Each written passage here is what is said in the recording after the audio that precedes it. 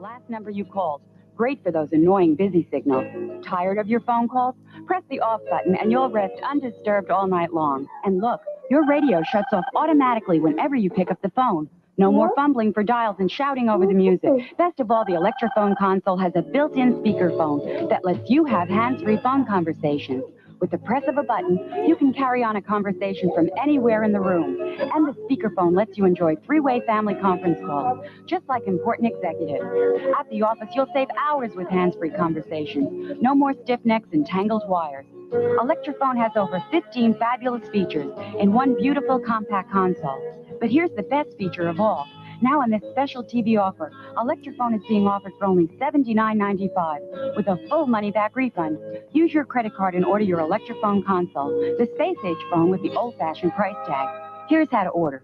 COD and credit card orders, call toll-free 1-800-453-4800. That's 1-800-453-4800. Or send check or money order for $79.95 plus $3.50 for shipping and handling to Electrophone, Box 3500, Department S, West Caldwell, New Jersey.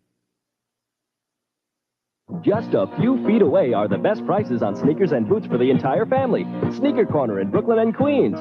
Incredible savings on 300 different styles of sneakers, jogging shoes, western boots, work shoes, every sneaker for everyone. Our expert salesman will find your exact size and style. When you need sneakers, we're in your corner. We're Sneaker Corner.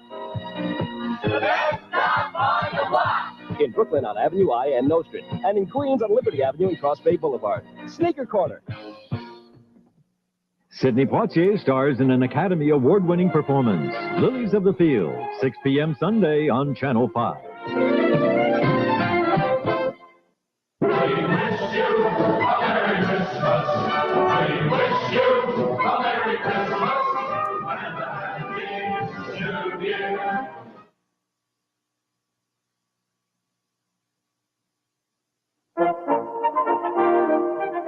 I give a few of my friends needle point for Christmas, but to most of my friends, the real sports fans, I give Sports Illustrated. It's a great way to say Merry Christmas to any sports fan on your Christmas list. 52 issues of Sports Illustrated. First, they'll get this handsome holiday gift card announcing your present. Then, starting with the Sportsman of the Year issue, they will be reminded of your gift week after week. By the College Bowl game, the NFL playoff, and the Super Bowl. They'll never miss a pass break, or a slam dunk, or the icing on a hockey player's cake, the Stanley Cup. They'll follow baseball from spring training to the final out of the World Series. Then get set for football again with the 1984 College and Pro Football Spectacular. And in the Olympic year coming up, they'll get full color coverage of the greatest spectacle in sports, from the Winter Games at Sarajevo to the Summer Olympics in Los Angeles, and featuring the sensational 1984 Summer Olympics preview, the biggest issue ever by Sports Illustrated. It profiles the pace setters, the record breakers, and the legends that might be born in the games. It's an easy gift to give, too. Just call, toll-free, 1-800-621-9400. Give us the names and addresses of your sports fans. The gift card will be on its way, and you won't be billed till next year. How much? Only $34.95. That's 24% off the regular subscription price, over 60% off the cover price. Call now, and your gift will include the year in sports, the best of 1983 in pictures. It's a great money-saving gift offer from Sports Illustrated. So call 1-800-621-9400. It's the best way to say Merry Christmas, sports fans.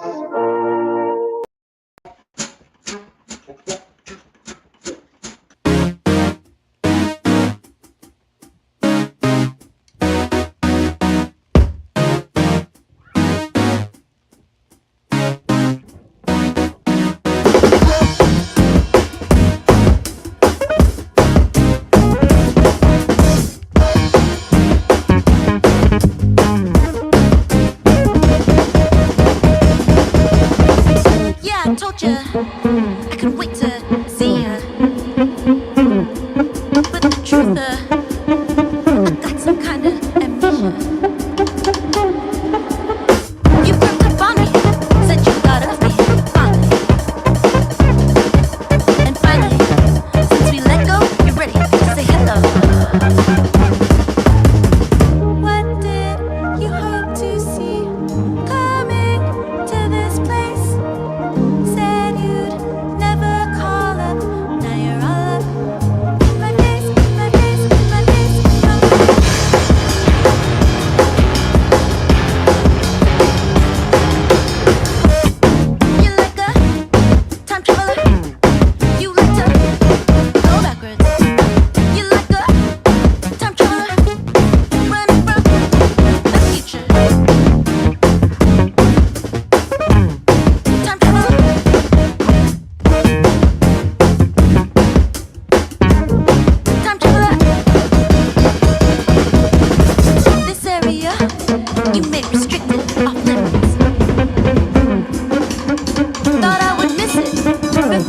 Yeah, I was timely, but I fall out for you.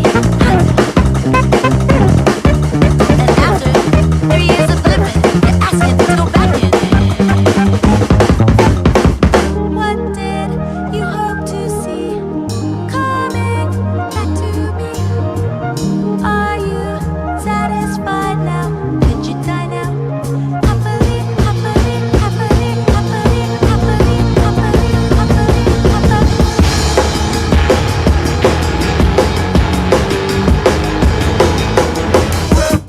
You like a time traveler? You like to go backwards. You like a time traveler? Running from the future. Running from the future. Time traveler.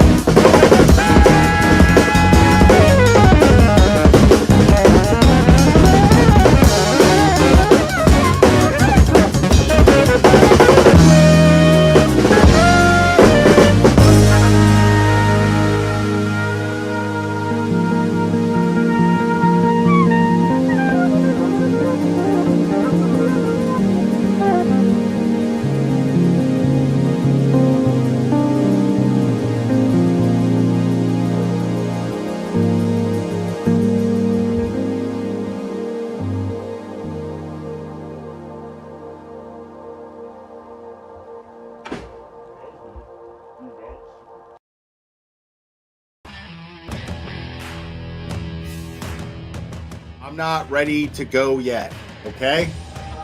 I'm not ready. You gotta wait. I got shit to do. I'm in the middle of something, all right? Just hold on.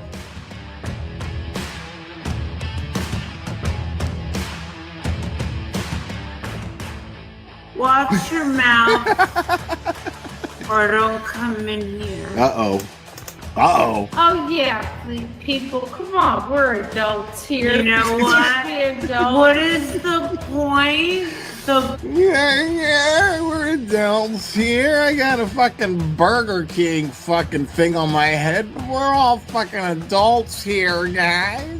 People in my chat, 2 words. What are they? 2 words. Let me see the chat flood. Let me see the chat flood. 2 words. Okay. Next caller. Please. Let's get into the meat and potatoes, which translate in American to dick and balls.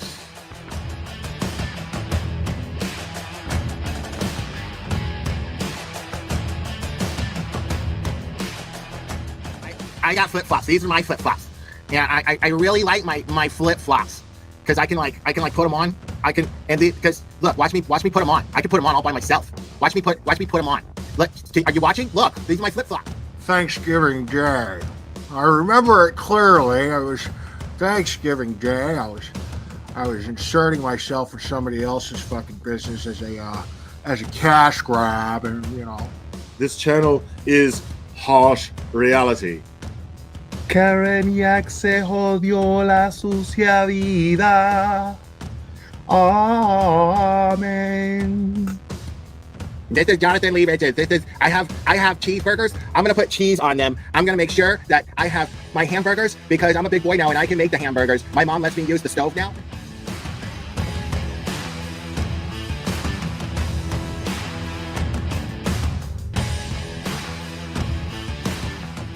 And I'm just like, wow, I like receipts, and they brought receipts. Like they had evidence to back up everything they said. And I'm like, okay, well, there's got to be another side to this, right? Like this can't can't. No, this is too fantastic. Yeah, because you're not going to just jump to the conclusion that there's a conspiracy amongst cops to cover up a murder. You know what I mean? Yeah, I mean cops and just like soccer moms and shit. Like that's what made it even crazier. Like, yeah, get it, Betty. Yeah, did you have a close relationship with your mom? Get it, Betty. Oh, of course, I still do. Yeah. My older sister was kind of sad. She was more of the prissy girl that like going That is and the getting their best hair done shit fucking and, shopping ever. for the dresses with mommy. I was the tomboy that liked playing with the feet. Shout out to Cherry for just being just easily the most faithful and loyal supporter that I've ever had. That someone could have that tenacity with loyalty. And I'm really blessed to have someone like Cherry be part of this channel and in my life. So it means a lot. And yes, I named him after Mr. T and Rocky. Say, woman. Say, woman. Say, woman. Since your old man ain't got no heart, why don't you come down to my apartment tonight and I'll show you a real man. Oh my God, I'm so in love with this little dude. Yeah, I'm gonna go ahead and wrap this one up. I love you guys very, very, very, very much. And we will do this again very soon, my friends. Oh, say bye. Say bye. Oh, I love you too. Give me a kiss. Oh, I love you. Bye, guys.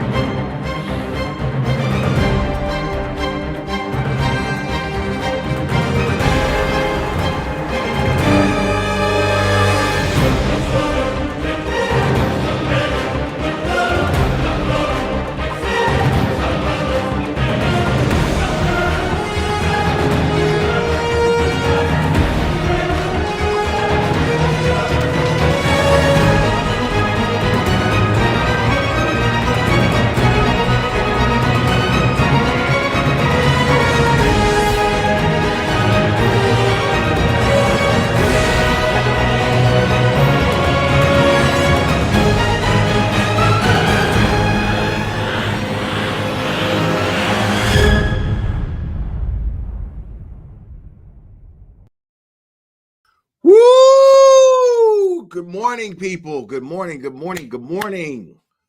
Who's ready for justice? This very slow, lengthy process of justice. but it's happening. People, it's happening. Okay? Judge Bev can throw all the barriers up all that she wants. Okay? Jury sees what they see. Okay? Jury still sees a liar. Judge Bev underestimates this jury. Okay? It's happening. This is gonna happen, people. Okay? Just gotta be patient. Just gotta be patient. Okay? Patience, darling. Patience. Justice is in the works as we speak. Hold on. Let me see what we got here. Oh, we've got, okay. Guys, give it up for Karen Reed's biggest fan. People, there it is. There it is.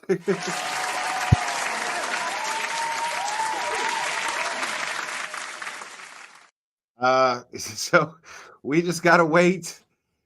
we just gotta wait now for this to begin. Oh my goodness, what a way to start the day. Oh. I think we got a super dad. Super dad. I think we got a super dad. Super dad. Super dad. Super dad.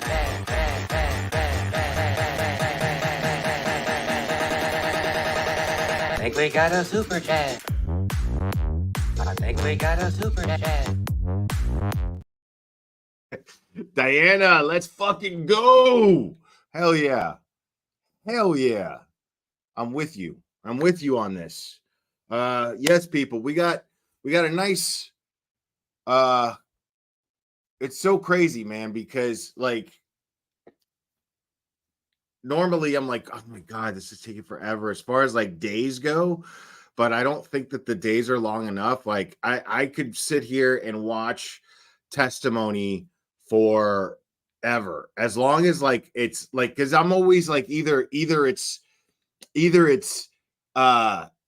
cross-examination and I'm just like, or it's direct and I'm waiting for cross-examination and I'm just like, let's go. So yeah, so we got a nice full day ahead of us, as I understand it. Rumor has it they're going to call Lank to the stand. I don't know how true that is, but Sergeant Lank, being the first person to enter 34 Fairview that night, yeah, cross-contamination does apply.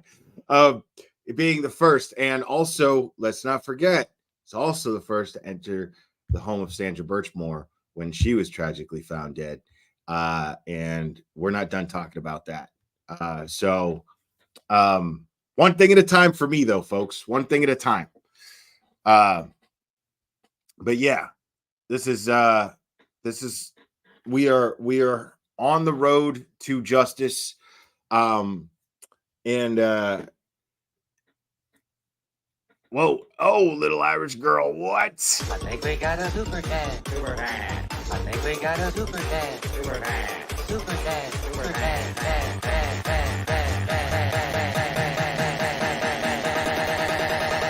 I think we got a super dad. Little Irish girl, thank you. Justice for John O'Keefe, free Karen Reed, free Turtle Boy. Thanks, Will Cherry. Yes, thank you, little Irish girl. Appreciate you so much. Yeah, and yes, the Sergeant Lank, Mr. Lank. Oh my goodness, Amy in Boston gifted 5 memberships. Thank you so much. Tammy Holcomb, I'm so glad Tammy got a membership. Good morning, Tammy. Cherry got a membership and just fucking ruined it. I mean, you got to give Cherry a membership, really? Amy in Boston. I'm just kidding. Congrats, Cherry. I'm glad Cherry got a membership too. Sleuthy got a membership. Right on. Amy Beth, John D. Right on. Excellent. Thank you so much, Amy in Boston, for gifting all of those memberships.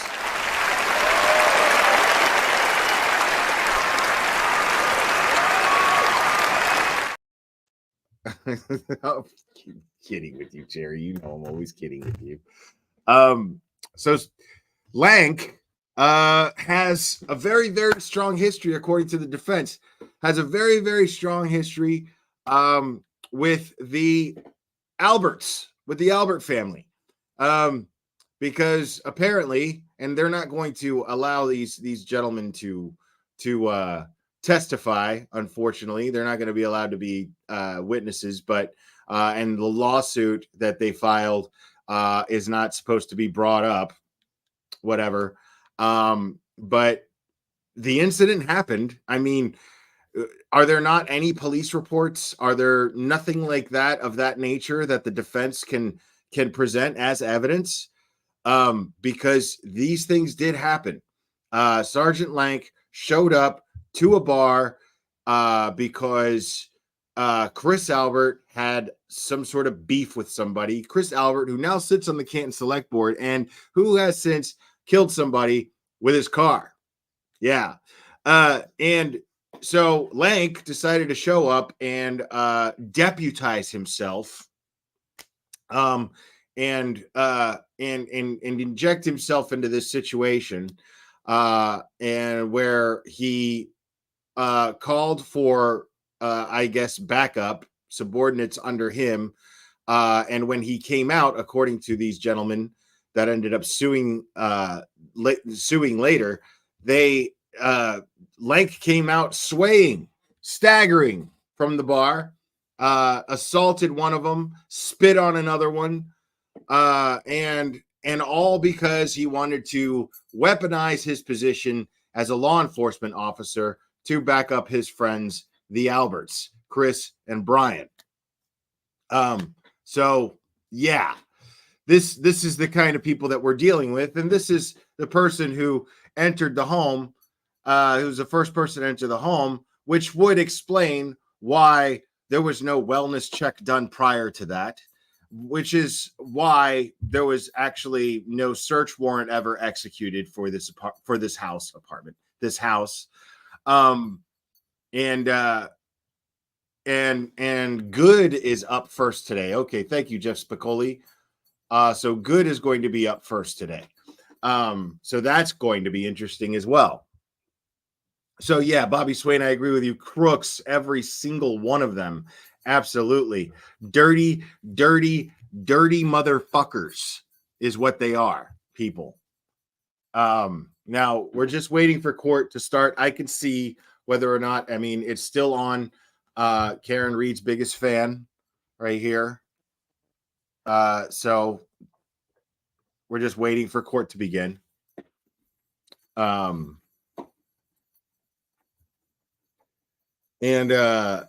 Yeah, how about, oh man, like still no response from Twattendorfer? No. I think we got a super dad. Super dad. I think we got a super dad. Super dad. Super dad. Super dad.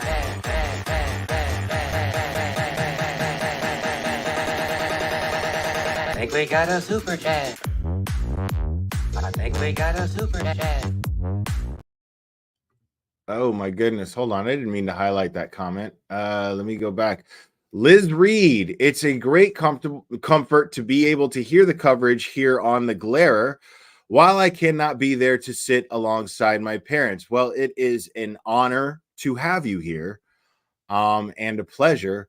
And we all support you and your family. And we know that justice is coming. We don't hope that justice is coming. We know it is. All right. So thanks for being here, Liz Reed.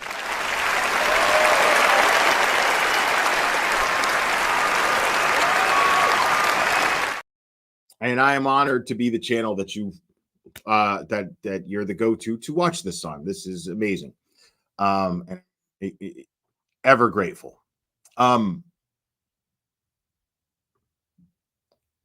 What did someone say here about Sergeant? Okay.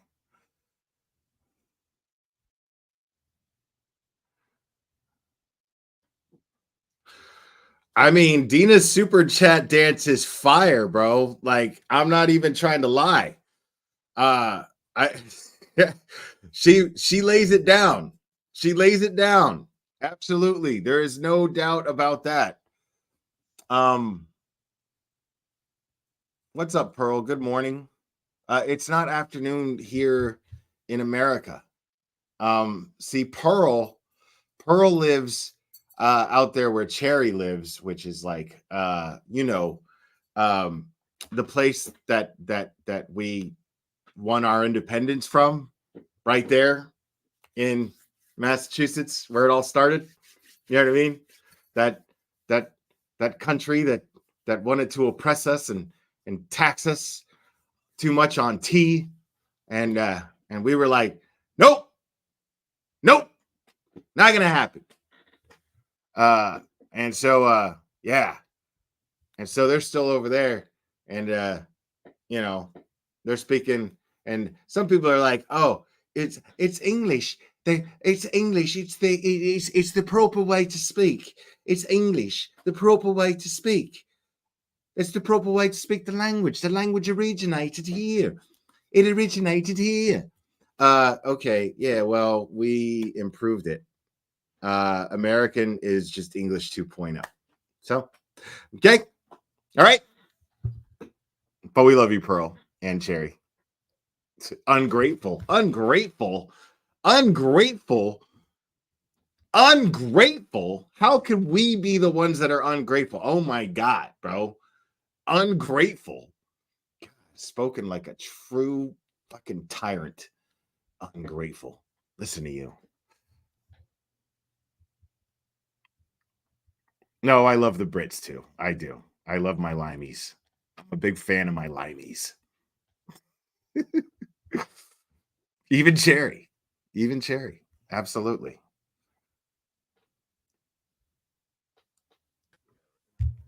That's still the only fan. Yeah. Wait, there's subtitles. What's going on here? Is this thing picking up like? Let's see.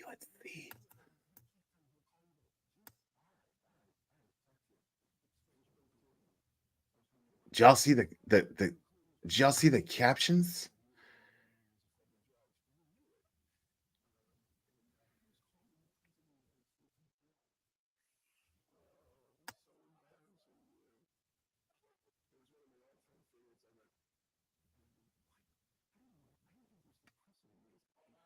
I can kind of hear. Oh, I heard all rise in the court.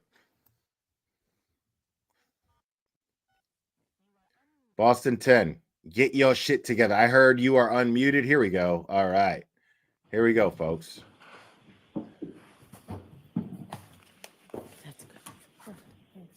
One's open, you may be seated.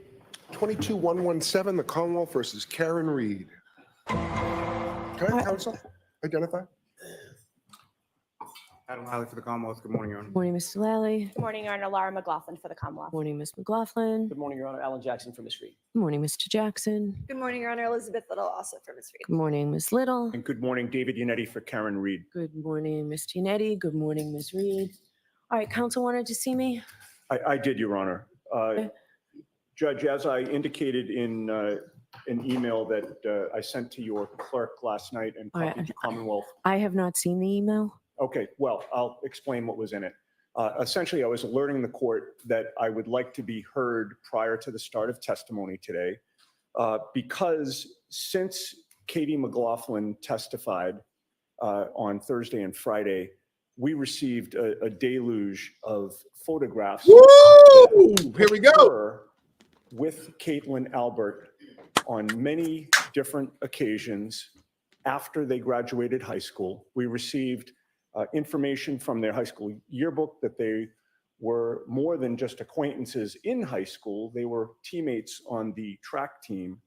And even after I sent that email with the photographs that I attached to it, late last night, we received another photo where Katie McLaughlin and Caitlin Albert are standing next to each other in a photo at a baby shower in June of 2021, about 8 months before John O'Keefe's death.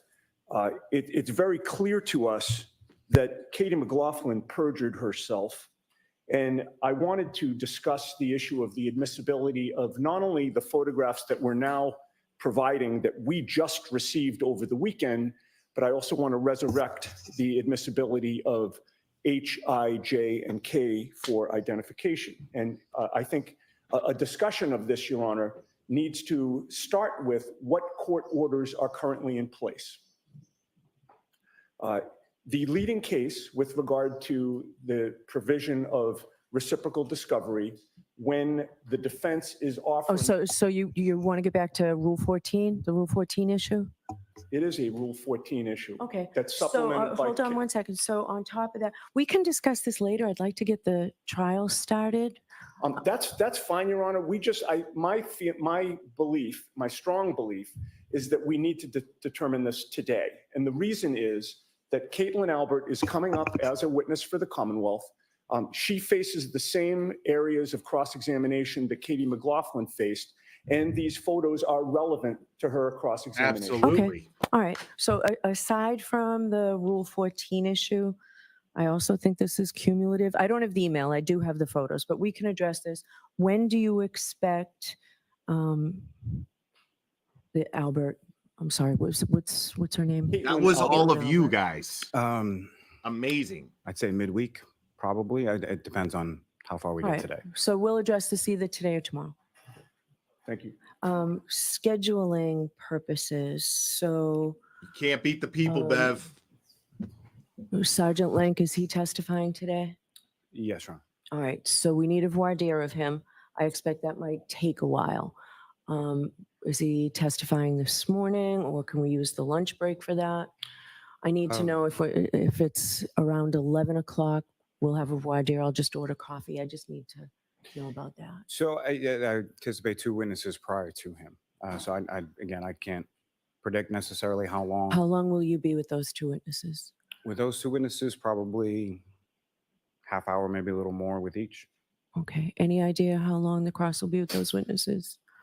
Probably, I will handle one of those witnesses. Mr. Yannetti will handle the other, and I would say at least a half an hour on cross-examination, maybe a little bit more. Okay. Would it be up to an hour on each? I'm just, again, scheduling. I'm not limiting you at all. I'm just curious. Thank you. I don't think we'd exceed an hour. I would say safely, I know it's a big range, but between a half an hour and an hour, I think, for each of them. Okay. I think that's probably accurate. All right. Paul, can I see you for a second?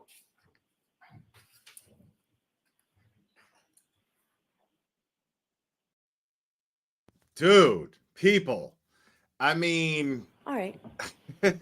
Thank you. So we will all set to bring the jurors in? Yes, Your Honor. Yes, Your Honor. World is watching now, Bev.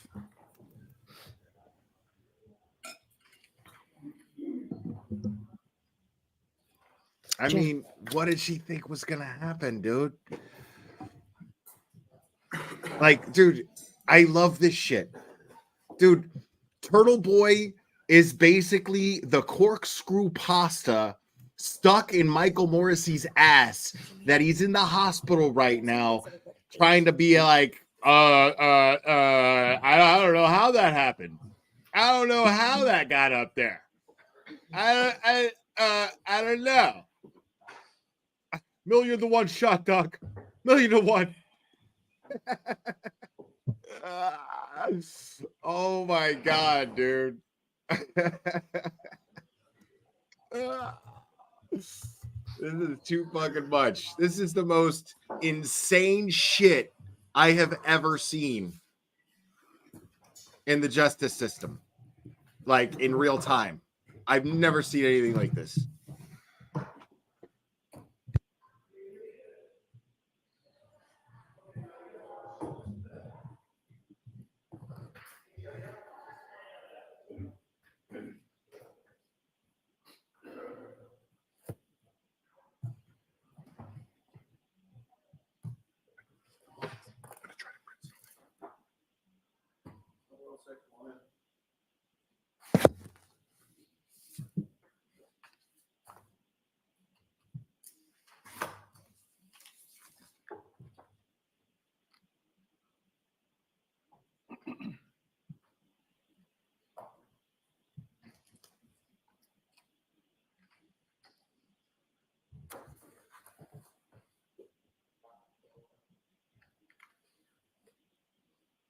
Rise for the jury.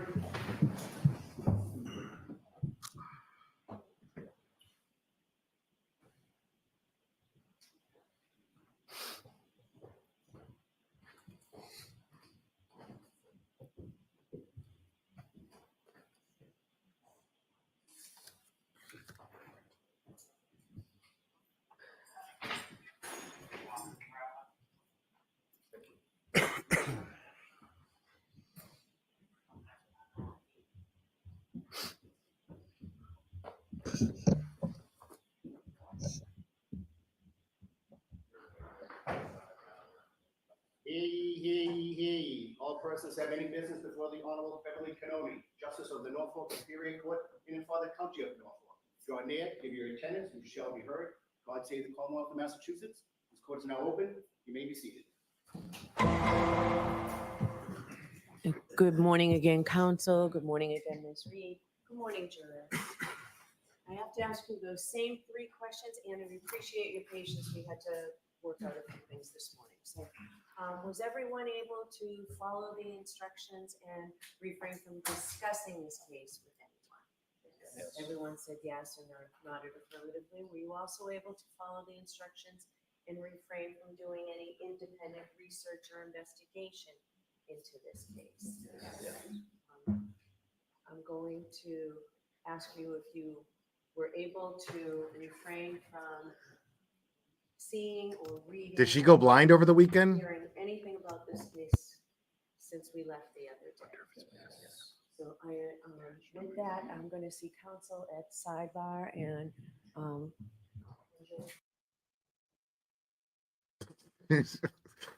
Jesus fuck, Bev. Like, just give it a rest. It's Monday morning, for fuck's sake. What are you doing? Dude, people. Okay? Like, you understand? You guys understand. I don't have to ask you if you understand. You heard the same damn thing I did. You watched Twitter all weekend like I did. Picture after picture after picture. Mazza Turtle Boy. Microdots. Like, Bev doesn't seem to get it. Like, these are the people that want justice. The Commonwealth does not effectively and accurately affect the people of the Commonwealth. The people are taking initiative and representing themselves and showing this is the road to justice. You're fucking up. So there's this lady sat up there and fucking lied on the stand. The whole world saw it. Everyone saw that she was lying. People who don't even follow this case saw that she was lying. And then all of these pictures are all over the internet. And I mean quick. It didn't even take the end of Friday night for those pictures to end up all over Twitter. So, I mean, and it was stupid of her. Like, it's so easy to prove that she was lying. You know, it's so easy to prove that she was lying. So, like, well, why would she do that to her? It was just real easy to just sit up there and be like, she could have just been like, yeah, we're friends. You know? Yeah, we're friends. And then she could have still lied about, it would have sucked, but she could have still lied about the fact that she was probably coached by the Alberts to say that she heard, I hit him. When we know goddamn well she didn't hear that. We know goddamn well nobody said that shit. That she said that. Nobody, we all know she didn't say, I hit him. Nobody credible so far has said this. So the prosecution's case is totally tanked so far. I mean, they have yet to build, they built a foundation on clay. And that's no good. And yet the defense has been systematically building a foundation for their third-party culprit defense. And I love how the defense, when they're walking by and people are like, how do you feel? It's all good. Oh, we can't bring it up in opening statements. We knew that was going to happen. All good. All good. I mean, at the end of the day, people, see, this is fascinating to me, because at the end of the day, a democracy is a democracy. I mean, a community run by the people is exactly that. And when it comes down to it, and when the people want, and the people decide, okay, wait a minute, no, this shit's not going to fly. They stand up. And so far, nobody's broken the law. Nobody has hurt anybody. I am so proud to be part of a country where Massachusetts exists and the people in it. I am elated by it.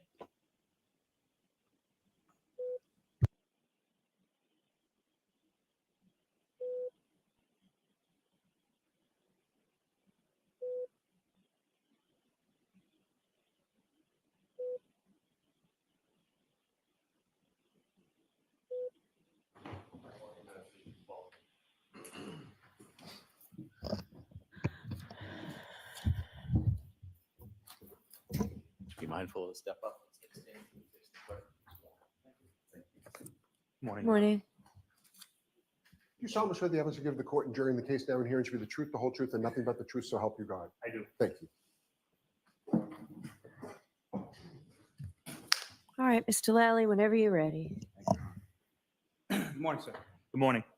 Could you please state your name and spell your last name? Yes, my name is Paul Gallagher. Last name Gallaghher. And how are you employed, sir? I'm a lieutenant with the Canton Police Department. And how long in total have you been a member of the Canton? Total of 32 years, 2 years as a permanent intermittent officer, 30 years full-time.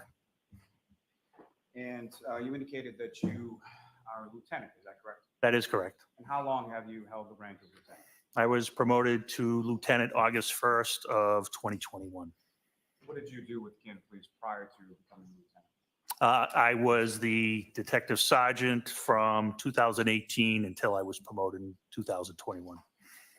And what is it, just starting with that, what is it that a detective sergeant does? So when a patrolman takes an initial report, anything that needs follow-up, the detective sergeant makes sure it's assigned to a detective, usually the next detective working, and make sure that all the steps are taken to manage the cases, to bring it to fruition, if possible. And what are your general duties and responsibilities as a lieutenant with Canton? Currently, I am in charge of internal affairs, background checks, patrol, and I oversee detectives. You say currently, what was it prior? I was promoted in 2021. At that time, Lieutenant Kelleher was the lieutenant in charge of detectives. We have since had a change of police and our assignments have changed. Now, were you working with Canton Police on the morning of January 29th, 2022? I was. And at some point, did you receive a phone call? I did. And about what time was that and who called? That was shortly after 6 a.m. It was Sergeant Sean Good. And he's a member of your department as well? He is. He's the 12 to 8 supervisor, which our shifts actually run 11:45 p.m. to 7:45 a.m., but we call it the 12 to 8 shift. And what, if anything, was indicated to you in this call from Sergeant Good? Sergeant Good told me he was responding to a scene where a party was found unconscious, possibly not breathing in the snow. He stated his name was John O'Keefe. He was a Boston police officer who resided on Meadows Ave. He further told me that he had gotten a call earlier about John O'Keefe not returning home that night. His friends had called the hospitals, then they called the police, then they went out and looked for him, and they found him unconscious and not breathing in the snow. And based on that information, what, if anything, did you? I told him I would respond. Where were you initially responding to? I was initially responding to Meadows Ave. I misinterpreted when he said he was a Boston police officer on Meadows Ave. I thought they discovered him on Meadows Ave. And subsequently, did you learn a different location and respond to that location? I did. What was that location that you subsequently determined was where you were going? When I called the dispatch to find out the exact address, I was told it was 32 Fairview Road. And that was from the dispatch, is that correct? That's correct. It was Officer Dever who answered the phone. That would be Officer Kelly Dever, is that correct? That is correct. Now, did you go straight from home to the scene, or did you go stop somewhere else prior to? I stopped at Canton Police Department prior to that. And what was the purpose of stopping at Canton Police Department prior to going to Fairview?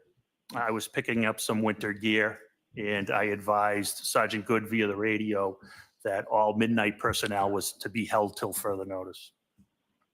Now, you say winter gear. As far as you're responding to a scene, what, if any, other sort of equipment did you procure when you went to Canton Police? It was clothing. I needed a winter jacket, hat, things of that nature. I was responding in my personal vehicle. And if you know, about what time was it that you arrived on Fairview Road that morning? I arrived shortly after 7 a.m.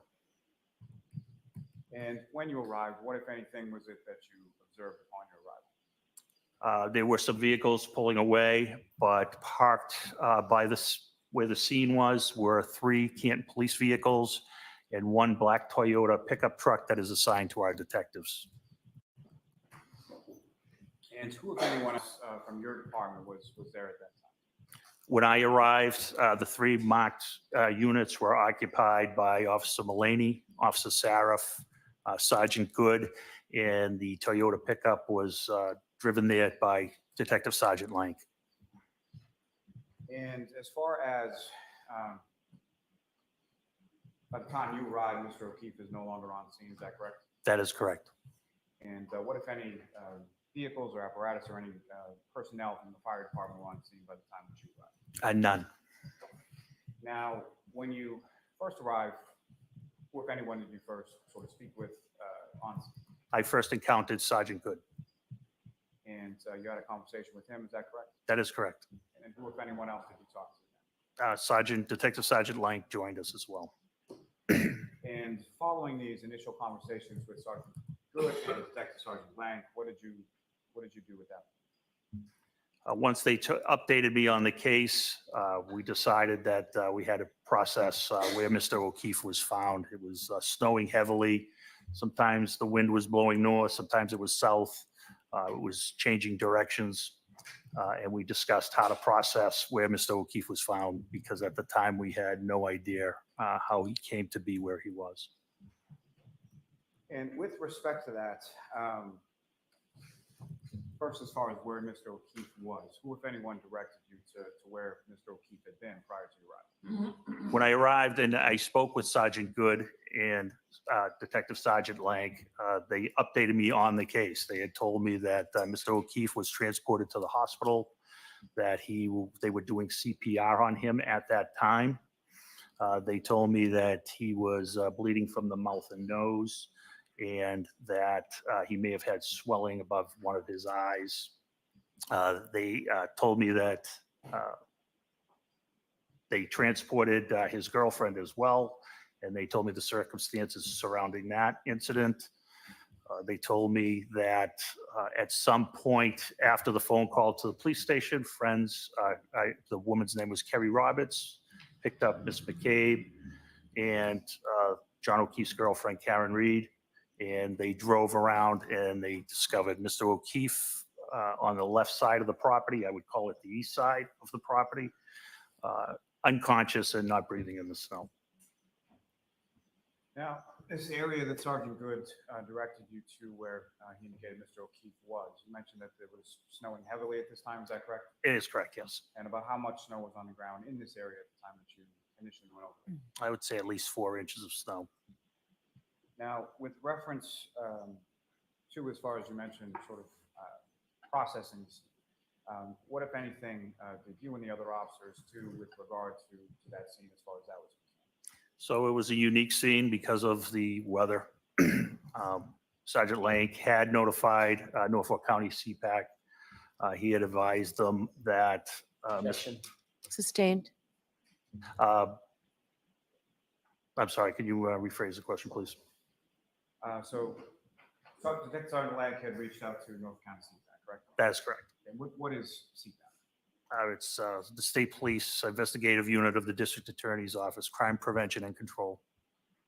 And what, if any, as far as that notification is concerned, what is sort of a protocol when you have an unintended death? So when we have an unintended death, the Norfolk County CPAC unit responds and takes jurisdiction. In this particular case, Mr. O'Keefe was still alive. So they declined to respond at that time. It may be a term that's pretty well understood, but when you say unattended death, what do you mean by that? An unexplained death, a person who was alone at the time of their death. And so at this point, no one from the state police had responded or was responding to the scene at that point. That is correct. And so what, if anything, did you and the other officers do with regard to the scene where Mr. O'Keefe had been located in the snow? So we decided on how we were going to process the area. Our concern was there were some light pink spots in the snow, and we thought it may be blood. So we were discussing how to get to that, uncover the blood safely. We decided we were going to process the scene with a leaf blower. I figured we could direct the snow off the area in a controlled fashion. At that time, Sergeant Good volunteered to go get a snow blower. But what I told him in the meantime, I wanted to photograph the area. I wanted all the cruisers away from the house. There was one cruiser, I believe, occupied Officer Sarif directly in front of where Mr. O'Keefe was. He said that shit with his whole chest. And there was crime scene tape set up, and it was blowing wildly in the wind. It was serving no purpose at that time. There were no civilians or witnesses about. And I knew we had two officers who could protect the scene while we processed it. So Sergeant Good, before he left to get the leaf blower, he directed the officers to move their cruisers. I told Sergeant Lank the most important thing he could do at this time would... Objection. The objection sustained. Move on to your next question, Mr. Lally. You know, the jury was like, wait, There what? was some crime scene tape that was set up around, is that correct? That is correct. And how was that accomplished? Sergeant Good and my Detective Sergeant Lank put out the crime scene tape. Do you know what, if anything, they were able to use to attach it to in order to set it up around where Mr. O'Keefe had been found? I believe they used a fire hydrant, a tree, a flagpole, and I'm not sure what else. I don't recall specifically what it was attached to. And Ramp it on over there. you mentioned there were photographs that were taken prior to the implementation of a leaf blower, is that correct? That is correct. And I could just ask a little bit about that. As far as the leaf blower was concerned, why was that a decision as far as that being an implement to use in this particular scene? It was a unique scene. There was snow. I'd never processed a scene in the snow. I had seen a leaf blower used in the snow, and it's quite effective at being controlled. Wow. So that's why it was readily accessible. The scene was debilitating as we were on scene with the weather. Snow was piling up, and I thought that was the best method at that time. We applied the monkey see, monkey do method of investigations. Sergeant Good back to the scene with the leaf blower. What, if anything, else was done to sort of document the scene at that time? In addition to photographs, what we did was I wasn't sure how the roadway ended. I wasn't sure if there was a sidewalk, a curb, a berm, or whether it was just grass, excuse me. So Sergeant Lank and I dug out what I believe is called a 6-inch Cape Cod asphalt berm, exposed it so we could get a better perspective of how far Mr. O'Keefe might have been off the roadway. May I approach the witness? Yes.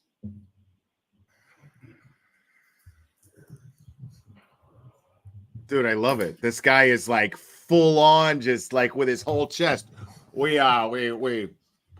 I used a leaf blower, and we found it to be an effective method of containing of it. Shut up, dude. Like, the jury heard you say that you used a leaf blower, bro. It's over. Stop.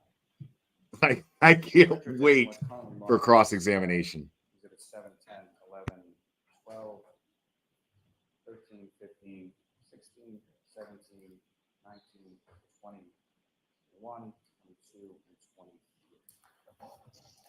Please just review those. Just look up on your phone. Okay.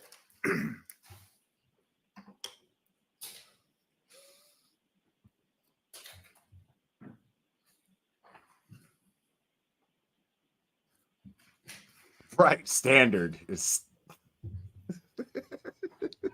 This dude said that shit with his whole chest too. I grabbed a leaf blower and I proceeded to blow all the evidence all over the fucking place, and you know, because I had seen it used before. So, Your Honor, may we approach this briefly? Sure.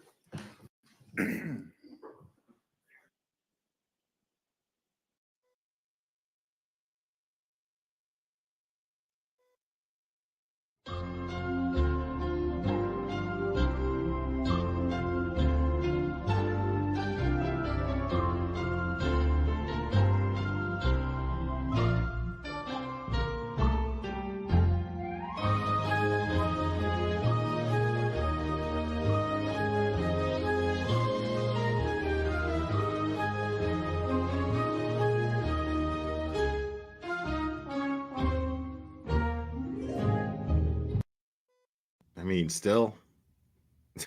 Can I see counsel at sidebar? Dude, like, this is Bev's swan song right here, bro. This is what she's gonna be remembered for. I love this shit.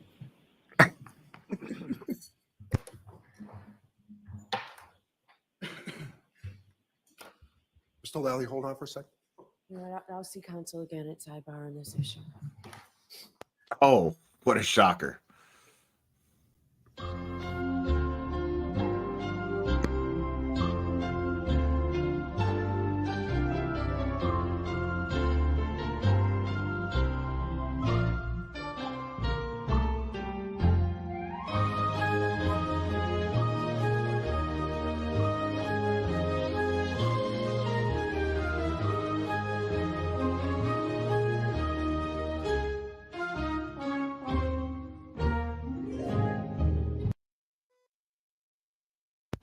No? Still nothing? Here we go.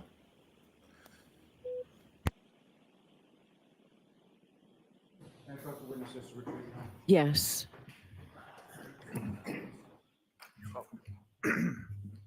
This is what happens when you have grounds to dismiss a case and Jurors, the I told you judge doesn't before how dismiss the important it is case. that our record is clear, and that's why I'm sort of making this take longer than it would otherwise. So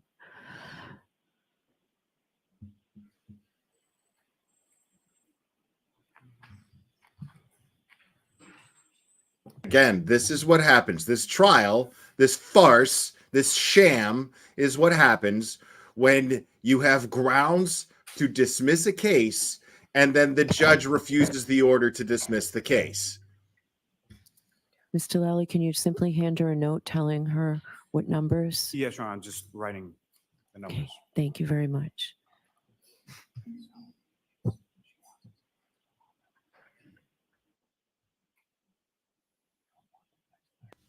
This is the biggest crock of shit circus I've ever seen in my life. Thank you.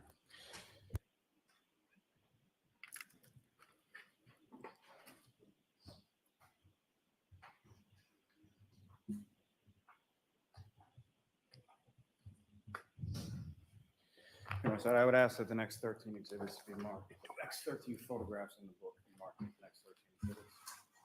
Okay.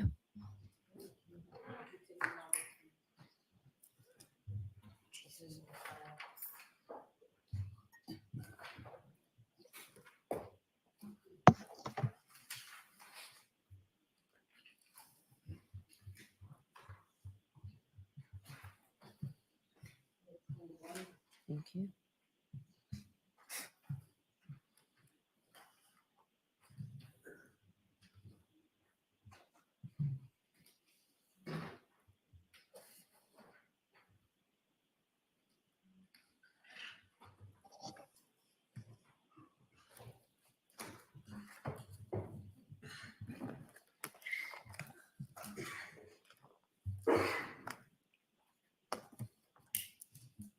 Bev has no right to be pissed at Lolly. She has no right. This is all her. I blame her 100%. She was given the motions. The motions were presented to her to dismiss and disqualify. They had grounds to do so. They were absolutely justified in doing so. She made the decision. She made the decision to put that buffer zone up. I mean, she is accountable for all of this. She could have played her part in getting justice.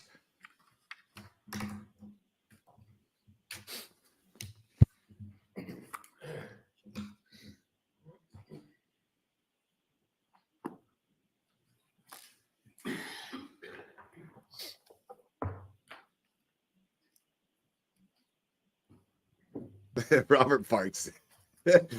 Robert Parks said she likes saying sidebar because she's a drunk. Whole Bev's a lush.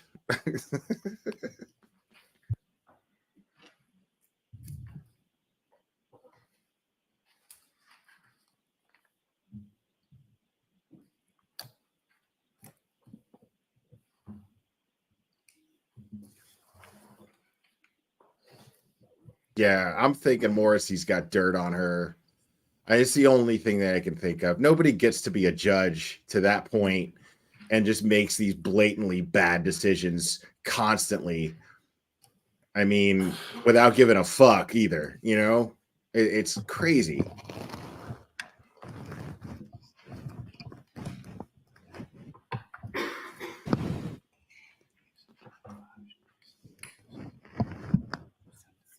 Dude, Lolly's the worst lawyer I've ever seen, bro. Lolly is the worst lawyer ever. Like, next to Mello. I mean, the only lawyer I've ever seen worse than Lolly is Mello.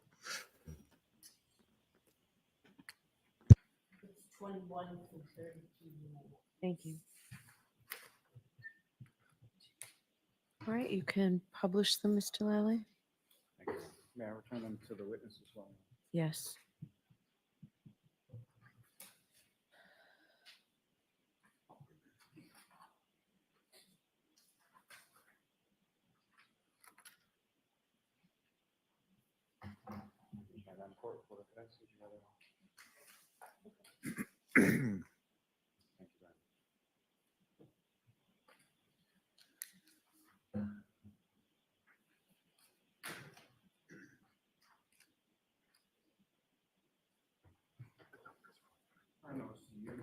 Thank you. Ms. Gilman, if I could have the first of those photographs up on the screen.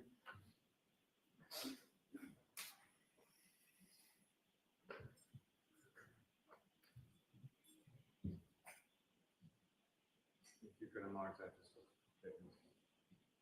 a bit. Dude, if I'm Jackson and Yannetti, First photograph for you, but if you could locate that within sure. if I'm Jackson and Yannetti, I'm just sitting back like this, like, let me know, like, wake me up when I gotta fucking question this dude, bro. I believe that's Exhibit 30. And if you could just describe to the jury what if anything we're looking at in this case. So that is in front of 34 Fairview Road in Canton. It's looking westerly or the direction towards Chapman Street. And it's documenting the conditions at the time. May I approach the witness, John? Yes. Mr. Lieutenant, at any point, if I'm asked, or any, this is a Yes.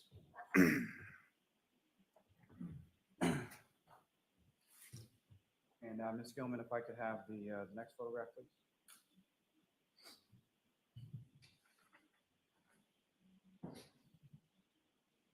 Yeah, I know it's annoying to see the same pictures over and over again, but it's vital to the prosecution to That is show these simply pictures to different documenting witnesses. that the number 34 is on the mailbox. That is 34 Fairview Road. Have a number on that in front of you? Yes, I do. It's Exhibit 22. Thank you. There are two of these, I believe. They're similar. I just want to make sure I have the correct one. 22. That would be 22, yes. And what's depicted in that photograph, sir, is that a fair and accurate portrayal of sort of the scene in the roadway when you arrived that morning? It is. It's the mailbox with the number 34 on it, and it shows two vehicles in the driveway of 34 Fairview Road. And Ms. Gilman, the next photograph.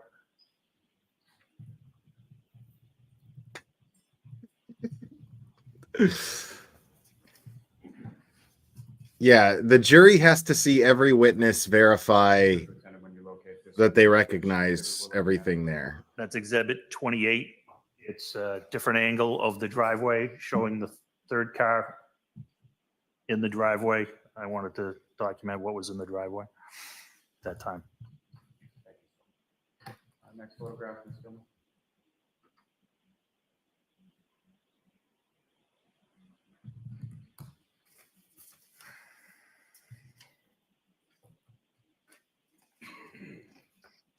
It's Exhibit 29, and basically it documents the same thing. The entirety of the house from I guess it would be a westerly view, and the three cars that were in the driveway at the time I arrived. And the next photograph, Ms. Gilman.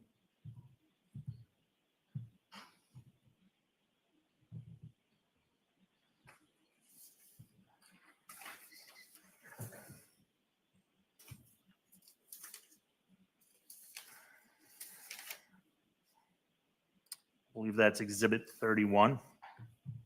And it's a close-up of where Mr. O'Keefe was found. And you can see the very light pink spotting that we thought may be blood. And there was an object in the center as well, which we didn't know what it was at that time. Subsequent, did you learn what that object was? Yes, What did you learn? it was a broken clear cocktail glass. And the pink spot was frozen or coagulated blood. And the next photograph, Ms. Gilman.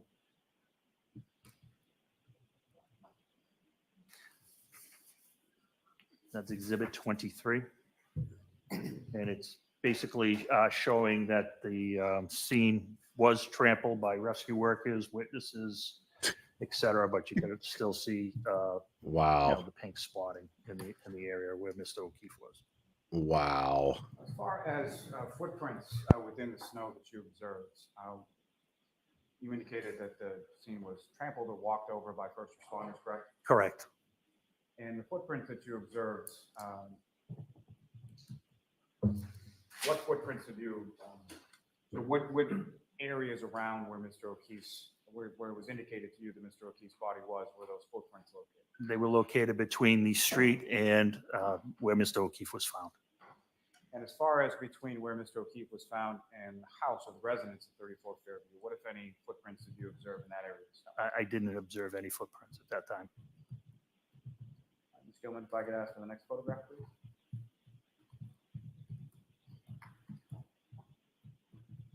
That was not 6 inches at all.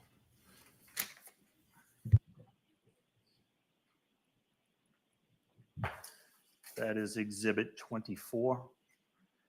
And it's showing a westerly shot of the scene. Mr. O'Keefe was found in this area here, and it depicts the wind blowing in that direction at the time. And probably pretty self-evident, but depicts the wind blowing in that direction based on what? The flag flying. The next photograph, Ms. Gilman.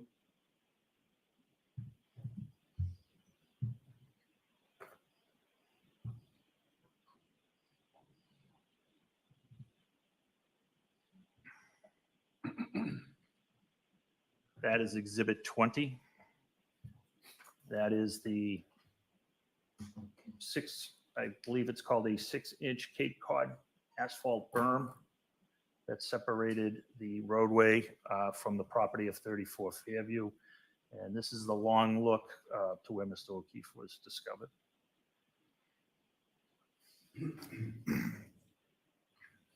The next photograph is filmed.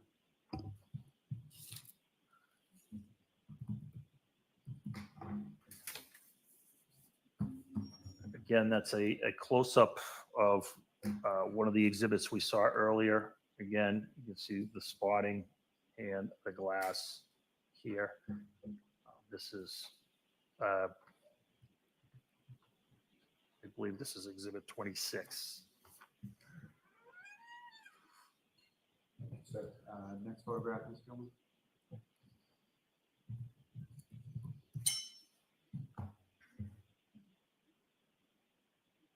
This is exhibit 27, and it's some, what we believed was frozen or coagulated blood spotting. Next photograph is filmed.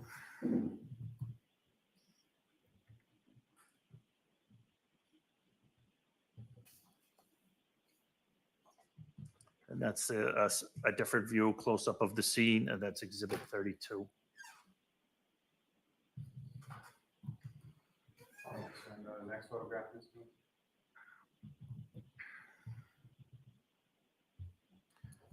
That's when we first uncovered the berm, the 6-inch berm. And it's just a smaller picture close-up of that berm. It's exhibit 25. Reference to the sort of uncovering of the berm as you described it, what, if anything, did you use to uncover the berm? I believe we just used our foot to uncover that. And what I believe is the last photograph. This is the location from the berm to where Mr. O'Keefe was found. It's just a long view, and it's exhibit 21.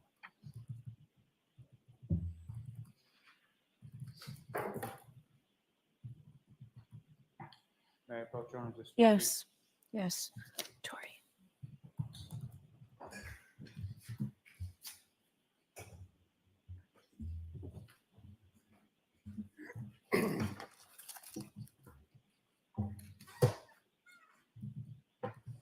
Now, as far as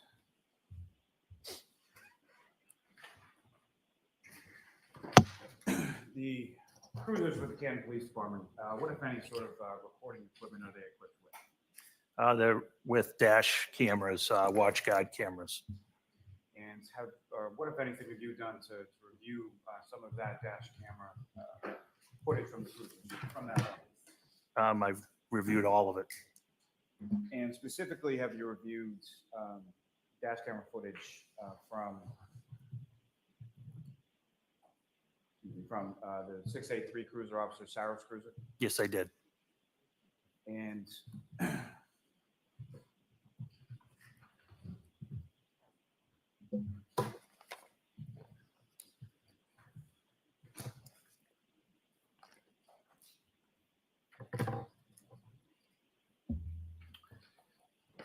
Your Honor, if I may, I would ask that it's already been marked as Exhibit 12. I would ask that a portion of that be played for the jury at this time. Okay.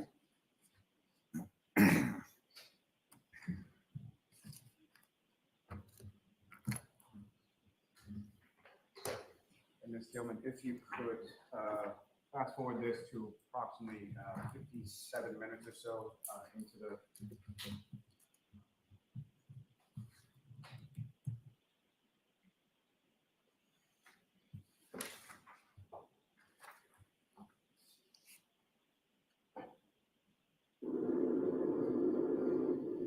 kind of Gal, can you recognize what's up on the screen in Exhibit 12?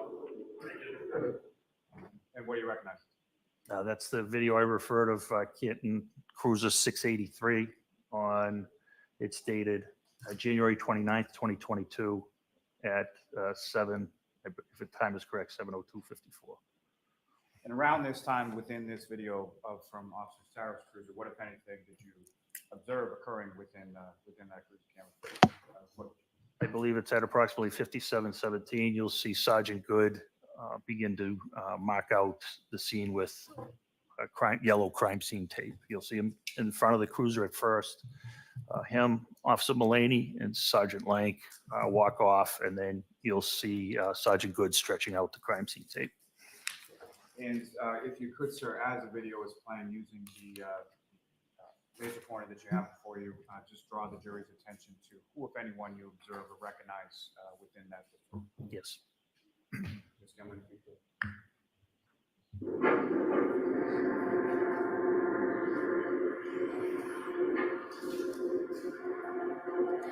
See yellow tape in his.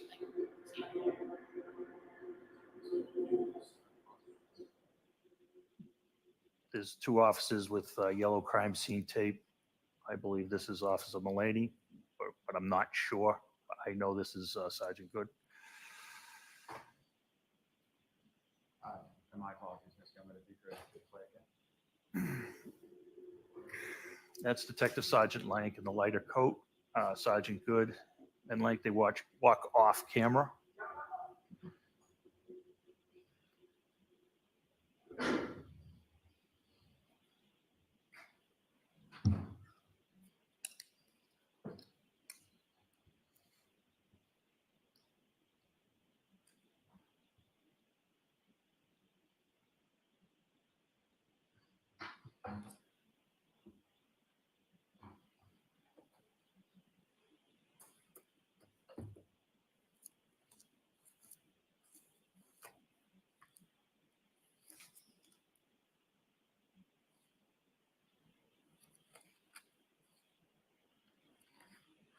You'll see Sergeant Good come into the picture right here.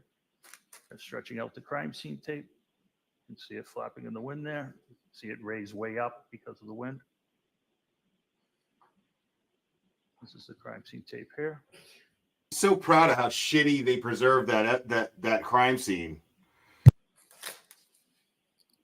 And I'm not sure what they affixed it to, whether it was the cruiser at that point or not. But you can see the crime scene tape going across the scene that way.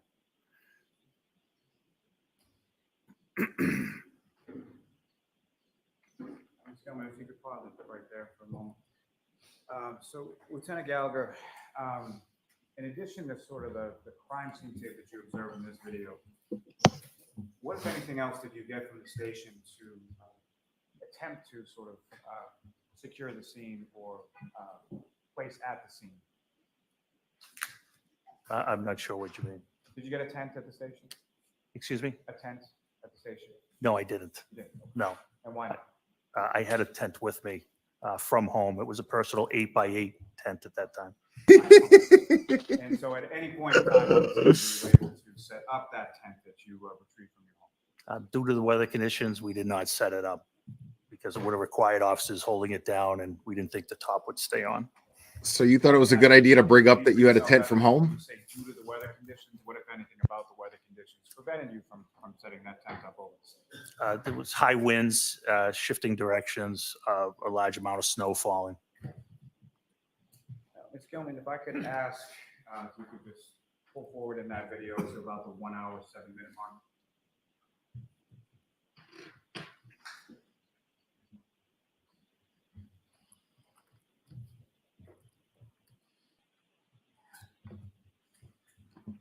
Yeah, if you could hit play from there.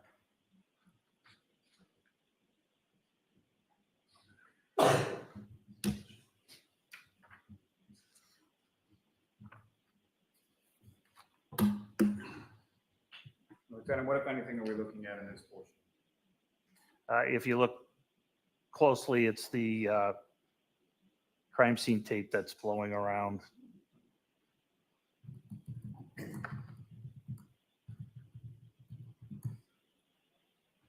Right now, you can't see it.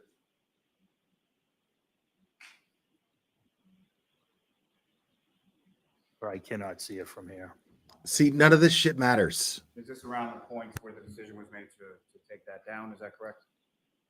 It was later on, I observed the same thing, and I told the officers it wasn't doing any good at that time. And there were no nobody to keep out of the scene at that point. It was only police personnel on scene. Thank you, sir. Ms. Gilman, you can stop and take it down. Thank you very much. Dude, like, Now, with reference to the implementation of the leaf law, was that memorialized in any way as well? Yes, I had Sergeant Good take a video since we were improvising using something I wasn't familiar with being used before in case there were any questions on how it was deployed. I had Sergeant Good take a short video. these dear sweet baby Jesus, let me see that Several video. different short video clips of that process. Is that fair to say? There's at least one that I know of. May I approach? Yes.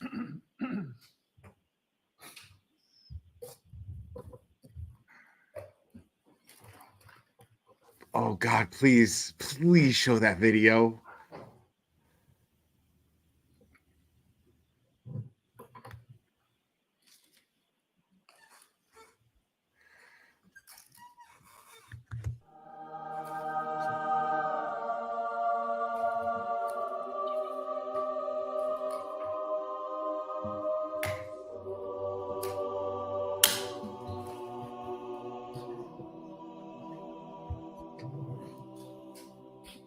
So showing you with this, you recognize that?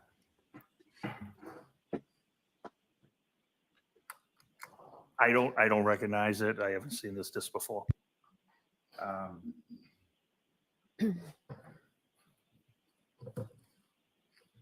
May we approach?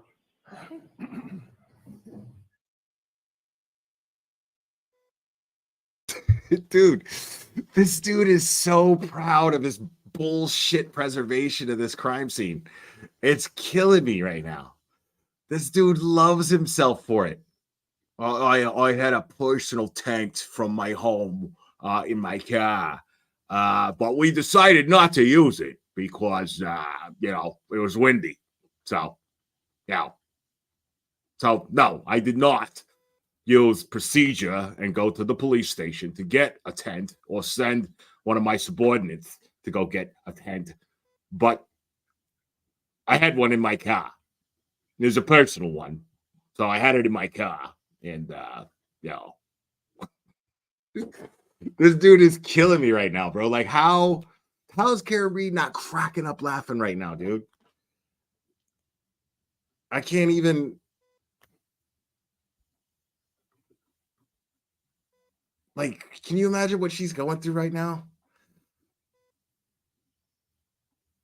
Like the mixture of anger, just pure fury, and like astonishment of how ridiculous this is. I would be laughing, crying, wanting to smash shit. You know what I mean? I don't. This woman is amazing, bro. Like, this woman is just amazing putting up with this shit. This is crazy. That's why you have lawyers like that. Dude, any less than Jackson or Yannetti, dude, like, you're throwing shit. You know what I mean? You're paying that kind of money for their defense. You shut the fuck up and you sit back, of course. But any less than them, you're throwing shit being in this situation.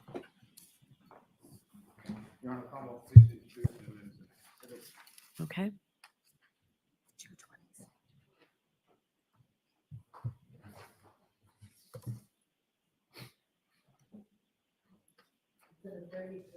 I'm saying, Sleuthy.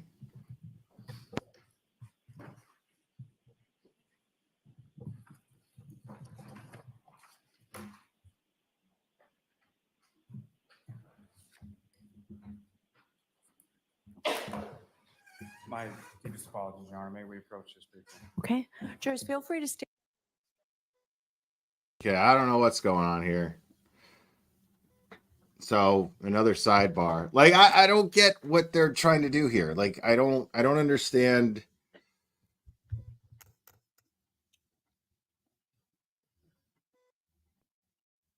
I mean, this cross-examination is going to be so fucking brutal. Like, it's going to be so brutal.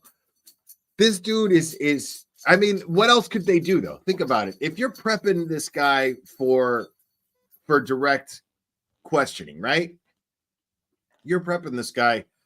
It's common knowledge that a leaf blower was used, and it's common knowledge that it was this dude who decided to use a leaf blower and who exercised his authority to make this decision to apply a leaf blower, and then what, right? Like, he sits on the stand and he talks about it like it's standard procedure to use a leaf blower when we all know it's not. Like, any juror that's sitting there who has ever seen an episode of CSI Miami, you know, like, I mean, dude, I don't remember David Caruso ever using a leaf blower. What? We don't get fooled again. I mean, that's never happened in one episode.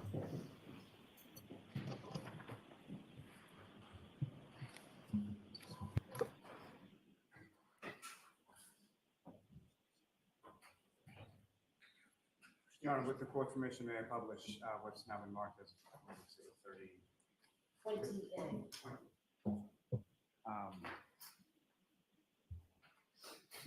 The last exhibit to this. If I could publish that to the. Yes.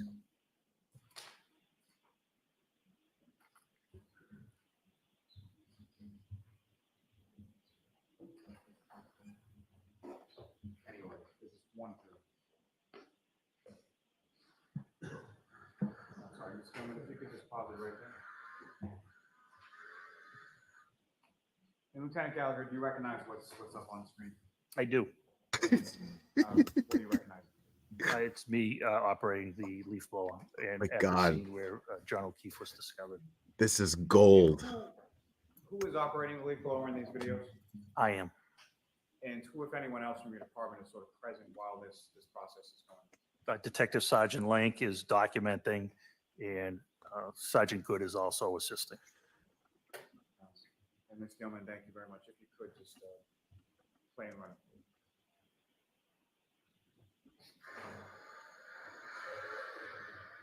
See, it removes the snow. I was removing the snow layer by layer.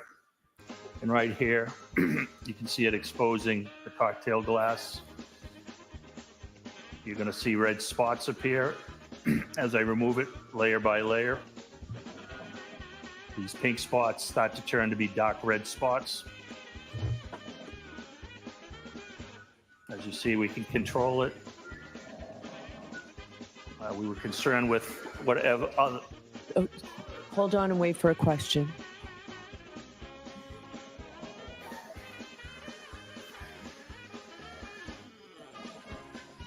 As you can see, it just takes it layer by layer. Hold on for a second. Mr. Lally, Ms. Gilman, can you pause it? So if you have a question for the lieutenant, all right, you're asking him to narrate the whole thing. We're not going to do it that way. And you can pause and then question. It's great you're keeping your voice up over the sound of the leaf blower, but it's a little distracting. I understand, Your Honor. So do you have a question, Mr. Lally? Just briefly at this point, so Lieutenant Gallagher, with respect to as you're conducting this sort of process, what, if anything, are you concerned about as far as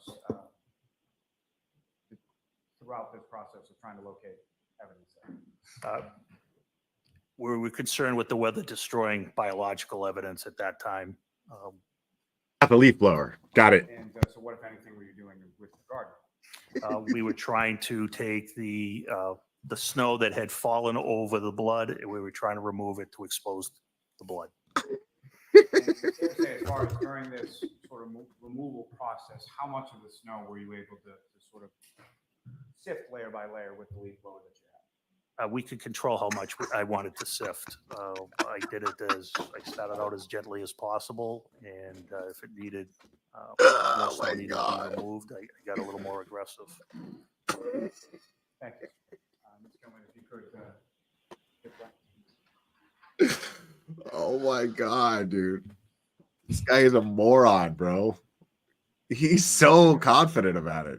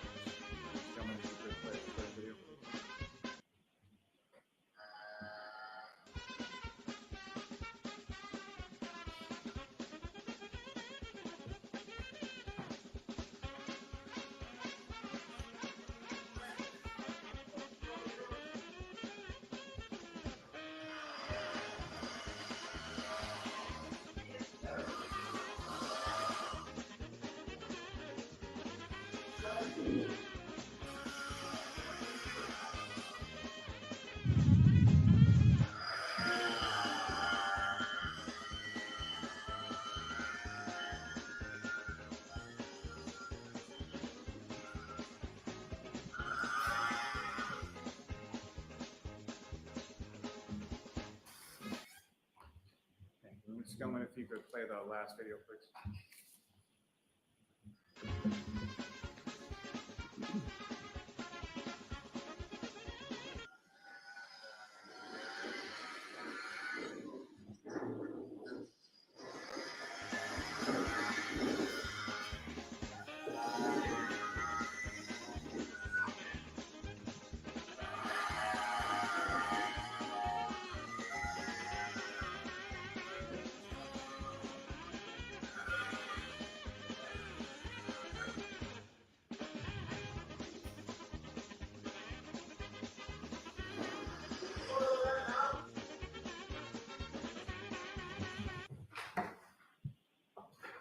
And Mr. Officer, you can put the lights on.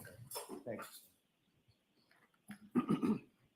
No shoe, Lieutenant, with no reference to tail light. that process, how far deep into the snow were you able to go with using that leaf blower in that manner? We got almost to the ground, bare ground. As far as sort of That was not 6 inches. surface area, like how much of that area where Mr. O'Keefe was found were you able to use the leaf blower on? It was approximately a 6x6, 7x7 type area. And from that area, what, if anything, in addition to the cocktail glass pieces that you already testified to and the red spots on the ground, what, if anything, else did you observe? We didn't observe anything at that point. Anything Totally. else, just the blood in the glass. Totally, Sully. Now, Lieutenant, during the time that you were on scene, with reference to the neighborhood in general, how many people did you observe sort of come out of their house at any point in time that you were there? I didn't observe anybody ever come out of their house. And that includes the residents that you were in front of, as well as any other residences along that street. Is that correct? That is correct. Now, at some point,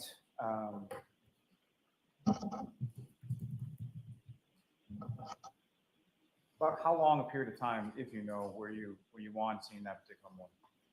Approximately 50 minutes, 45 to 50 minutes. And following that, where did you go? We brought the exhibits back to Canton Police Headquarters. And by that, you mean the glass and what you had collected of the blood? Yep, we took 6 blood samples, yes. Okay, and how were you able to sort of collect the blood samples on scene? Well, the blood samples, because they were frozen, we debated on how to collect it. We didn't think swabbing was going to be easy to do if it was frozen.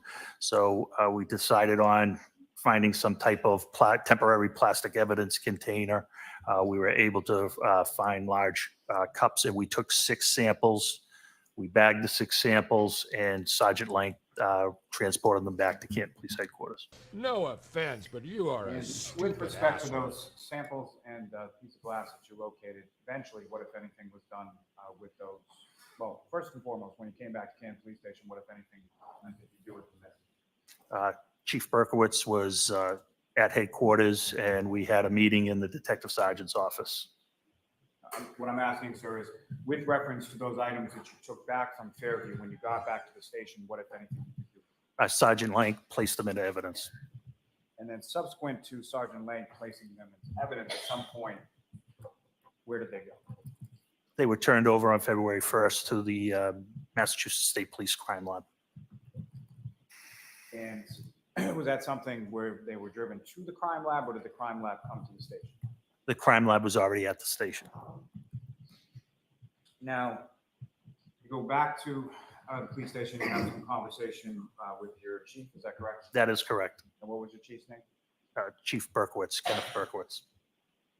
And following that conversation, at some point, did you return to Fairview Road that morning? I did. Okay. And who, if anyone, did you go there with? I accompanied Detective Sergeant Lang. And when you arrived, where did you go with reference to residence? We went into a side door, and there were people in the kitchen at that time. I believe it was the kitchen area. And did you know any of the people that were in the kitchen? Who, if anyone, did you know? Who I remember specifically was Jen McCabe, who I don't know personally, but I know because that's who Sergeant Lang arrived to talk to. Wow. And I knew Brian Albert in a professional sense. Brian Albert is also a police officer, is that correct? He was Boston police officer, yes. Now, as far as any other people, who, if anyone else, were you introduced to when you came into the kitchen area? I wasn't introduced to anybody. All I know is there were 5 or 6 people there. And are you familiar with a gentleman by the name of Brian Higgins? I am. And how are you familiar with him? He is an ATF agent who I've worked with when I was assigned to DEA. Here we go. And he later had a satellite office at our PD. And I have since come to know him personally. And in reference to your work with the DEA, how long did you work? 13 years. And so, Mr. Higgins, was he present in the home on Fairview when you arrived there that morning? I don't recall him. When I arrived originally, definitely not. I don't recall if he was there when we arrived about 9 a.m. So you don't recall him being there at all? I don't recall specifically. I never had any conversation with him. Now, Cross is going to be like, no questions. you had made some mention of February 1st, a few days later, at your department, there were members from the crime lab that came, correct? That is correct. And what, if anything, did they come there to do? They were assisting the state police in executing a search warrant on a motor vehicle. And where was that motor vehicle in relation to your department? It was in our Sally Port. If you could just describe to the jury, sort of what is it, Sally Port, specifically the Canton Police, like where is it located? What does it look like? Sure. It's on the rear portion of our police department. They are large overhead doors that are numbered 1, 2, 3, and 4. We only have 2 bays. So the Sally Port that the vehicle was in, typically we enter through door 4 and you would exit through door 3. Those doors, overhead doors, can only be controlled by a computer in the dispatch center. And it's where we bring in our prisoners. Once the Sally Port goes up, you enter, close the door, the area is secure. I know, the I'm rest just of the kidding. PD is only accessible by access card, key access card. As you mentioned, sort of the overhead garage doors are accessible only by the dispatch area, is that correct? That is correct, a computer in the dispatch area. And then as far as entrance from the department, how if at all is that controlled? There is a, to the right of Sally Port 4, there is a key card access door. Now, with reference to that Sally Port area, is there, what if any cameras are located in that area? I know there's cameras in the area. I don't specifically know where they are. I typically don't look for them. I know it is under surveillance, as most of our department is.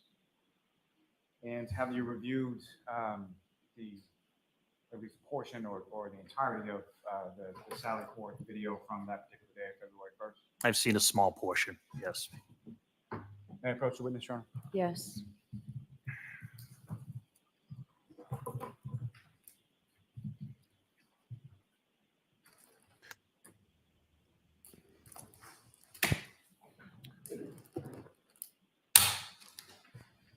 Yeah, this is just crazy.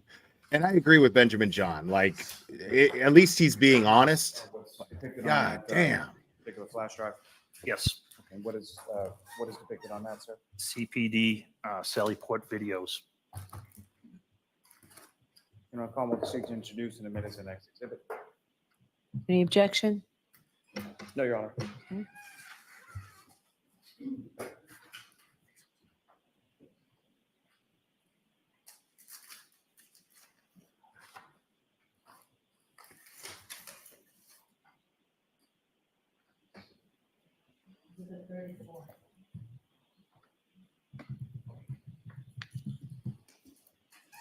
Your Honor, if I may, at this time, I seek to publish a portion of Exhibit 34. Reserve. Okay.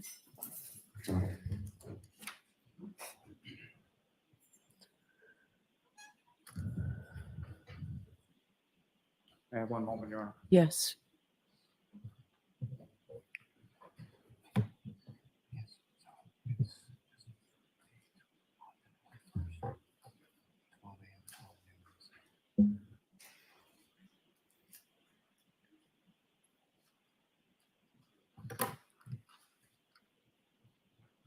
So, Ms. Gilman, if I could have the portion that's February 1st, that covers 12 a.m. to 12 noon. Dude, I can't believe they took video of them blowing that leaf blower around, bro. That was that made my day.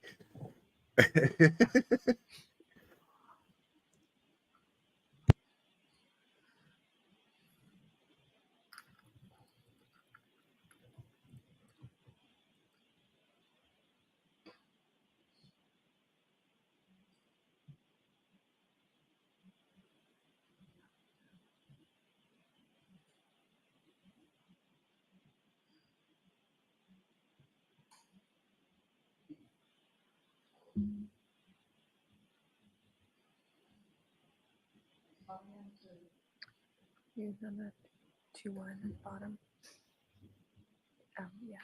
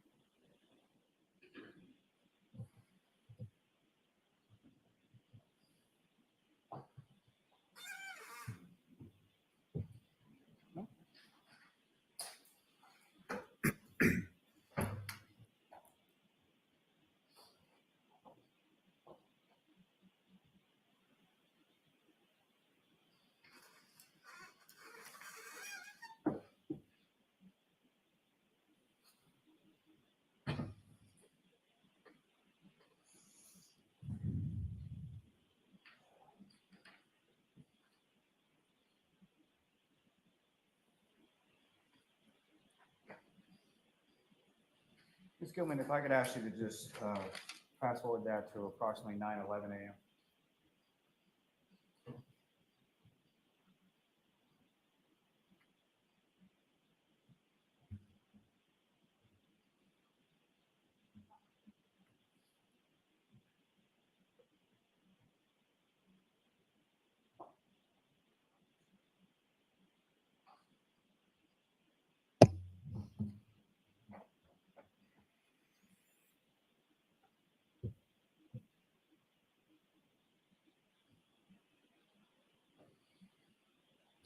If you could just pause 1 second.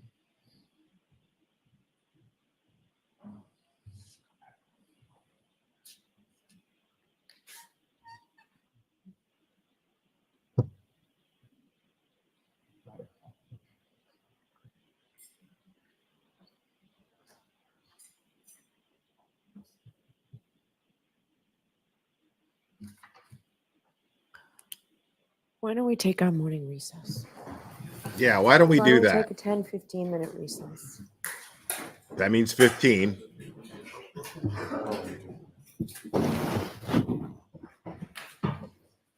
All right, hurry up.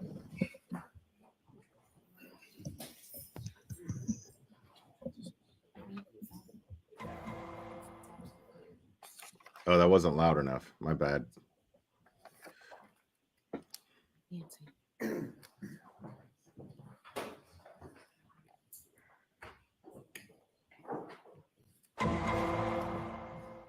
There we go.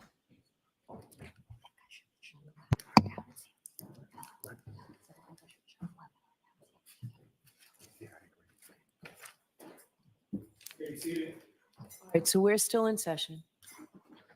Oh, they're still in session. So in presenting the exhibits for to be marked, please take them out of the plastic and out of the envelopes because the actual item itself gets a sticker on it.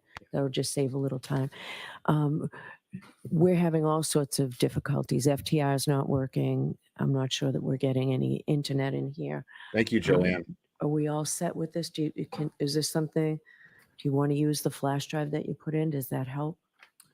Or are you? No, I think the initial issue, I think, is sort of the size of the video. So bringing it up can be a little, my issue was as I was standing over there, I couldn't really see anything Yeah. as far as the screen. It's dark. that dark when you put it on. I couldn't open any of this weekend on my home computer, on my work computer. So, all right, why don't we take a 10-minute recess? All right, to the court, please.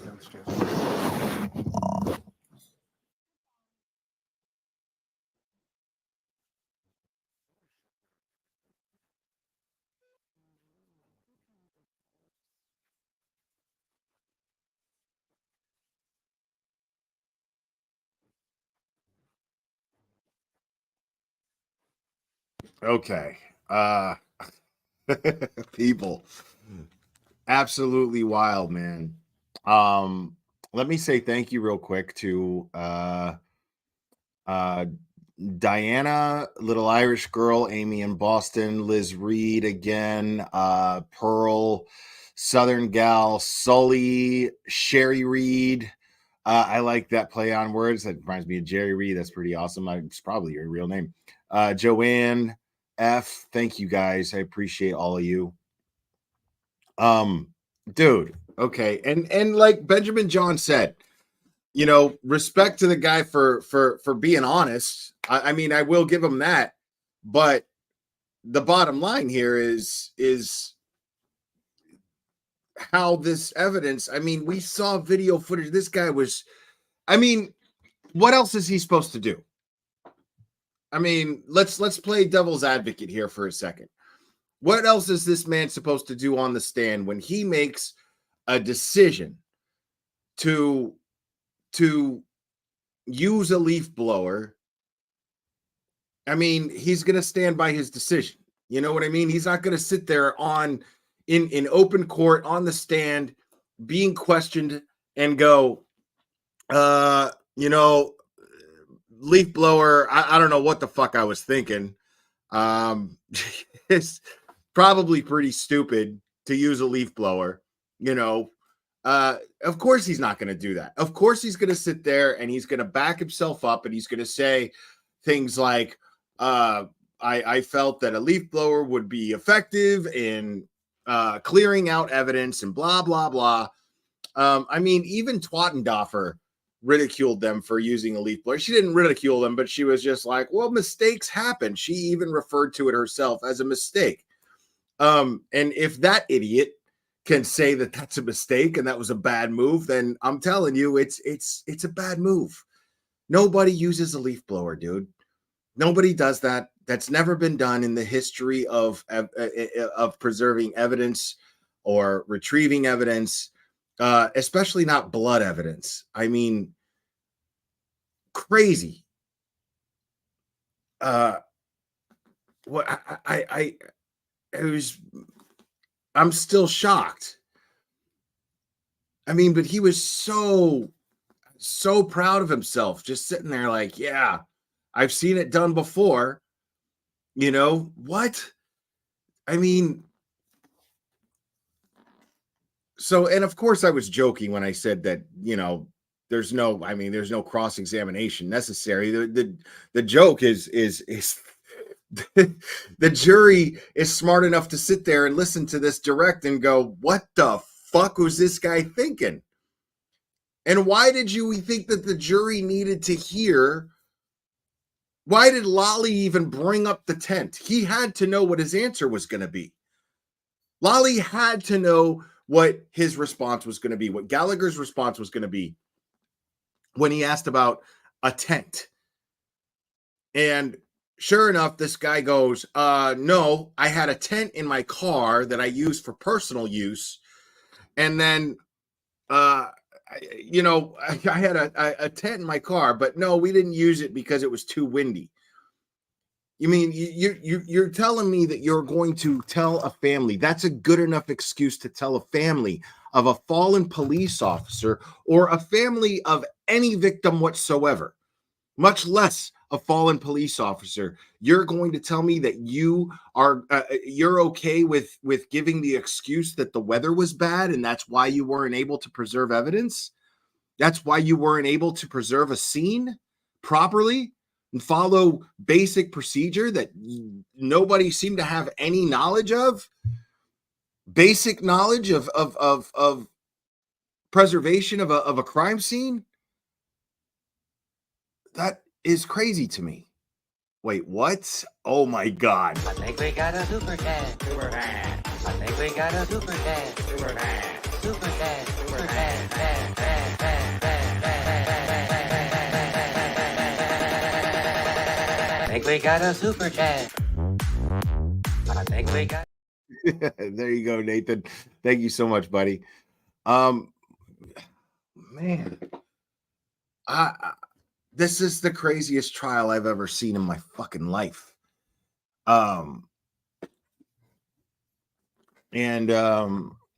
on a second. Let me see something real quick.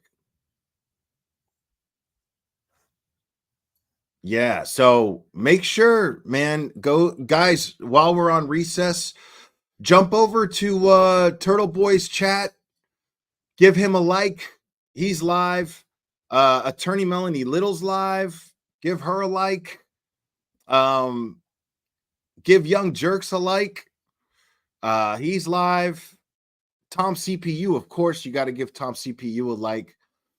I mean, let's take this downtime. Like I said, and Larry from DUI guy, he said the same thing, man. You know, we're all just trying to spread awareness.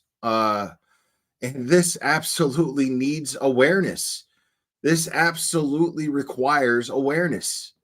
So, and a big shout out to Turtle Boy and his Turtle Riders for exposing this Katie McLaughlin woman for being the liar that she is. I mean, we already knew she was a liar, but they provided the evidence. These locals were like, nah, no. Look at this. We're talking months, baby shower, months after high school. I don't want to hear this high school friends bullshit, high school acquaintances bullshit. These two are friends. She perjured herself on the stand. And one thing to note, I'm jumping from subject to subject, but one thing to note, because I'm seeing in the chat somebody making a comment about it. We watched that footage. We just watched that video footage. As entertaining as it was watching this dude blow a leaf blower around to try to preserve evidence, we saw three very, very, very important things. Okay? We saw that there was not 6 inches of snow. Okay? Clearly, there was not 6 inches of snow. This man even said that he was able to get all the way to the ground. We didn't see him blow 6 inches of snow worth. And we didn't see a gap of 6 inches from the snow to the ground, from the top of the snow to the ground. We didn't see that. There was not 6 inches of snow there. So that's one thing that we saw from that video footage. We also saw no tail light. Wouldn't the tail light be around there? I would think so. We also saw no shoe.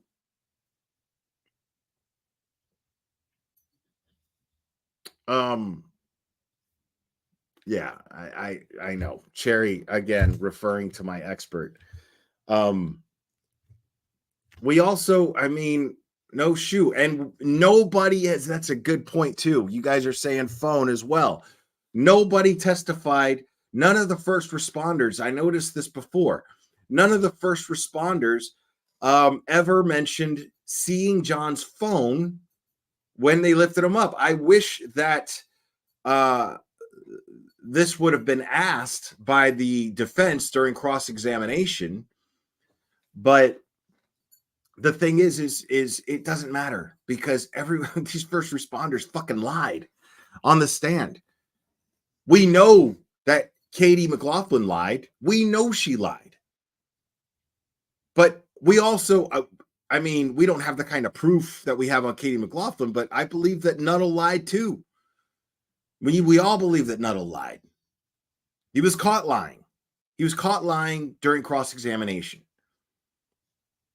Alan Jackson tore him apart. So, had they said that they saw a phone underneath John, I wouldn't believe it. But nobody mentioned it. I think it's very notable that no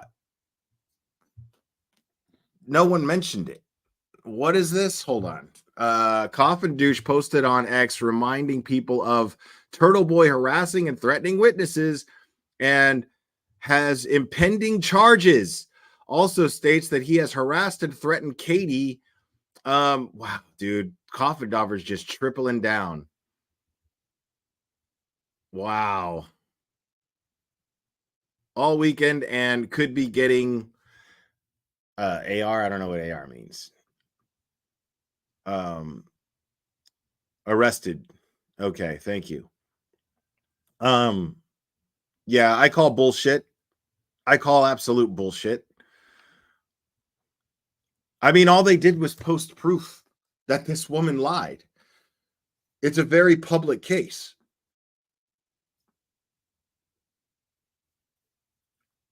And I just saw now, I don't invest a whole lot in Reddit. And I'm actually on Reddit and I discuss this case very, very rarely. So yeah, if you see me on Reddit, it's me. Normally, I mean, I guess, but I don't know how you could verify it, but I've made a couple of comments here and there on Reddit. And someone just posted that Caitlin Albert is expected to testify midweek. I don't know how much truth there is behind that, but because again, I don't invest a whole lot in Reddit, but I just saw a notification come through that Caitlin Albert is expected to testify midweek. I don't know. We'll see. But yeah, this is the craziest shit I've ever seen in my life. Oh, okay. Lolly said that today. Okay, thank you. And they mentioned it this morning. Okay. Oh, okay, yeah. You're right. Yeah. I mean, right. Turtle was threatened with violence on video. I went over it. I like to go over stuff like that for two reasons. A, because it's just fucking entertaining. And B, because if by some chance, something happens to Turtle Boy's channel, people are after him constantly. So if something happens to Turtle Boy's platform, I like to be able to have that shit out there as a backup. So that stuff, it's better to make these things as viral as possible. Now, my efforts aren't going to make much of a difference there, seeing as I was watching Turtle Boy's live last night. I was kind of switching back and forth between that and the Tom Brady roast because that was live on Netflix. But I heard Turtle Boy mention that that there was like millions of views on that thing, on that video, which is just really funny. So that shit's everywhere. But I like to go over that stuff just in case and just have it.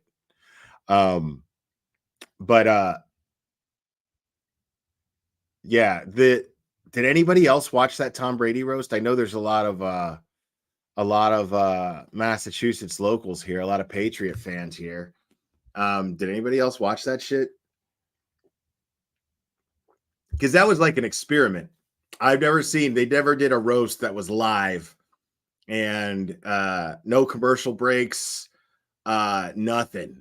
And dude, I said it in Turtle Boy's chat, and I think I commented the same thing on Twitter. Dude, like Ben Affleck showed up and Ben Affleck looked like he was on his third day straight, right out of a McAlbert party. Just, I mean, Ben Affleck was looking rough, dude. He could not control. His mouth was not doing what his brain wanted his mouth to do. It was really, it was bad. It was like, oh, bye-bye, sober Ben Affleck. That's gone. Dude, listen. All I know, it was just bad. It was bad. And I like Ben Affleck a lot. I really did. But dude, I that shit was rough. That shit was rough. He was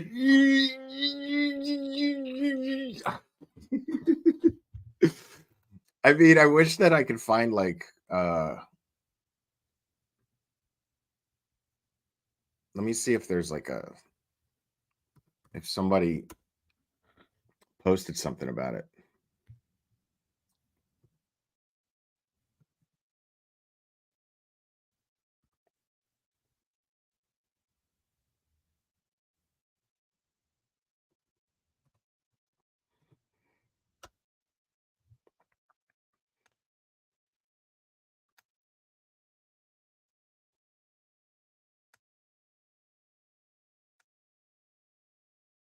I mean, I'm going to show it. You guys are going to see this. Hold on. You guys are going to love this. You guys are going to see what I'm talking about. This is amazing. The fans have your back, okay? You guys out there talking shit, all right, behind your fucking keyboard, that doesn't make you a fan. That makes you a bitch. The fans have your back, okay? Watch that, watch that.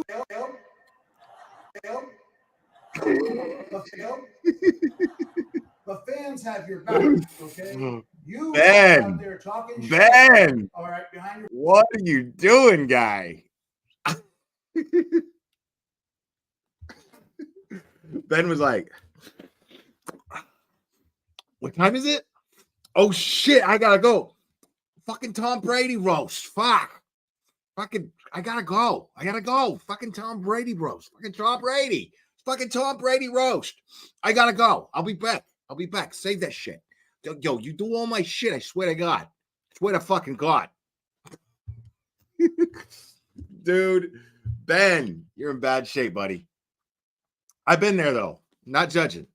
I love you, man. That shit was wild.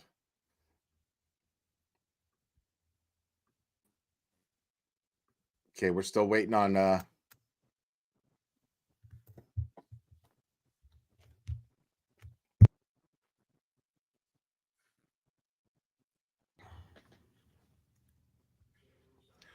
yeah, he had it rough, dude. That dude was lit out of his fucking mind. I mean, I don't know.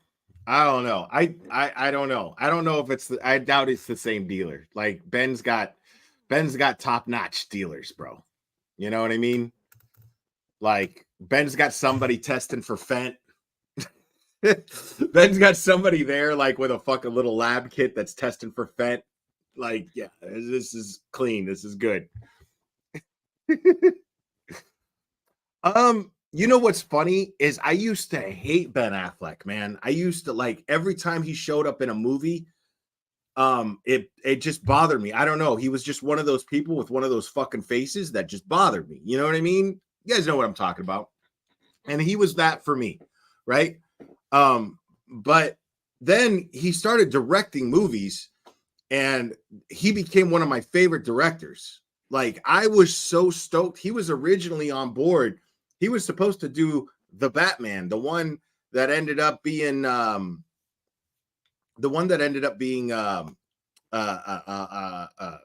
Patterson, the sparkly Batman. But actually he was really good. That was a good movie. That was probably, as far as movies go, probably my favorite Batman movie. Well, Most accurate to the comic books, but not necessarily my favorite. The Dark Knight and The Dark Knight Rises is probably my favorite ones. But he yeah, like he had to do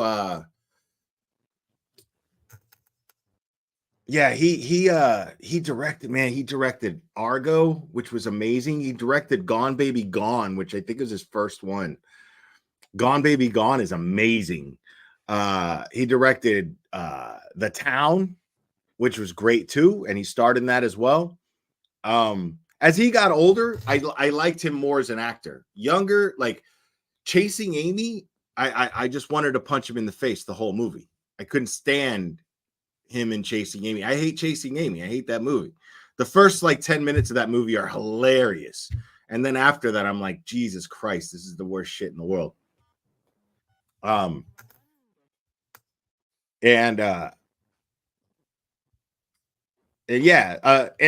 thing is when I heard he was cast as Batman, I was just like, Jesus, what is Zack Snyder doing? Because that's my shit. Batman is my heart, man. And well, Gone Girl, he was good in Gone Girl, but he didn't direct that. Here we go. We're back.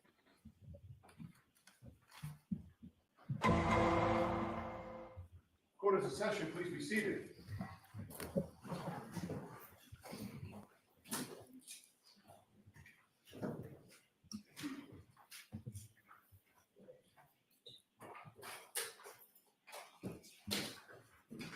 All right, are we all set with the screen? Okay. And again, okay, maybe better with the lights. I'm sorry, Mr. Officer, maybe a little bit. If we could please put the lights back on.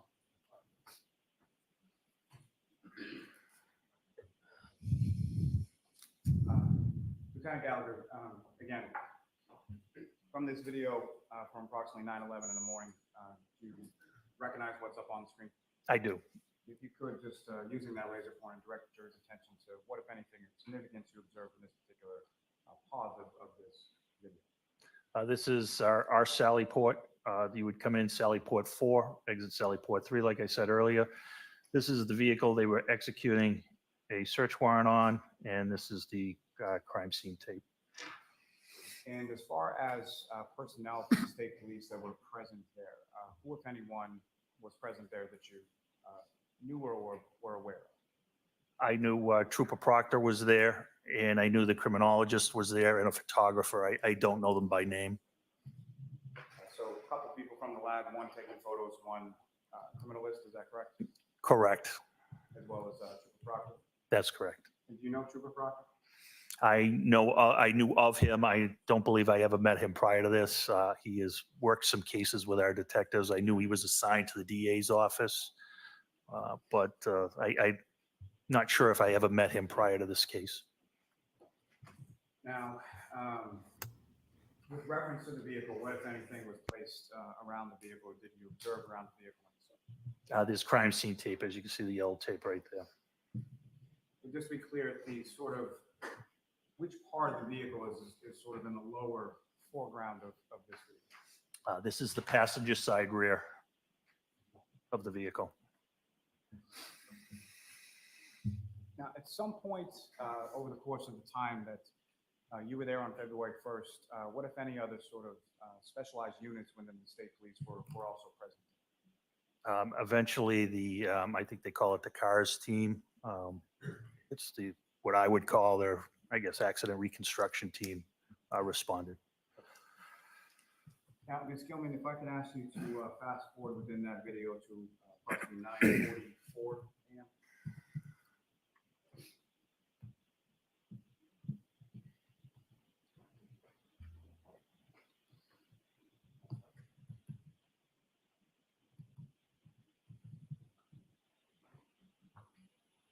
That's fine. A little bit back.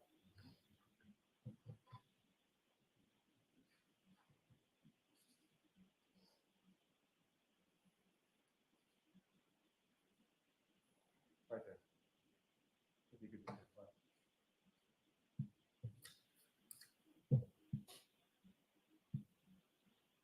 Now, Lieutenant, during this part of the video, in addition to the people that you've already referenced, who, if anyone else, was in the garage at that time? It's hard for me to say. I believe this is the criminalist. I believe if this is Trooper Proctor, this is me with the gray shirt, dress shirt, walking in.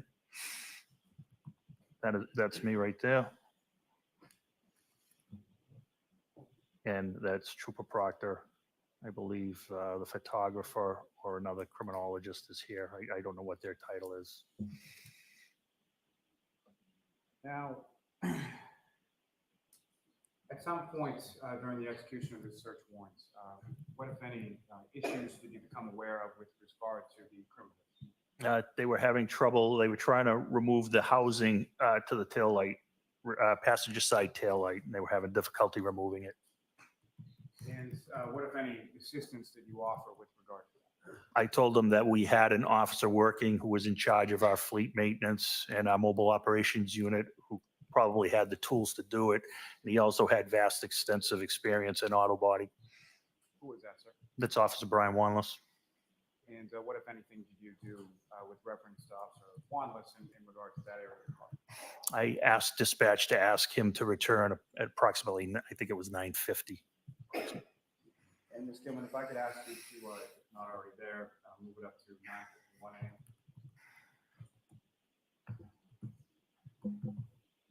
I wish I could see it better.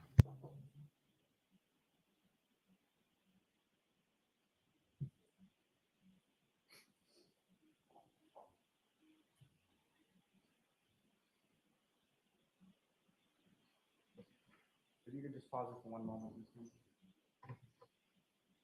So with reference to this particular portion of the video, Lieutenant, if you could direct the jury's attention to when you see Officer Wanless and when you see him come over towards that area of the vehicle. And Ms. Gilman, for your purposes, what I would ask is we run this from essentially 9:51 a.m. through to about 9:58 and 30 seconds.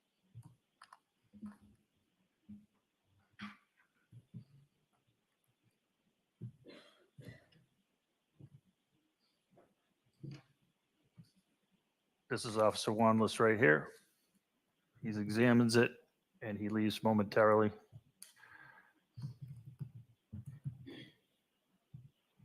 I need to close that curtain. He dons a pair of gloves.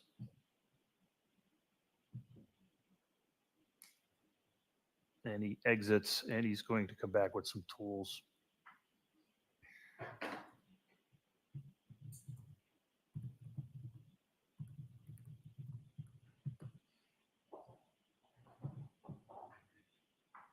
Yeah, this is all shady as hell. Here he comes. He places his toolkit on the tailgate. Objection, Your Honor. Okay, pause and ask a question. And from your review of this video, what, if anything, do you observe Officer Wanless do with reference to that rear passenger side taillight? He re-enters the sally port and with some tools, and he places his toolkit down on the tailgate of the Lexus. And what, if anything, do you observe him do after that? He begins to work on the housing of the tail light. Ms. Gilman, if you could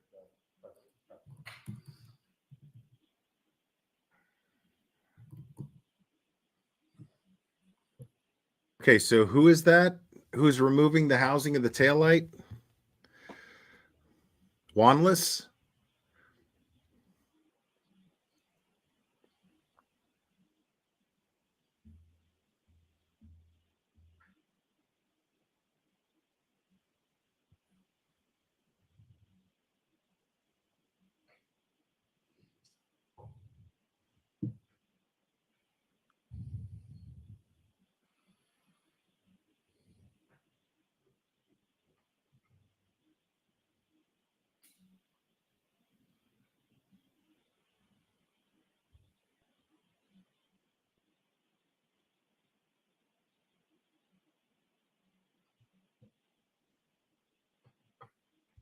Thank you, Ms. Gilman. You can take it. Lieutenant, with respect to the items that you and the other officers recovered from 34 Fairview on the 29th. The criminal list that was depicted in that video is that who you gave those items to? I believe so, yes. You gave those items to her directly, correct? Yes. Now, as far as that particular, I believe you testified earlier that you were looking to preserve biological matter, is that correct? Yes. And fair to say that your search of that area was confined to sort of where it was described to you, Mr. O'Keefe, has been found, correct? That is correct. Now, turning back again just to February 1st, and sorry to jump around, but back to February 1st, at some point you mentioned there was a crash reconstructionist from the state police, is that correct? That's correct. And what, if anything, did you aid or assist or facilitate with reference to crash reconstructionist around the police station? When they wanted to test the vehicle, I secured the parking lot. I advised no cruisers to return to the station, and I blocked the entryway with my marked cruiser and remained in my cruiser. And later on that day of February 1st, where, if anywhere, did you go with respect to the crash reconstruction? We went to 34 Fairview. In addition to yourself and the trooper from the crash reconstruction, who, if anyone else, went with Trooper Proctor was present. you? And why did you go along with the troopers to that location? Just so there was a Canton officer present. If any residents came out, I could communicate with them. And to your knowledge, had Trooper Proctor been to Fairview prior to that date? I have no knowledge if he had been there or not. What, if anything, did you direct either Trooper Proctor or the crash reconstructionist to once you were on scene? I brought him to the area of where Mr. O'Keefe was found. You showed them where Mr. O'Keefe was found? Yes. Now,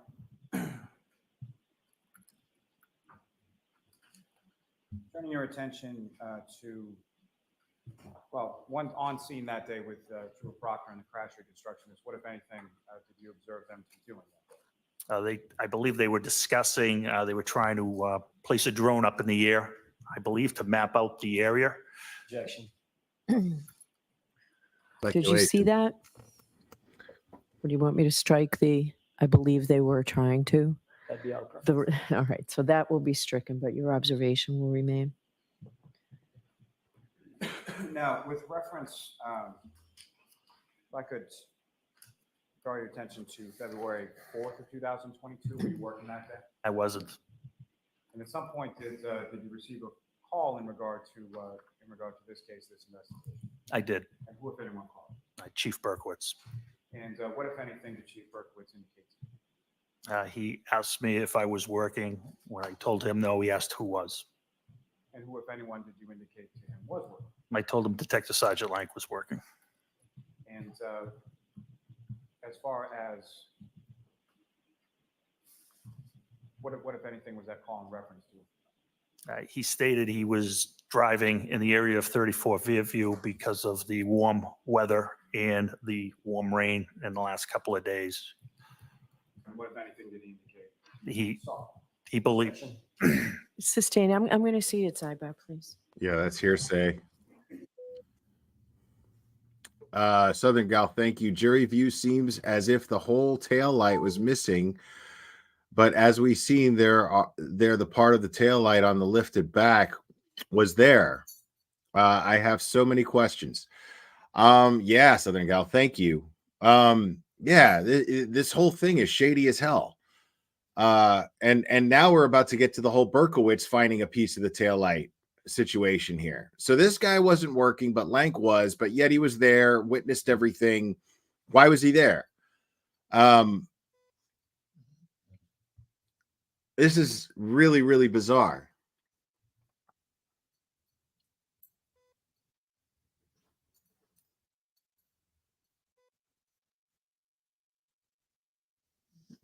Yeah.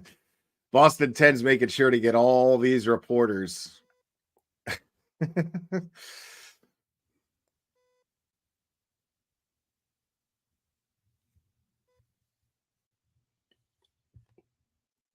I know, Grant is embarrassing, dude.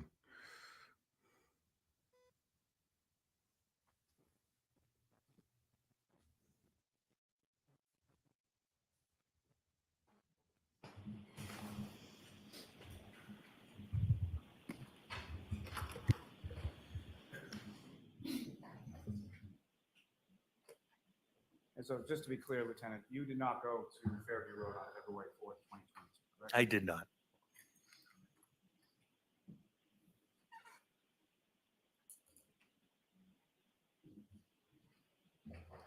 I have nothing further for this one. All right, cross-examination. Thank you, Your Honor.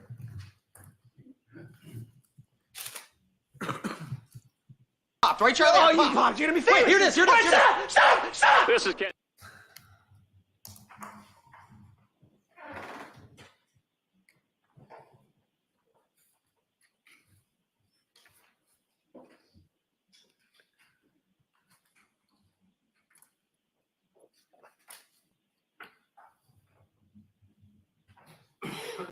Do it.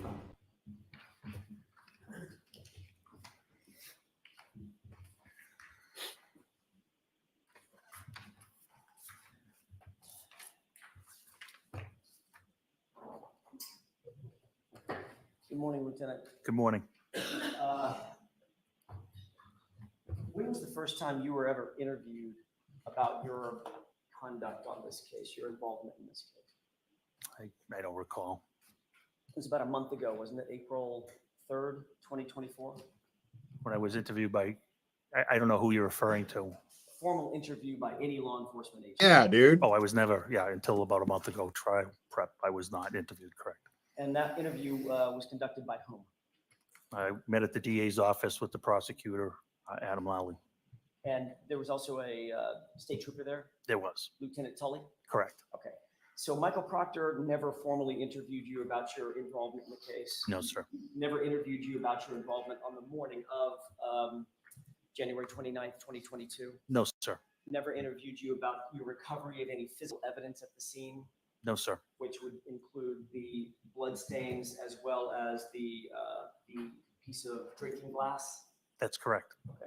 Never interviewed you about where that evidence ultimately went and how it made its way back to Canton Police Department?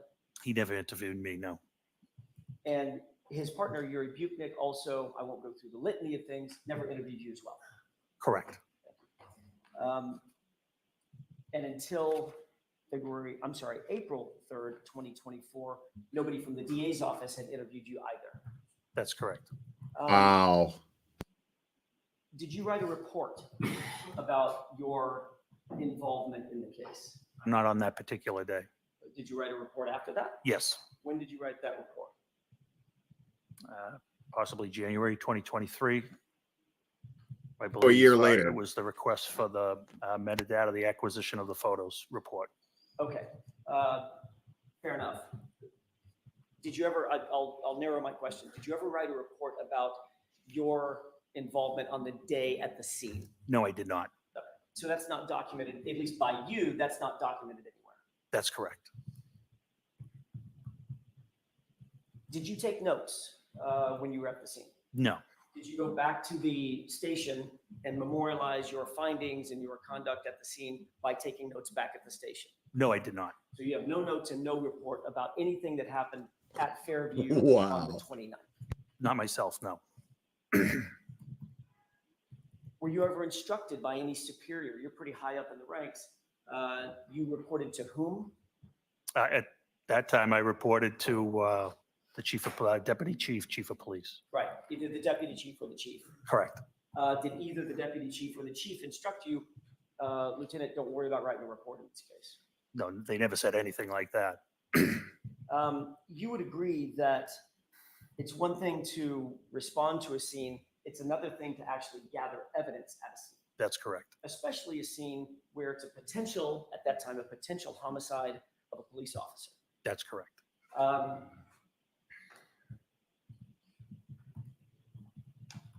At least he's being honest.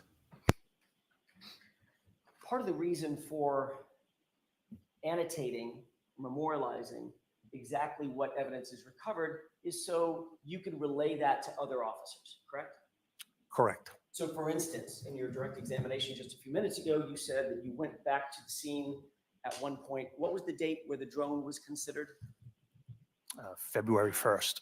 You go back to the scene on February 1st. That's 3 full days after the event, correct? That is correct. After the incident. And you said, I directed them to where John O'Keefe's body was found. correct? Yeah, I showed him. Yes, But in fact, you never saw John O'Keefe's body, did you? that's correct. Okay, so you were giving them information that you had about which you had no personal knowledge, correct? I had knowledge from other officers. I did not see John O'Keefe at the scene. He was transported to the hospital. That is correct. Yes. Right. So you couldn't determine exactly how he was positioned, right? Not precisely. From head to toe, right? Not precisely. Where his arms or his hands were. That is correct. Yes. He's a 6'2" man, correct? I don't know. You don't even know that? I don't know his size. No. If I told you that he's over 6 feet tall, would you have any quarrel with that? If Mr. Lally told me, I would take it as fact. Wow, dude. Holy shit. For purposes of my question, you don't want to take my word for it, but for purposes of this question, assuming that he's over 6 feet tall, there's a better than 6 foot margin for where he would be situated in the snow, correct? From toe to head. Correct. And the details matter in a case like this. Any investigation, the details matter. Sure they do. Accuracy is vital in a homicide investigation, correct? Correct. You did find some blood droplets. We saw it on the screen, correct? Correct. You also found part of a drinking glass, correct? That is correct. Here we go. Or did you endeavor to make a diagram of exactly where those items were found? No. You're aware, you were the former chief of detectives? I was a detective sergeant. Detective sergeant. You were supervisor over detectives. Correct. You're aware what cross coordinates are in measuring a crime scene, correct? Yes. You take a stable item like a flagpole, for instance, that might be one that doesn't move. You measure exactly from a compass position, exactly north or exactly west, a number of inches, maybe even down to meters and millimeters if you use that instead of inches, using meters, right? Yeah, we don't employ that process. So you don't employ a process where you could measure something from a known item north, south, east, or west, and then measure it from another known item and have an exact cross point. We don't typically exercise in that in our investigative unit. You knew how to do that. Yes. I mean, you've been trained on how to do that. Yes. But you didn't employ that technique here. No. So the glass, where the glass was found, it's sort of an estimate. Sure. Yes. Okay. And where the blood was found, that's kind of an estimate also. Yeah, we would guess that would be where his body was. Yes. Okay. You just used the word guess. Yes. Right? But if you had actually documented it using cross coordinates, you wouldn't have to guess. You'd know exactly where the tip of his head was, where the tip of his toes were, correct? No. Why not? Because he wasn't there when we got there. Fair enough. When I say you, I meant other officers. If someone had employed that before he was moved, they could have figured out exactly how he was situated, where he was in that yard, correct? It would never happen. Life-saving measures come first. The officers are not going to start measuring while first responders are conducting life-saving measures. It doesn't happen. That's exactly right. But once the body was moved, for instance, Officer Saraf, who's literally standing there, could have said, okay, I just saw the tip of his head right here. He's now on the gurney. And he could have measured that, right? He could have, yes. And then he could have said the tip of his toes were right here, and he could have measured that. Yes. And certainly, when there's no life-saving measures at play, you could have done the same thing with the drinking glass and the blood spots. That's correct. And in terms of recovering those blood spots, I'll get back to that in a second, but in terms of recovering those blood spots, you indicated that you used temporary evidence containers, correct? Plastic cups, I said, yes. Yeah, clear your throat, man. I love the pause. Before responding to 34 Fairview, and you indicated that you were told to respond to 32 Fairview, right? That is correct. That was a mistake on either dispatch's part or something. Correct. You figured out where to go once you got there. You can tell by the emergency lights. It was Sergeant Good who contacted you, correct? That is correct. And you were at home at the time. That is correct. Which is why you needed to respond to Canton PD to get some foul weather here, correct? Here we go. You also contacted Brian Albert's neighbor, a gentleman by the name of Tom Kelleher, correct? That is correct. And you wanted to let him know that you were responding over to the scene. Yes, he was the lieutenant in charge of detectives at the time. Lieutenant in charge of detectives and also the man who lived directly across the street from Brian Albert, correct? I would say there's two property lines he's directly across from, 32 and 34. Okay. But yes, that vicinity. Okay.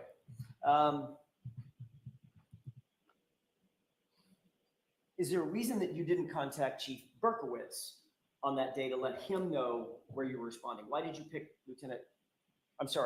Deputy Chief Kelleher? Because that would be my next call. Like I said, he is the lieutenant in charge of detectives at the time. We were responding to a possible crime scene, a possible unattended death. He would be my call. The normal chain of command. Correct. Okay. That you knew at the time that Chief Berkowitz was actually out on leave, having been injured on duty in some similar way. I don't recall that. Chief Berkowitz is always present. Not only did you respond to the scene, but either you were tasked by one of your superiors, or you, as the ranking officer on the. I guess I should ask this first. Forgive me. Were you the ranking officer on scene when you arrived? Yes, sir, I was. So either having been tasked by one of your superiors, or because you were the ranking officer on scene, did you take over the coordination of the preservation of that crime scene? Yes, I did. So others were sort of answering to you. Correct. You indicated that you had never preserved a crime scene in the snow before. That's correct. 30 years plus, and your policing experiences here in the Boston area? Correct. Snow's a lot. Sure. In 30 plus years, you've never processed a crime scene in the snow? No, I have not. Lucky you. Well, we don't typically process our own crime scenes. Sometimes we use the state police. Sometimes we use There it Bergen is. County detectives. So save the state police, or setting them aside because they were not tasked on this call yet. Correct. You were then in charge of preserving this crime scene, right? That's correct. What exactly did you do, if you can name the categories? What exactly did you do to actually preserve the entire crime scene? Sure. I can tell you that I had Sergeant Good move all the cars so I could photograph the scene, documented by photo evidence. I told Detective Sergeant Lake, make sure he has initial statements from everybody present. And that's basically what we did prior to searching the scene itself. With regard to Sergeant Lang, you told him to make sure that we had statements, your words, we had statements from all the witnesses that were at the scene. Initial statements, yes. Does that mean the people inside the house? Yes. Maybe people across the street, if there were people across the street? No, it didn't include them at the time. It included people that were involved. Not the guy you from called. the prior night's incident outing, I would call it. At the time that you tasked Sergeant Lang with this responsibility, did you know personally that you were standing on the property of Brian Albert? I did. Did you also know that Sergeant Lang had an ongoing and a long time relationship with the Albert family? Objection. Do it. Did you know that? I know he knew them. I think you're mischaracterizing the relationship. Did you Wow, see a dude. problem with having somebody who knew the parties taking the initial statements from those parties? Not at all. Sergeant Lake, no issue at all. Not in your mind. Not in my mind. Were you aware that And you're a before piece you of got to shit. the location, that Sergeant Lang had taken it upon himself to already make contact with the individuals in the house? Objection. I'm going to see you at sidebar, please. Bullshit. Sorry, I want to hear that question one more time. Already make contact with? Not in your mind. Not in my mind. Were you aware that before you got to the location, that Sergeant Lang had taken it upon himself to already make contact with the individuals in the house? Objection. I'm going to see you at sidebar. All right, so it's still sidebar. Dude, I mean, this is insane. This is insane. I mean, the whole gallery laughed at this guy. This guy said out loud, if that's what Lolly says, then I'm going to go with what Lolly says. I mean, The whole gallery laughed at that guy, dude. I mean, this is fucking wild, bro. I've never seen any shit like this in my life. I've never seen any shit like this in my life. This guy is now he's lying, because now again, Jackson's got a style about him. He makes him comfortable, he builds him up. There's only you can only get a guy like that in that position so comfortable. You know what I mean? And then now comes the questions about the personal relationships. This is the meat and potatoes that we want to get to.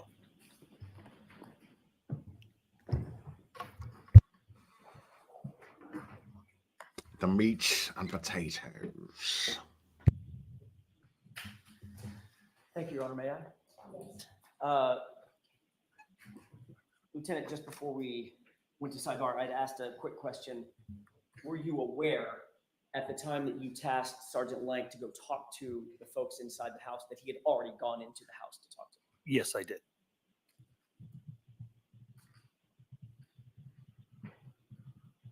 You indicated that one of the reasons, I'd like to move back. I'm bouncing around a little bit. I apologize. I understand. One of the things that you talked about was the preservation of the crime scene and the lack thereof because of the inclement conditions. Correct. There was wind blowing from all directions. Yes. There was snow falling. Yes. It was icy cold out. Yes. There was already snow accumulated on the ground, about 4 inches, you said.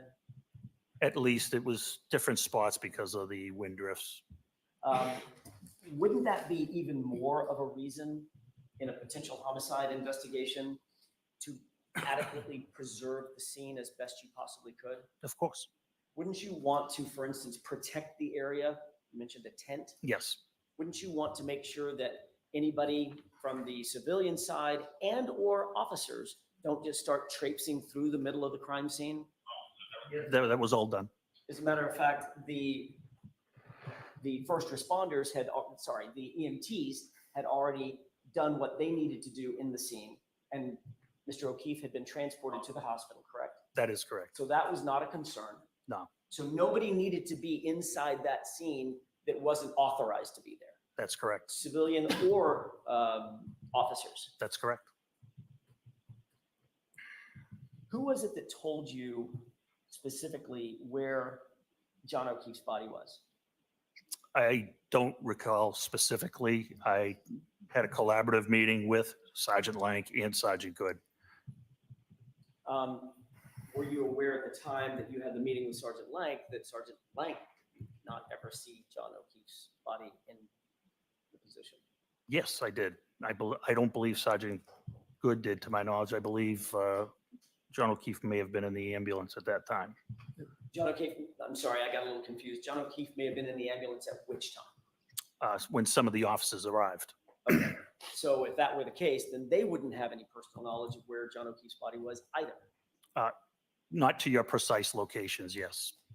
You mentioned a tent, and you said that you, in an answer to a question by Mr. Lally, you did not go back to Canton PD to get the tent. You had a tent in your trunk or something? That's correct.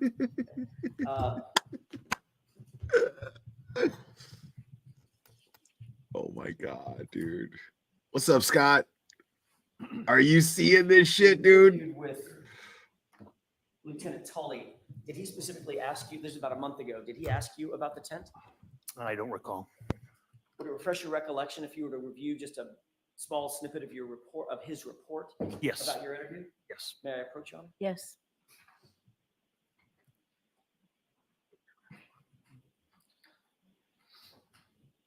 At that and I would be too. If I was law enforcement, I would be too. I'd be embarrassed.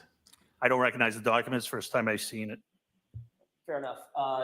Does it read the highlighted portion and tell me whether that refreshes your recollection about a conversation you had with Lieutenant Tully about the tent? Okay, I didn't Read it to yourself. Yes. Okay. You've read that? Yes. May I approach? Yes. Do you recall telling Lieutenant Tully? You can ask him what if that refreshes his recollection. Fucking Tully. Does that refresh your recollection at this point? It doesn't change my recollection. You said you didn't recollect exactly what you told Lieutenant Tully about the tent. And I'm asking, does that refresh your recollection about what you told Lieutenant Tully about the tent? Yeah, that's not what I said about the tent. Okay, so you didn't say, I drove to Canton PD headquarters to retrieve a tent to protect the area where O'Keefe was found from falling snow, but never used the tent due to high winds. We didn't have a tent at that time. That wasn't my question. That's not his Being very question. specific. Did you say that to Lieutenant Tully? No, that was misinterpreted. Okay, so if he got that, if that's in his report, that's incorrect. It's not accurate. So correct. totally fucking lied. Is there anything else that you read in that report that's not accurate? You asked me to read the highlighted version. That's what I read. I didn't see any. I didn't read any other part of the document.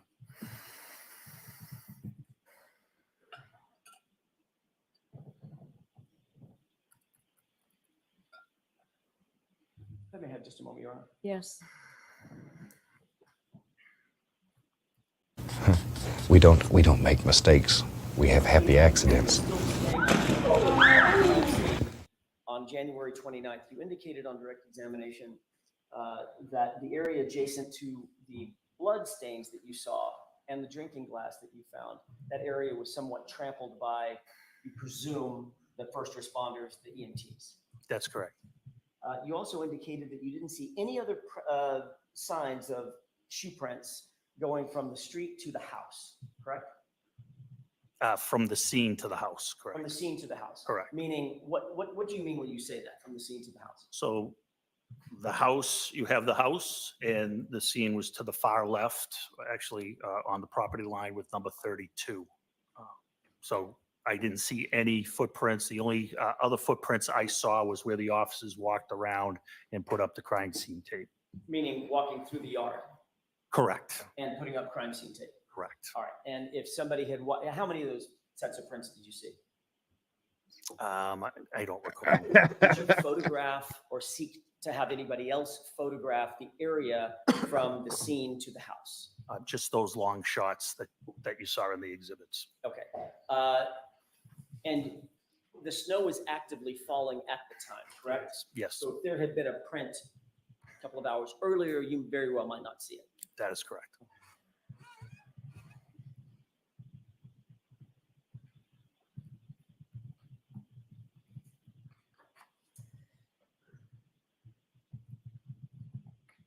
I'd like to ask you a couple of questions about the collection of the blood.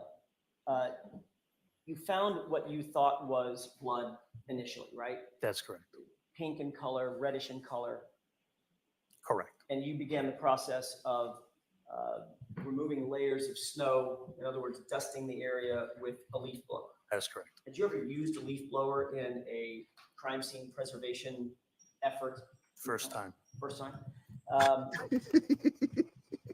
And you indicated your testimony was temporary evidence containers to collect that blood, correct? Yep. We utilized cups, plastic cups. Yep. Those were red Solo cups, right? That's correct. The same kind of red Solo cup you drink beer out of at a barbecue? Yeah, sure, you could. Oh my God. I'll allow it. Yeah. There's nothing special Bev. about the red Solo cup? Other than their plastic, nothing special. And where did you get those red Solo cups? We got them from Lieutenant Kelleher. So in other words, you got the, to use your words, the evidence containers from a neighbor. Correct. He had some Solo cups in his house. We asked him if he had any plastic containers, any type of plastic container that we could utilize. How far were you from Canton PD? From 34 Fairview to Canton PD? Give me an idea. Mile and a half. So even in really bad weather, 4 minutes, 5 minutes? Is that right? To drive? Sure. You Right. can go back to Canton PD to get actual evidence containers. correct? Right. We wouldn't have temporary plastic containers that what we were looking for. We're looking to take What? samples of snow. We wouldn't have had, I know for a fact we did not have those. If we needed bags, needle containers, things of that nature. you didn't have that We're all back set. at Canton But as far PD? as plastic containers that we wanted to utilize, we didn't have them. Do you have any glass containers? So you settled on Solo cups? So Canton PD does not have or utilize evidence collection containers that are plastic? We have needle containers that are plastic. We have blood swabs that are in plastic containers. But for what we wanted to take a sample, we did not have. So we improvised. My next question is, certainly Canton PD employs and owns sterile swabs. Correct. Sterile swab is in a container that's long, and usually the swab is connected to the lid, pop Correct. it out, and then it's sealed That's correct. and forensically stable, correct? Yes. And the reason that it's sealed and forensically stable is so nothing can contaminate the sample, correct? Sure. But Yes. just as importantly, the blood sample can't contaminate anything else. Correct. Did you go to Canton PD a mile away and get sterile swabs for the blood collection? Blood was frozen. We didn't think it would be viable. You didn't think it would be viable? Correct. If you touched the swab to cold blood, you think you might get some blood on that swab? I wasn't sure it would be efficient for testing. So what you did instead was you gathered red Solo cups from a neighbor, unsterilized, and scooped up the snow with what you thought the blood was. God, bro. And just carried them back to the truck? Nope. We took 6 samples, individual samples. Our philosophy was we'll let the crime lab extract it the way they best see fit. Those 6 samples were bagged and then transported back to Canton Police Headquarters and placed into evidence. Were they covered? No, not that I recall. Wow. Sealed in any way? No. So if somebody sneezed over the top of one of those cups? They were sealed in a bag, brown evidence bag. At that time, nobody was going to sneeze. Brown. in the cup. They were brown bagging the evidence. Got it. Do you have a rough estimate of how many people handled those red Solo cups before they were used to collect blood evidence in this homicide case? You want me to estimate? Give me an idea. Sure. Sergeant Lank. No, I'm sorry. My question was a bad one. Before you took possession of the red Solo cups, do you have any idea how many people before you had handled those Solo cups? I took them out of a package, so probably none. How about before they were packaged? I assume Solo doesn't sell contaminated cups. I would say none. So it's certainly not forensically stable. They're not sterile. By your, I don't know what definition you're looking for, but Sterile means uncontaminated, dickhead. Do you think it's standard practice for a police department to borrow red Solo cups from a neighbor to gather evidence? Objection. You can go ahead and answer that, Lieutenant. Of course not. Nothing about the scene was standard. Right. The glass shard. I'll touch on the Solo cups in just a second, but I want to talk about the glass shard of the drinking glass. Were you the one that found the drinking glass? I was operating the leaf blower and uncovered the glass, yes. So you were the first one. Well, I guess you couldn't tell me if you're the first one, but you noticed it pretty quick. I wouldn't say it was quick, but we uncovered it. Okay. And then there is you mentioned a CARS report in your direct examination. There was a report done of where some of these items were found, correct? You'll have to clarify. I'm not sure what you mean. Did you mention a CARS report, which is a report of the crime scene, where things were located, mapping of those things? You objected. It was sustained. I never got to answer that question. Touche. Oh my God. Your Honor, may I approach you? Yes. Thank you. This guy. Oh, this dude is amazing. Just going to show you a document and see if you recognize that.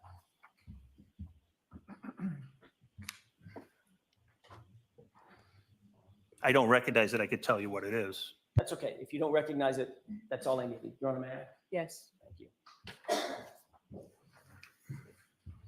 Are you familiar generally? I don't necessarily need to talk about this one, but are you familiar generally with CARS reports? Not at all.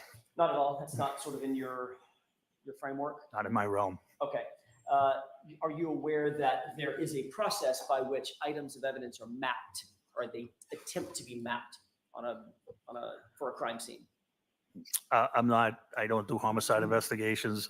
I'm not aware of that. Okay. Wow. This is the worst Again, witness ever. with regard to where the blood drops were found, let me go back to one other question I had. You said you took 6 samples, correct? That's correct. Did you precisely indicate in any report or note or diagram exactly which blood drops were in which solo cup? I did not. As you were using that snowblower and you uncovered the glass cup and more of the blood samples, at any point, did you see a size 12 men's shoe black in color? No. Go. At any point, did you see a man's baseball hat black in color? No.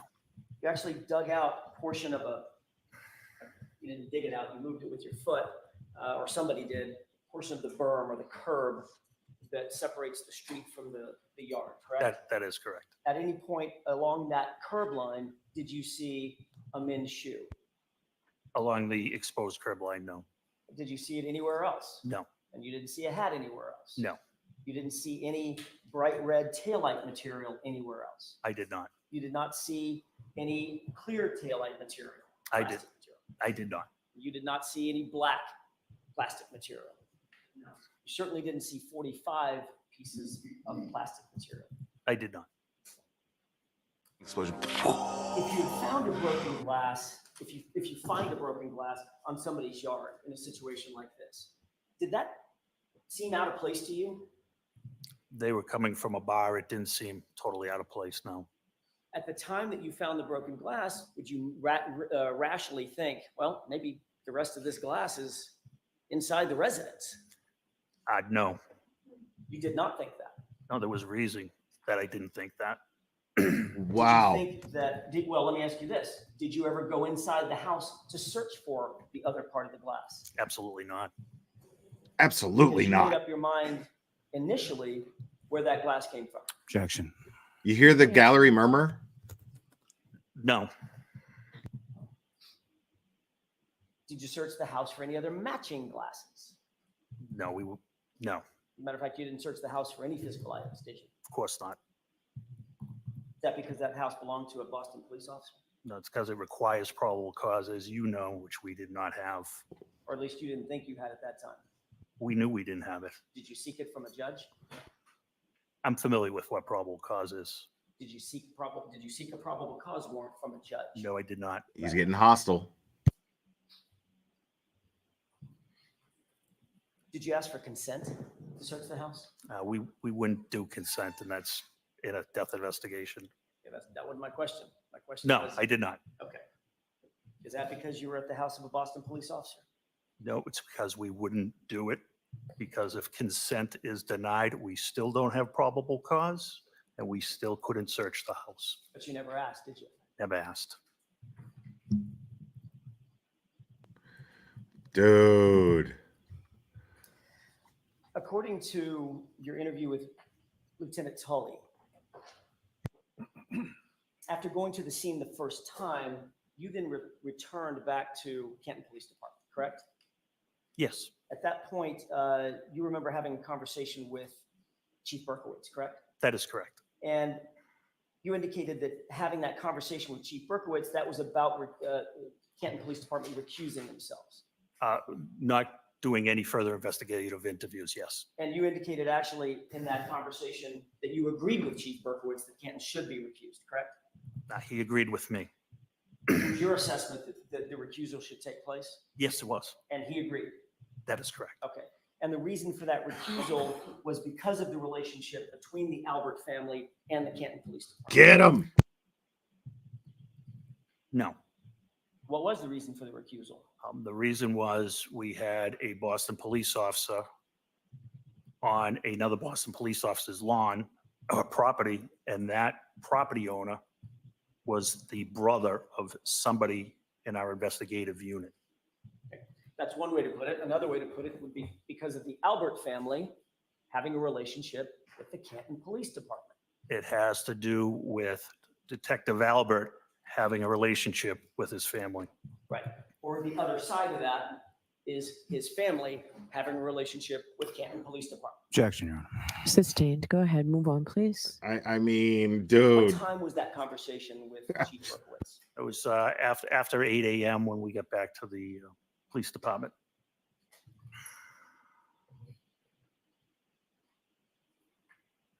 He then traveled back to 34 Fairview to interview the homeowners with Sergeant Lang. Sergeant Lake was doing the interviews, yes, but I accompanied him.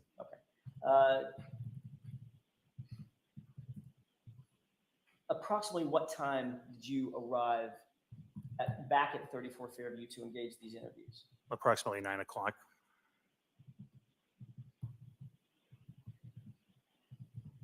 Were you and Sergeant Lang well, let me ask this. At that time, did you know whether Sergeant Lang had already gone into the home? Yes, I did. Okay, so you knew that you were not the first person to go in and make contact with the individuals inside the home. That was Sergeant Lang Sergeant Lake and Sergeant Good, correct. before you ever got there. Correct. Okay. Did they show you any documentation, notes, or anything of that initial interview? No. Do you know whether or not they took notes of that initial interview? I don't. Do you know whether they recorded that initial interview? I know they did not. You indicated that you personally knew Brian Albert. Is that right? I knew him since I became a police officer, yes. And so you indicated that you had a professional relationship with him, but not necessarily a personal relationship with him. Correct. Did you know that he was in the house before you walked in the house? No, I did not. What was your personal your professional interaction with Brian Albert before you walked into that house that day? Previously? Correct. So in general, as a detective, he was with the fugitive unit at one point. He was helpful when we had a fugitive we needed to apprehend in Boston, things of that nature, job-related things. Had you ever, for lack of a better phrase, hung out with Brian Albert? Not a day. Never socialized with him? No. Not intentionally. It's possible if I went to a retirement party, could he have been present? Wow. Possibly, but not that I'm aware. But you had no social relationship with him? Zero. You indicated that there were 5 or 6 people inside the house, including Brian Albert and Jennifer McCabe. Yes, that is correct. So you clearly knew those 2 people.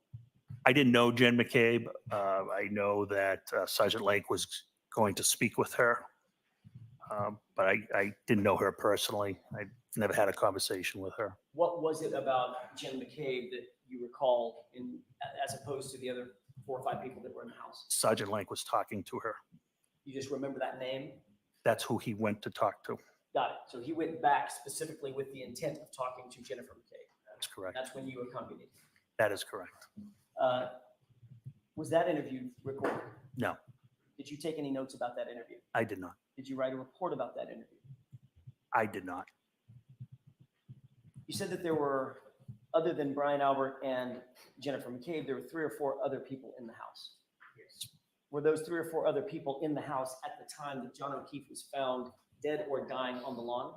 I don't have the answer to that. Did you think that might have been an important thing to find out? Again, I didn't think of that at that time, and I didn't think it was important at that time. I knew that Sergeant Lank had already interviewed people in the house. You had what you knew at that time, Lieutenant, was you had an officer, a Boston police officer, who was either dead or dying on the front lawn of a house with a bunch of occupants, and you didn't think that it was necessary to investigate or interview those occupants yourself? No, I did not. At that time, I wanted to not participate in investigative interviews.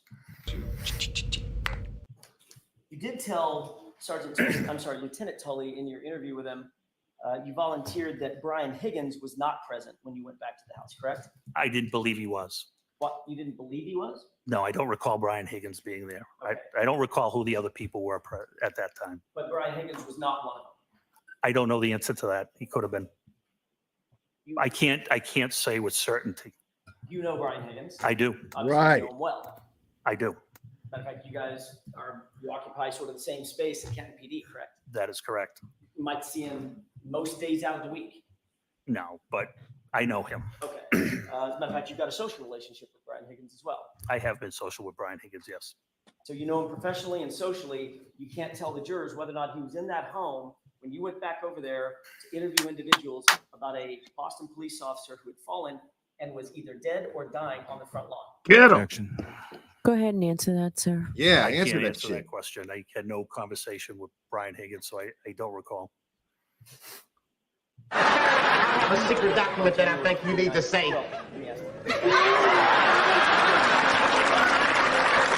In interviews, did you go back to Canton Police Department and work the rest of the day? Yes. Brian Higgins was also at the station for nearly the entire day. Again, I don't recall that.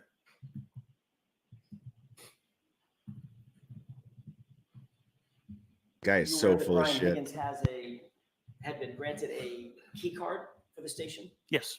And I'm guessing that is a relatively rare thing. If you're not a Canton police officer, to have a key card and full access to the station. There were a couple of ATF agents that had that access, yes. Okay, but he was one of them. Was one of them, yes. Is that access restricted, Lieutenant? In other words, does his key card work the same as your key card? I don't know the answer to that.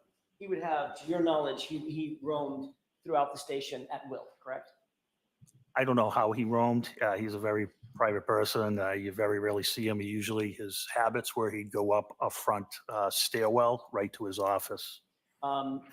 But his access, I guess I'm struggling with the question. His access was not limited to your knowledge.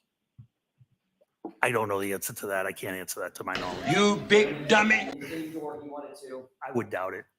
You would doubt that it would be limited. I would doubt he'd have unlimited access. The patrolmen don't have full access. It all depends by your grade. Where he's an outside agency, I'm sure he had limited access. Who has access to the sally port? The doors, only whoever's in the dispatch area, the overhead doors. There is one pedestrian door that everybody would have access to. So he would have access to that as well. Yes. Where is Chief Berkowitz's office in relation to the rest of Canton PD, the physical building? The best way to describe it, I don't know if the jury is familiar with the building, but if you were looking from Washington Street dead on, it's the top floor, far left. Why would the jury be familiar with the building, bro? I don't know this. I'm not being, it's not rhetorical. Is it 3 floors or 2 floors? So it's really 3 floors, but it's numbered 1, 1A, and 2. So he would be on 2, 3 physical floors up. Correct. Okay, got it. Thank you.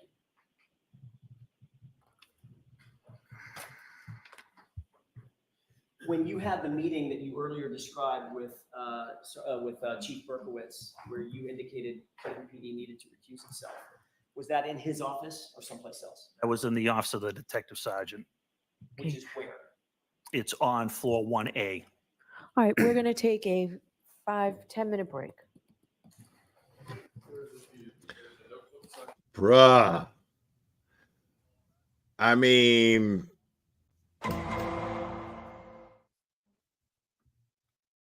dude, this dude totally played dumb when asked about Higgins. Shady as fuck. So, okay, you know the guy personally. You guys fucking hang out. And you can't recall if he was inside the house or not when you talk to the people that were inside the house. You didn't have probable cause. There's a dead Boston police officer on the front lawn, just got carried away, and you don't have probable cause to even ask if you could take a look around inside the house. You didn't see a shoe sitting there when you were blowing the evidence around with a leaf blower. You didn't see a piece of taillight there when you were blowing the evidence around with a leaf blower. I mean, at this point, the jury is straight up like, okay, what are we doing here? Why are we here? Because at least Bev is allowing his answers to go on record. Like, I'll give her that. At least Judge Bev is making sure that the witness answers the questions, because they're relevant questions and the jury needs to hear those answers. So I'll give her that. But I am never, ever, and I want this fucking marked, I am never, ever, ever, ever, ever going to forgive Bev for this, letting this go this far. This should have never gotten this far. This case should have been dismissed, and Michael Morrissey's office should have been disqualified from this case. The motion was officially filed. She denied the motion, and she went on with this sham bullshit of a trial, because this is what this is. I feel bad for Scott. I'm really glad that Scott is in this chat right now. Scott is former law enforcement, 26 years on the New York City Police Department. Okay? And he is furious watching this, because this guy sitting up there in a supervisory position is embarrassing to all police officers, to all cops on the job. And it's absolutely disrespectful, to say the least. That's not even the right word. Disrespectful to the memory of a Boston police officer whose murder this is all about. And make no mistake, this man was absolutely murdered. And I am more convinced than I have ever been that he was murdered inside that house. Absolutely 100% more than I have ever fucking been that John O'Keefe was murdered inside that house. And that this dude right here is part of a cover-up. Because when the questions came over, when it came about where there would be a conflict of interest, dude sat there with his whole chest and said, I don't recall. Bullshit. This guy's a fucking liar. Oh, man. I can't even imagine what it must be like for Scott. I can't even imagine what it must be like for any veteran police officer who took their job seriously, lived that job. And I don't know Scott's personal life, but when you're a cop, the way I understand it is, if you're a cop and you put your whole life into that shit, and I mean your whole life, I'm talking relationships are destroyed, God knows what else, the things you have to see, the families you have to console, and then you get a jackass like that spitting on the profession. I would be fucking furious if I was Scott and any other police officer that took pride in their career. I would be furious if I was one of them.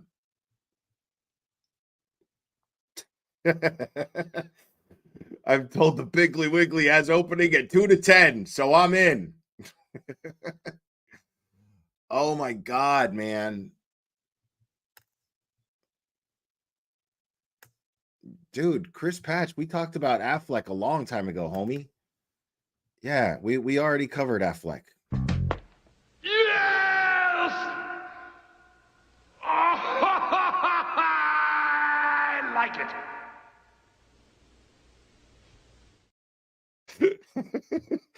Yes.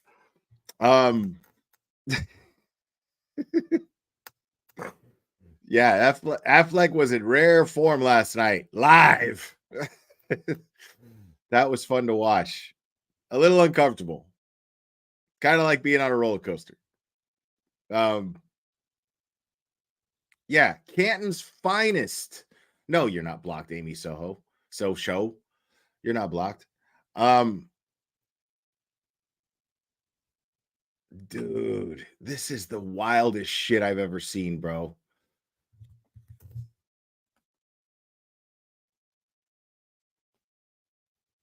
Like, you saw how defensive dude got, right? You saw how defensive dude got when asked about probable cause. I know what probable cause is. Like, bro, do you though? Do you? Like, I got major Bill Cannon vibes there. Major Bill Cannon vibes from that dude. Listen, all you people, 28 years, homicide detective, New York City Police Department. I'm not gonna sit here and listen to a bunch of idiots go back to work at the Piggly Wiggly where somebody's gonna take you seriously. Bro, like that's totally the vibe I got from Homeboy sitting on the stand. I know what probable cause is. Like, dude. Do you though? Do you? Of course Piggly Wiggly's hiring. Of course.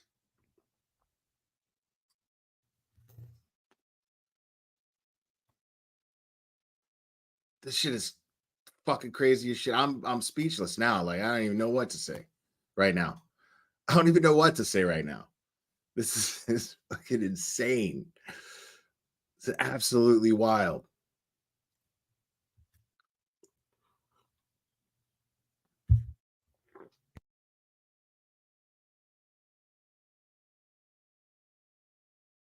Right, bro. Like, come on, man. Like, all you gotta do is read a goddamn document, dude. Like, everything is like for everyone who utilized access to Sleuthy Goosey's very public spreadsheet with all of those documents.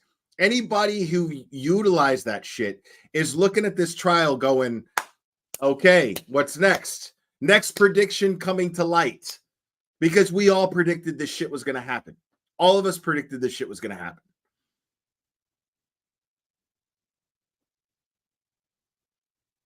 Like everybody except Grant sitting up there shit bleeding in his pants making up lies on his laptop. That, like, everybody but him. I mean, yeah, totally Dave's channel, totally months ago. We all predicted this. And all it took was just reading the documents and going, wait a minute, a fucking leaf blower? Wait a minute, red Solo cups? And then what did we do, folks? We went, I can't wait to hear what these motherfuckers say to explain this shit off in open court. I can't wait to hear that shit. And today is the day. Today is the day. And guess what? Dude sat there with his whole fucking chest going, well, I saw another police officer do that. And so, we went ahead and applied the monkey see, monkey do method of preserving a crime scene. That fucking moron, dude.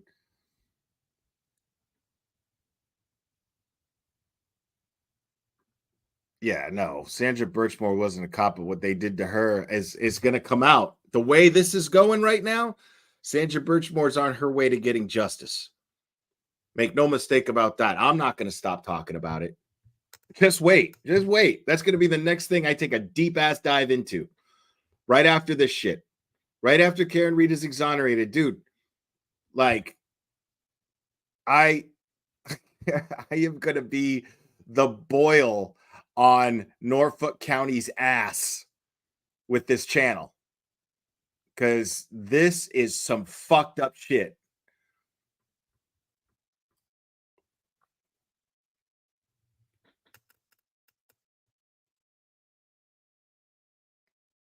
No, man. Free Glare shirt. Glare is free as fuck.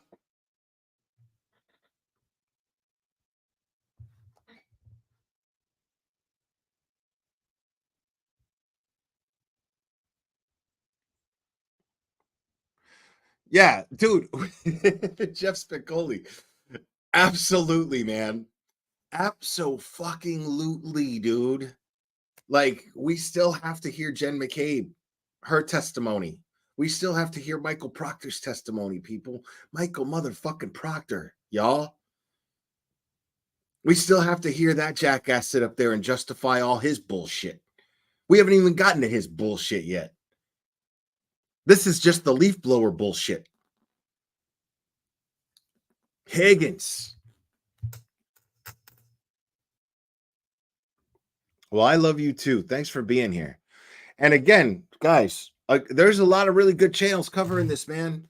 You check out attorney Melanie Little, who's live right now. Go on over there, give her a like. She's going to explore more of the technical side of the legal shit that's going on here that I can't explain to you. And Turtle Boy, of course, without whom we wouldn't even be here discussing this. Turtle Boy, like it or not, people, like it or not, Turtle Boy's independent investigations have led us here, got our attention, got the world watching. Make no mistake about that. Like him or not, that's a fact. And he's live right now. And so also the other channels that are going to be covering this when they're gonna do recaps. I assume DUI guy Larry is going to be doing one. I assume Runkle on the Bailey is going to be doing those. He's been doing them, and he's been doing fantastic. Like I'm a new fan of the Runkle of the Bailey channel. Absolutely. And I mean, there's just a lot of really, really good insight out there. That it would be borderline foolish to not take advantage of and listen to and get all these different perspectives. Because not everybody is even going to have the same opinion. You know what I mean? And some are going to catch certain things that others aren't going to catch. And you'll see me in all of those chats. You will see me in all those chats because I support all those channels 100% in the way that they've been covering this case.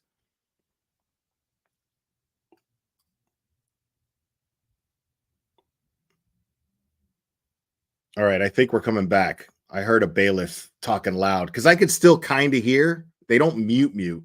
Their mute sucks. It's terrible.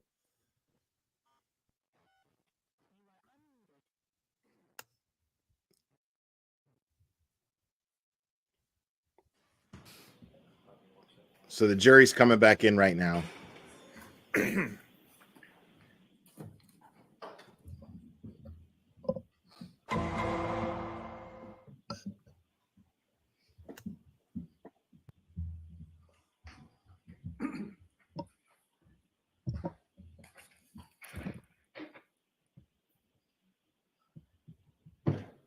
Thank you. Goes back in session. Maybe see you.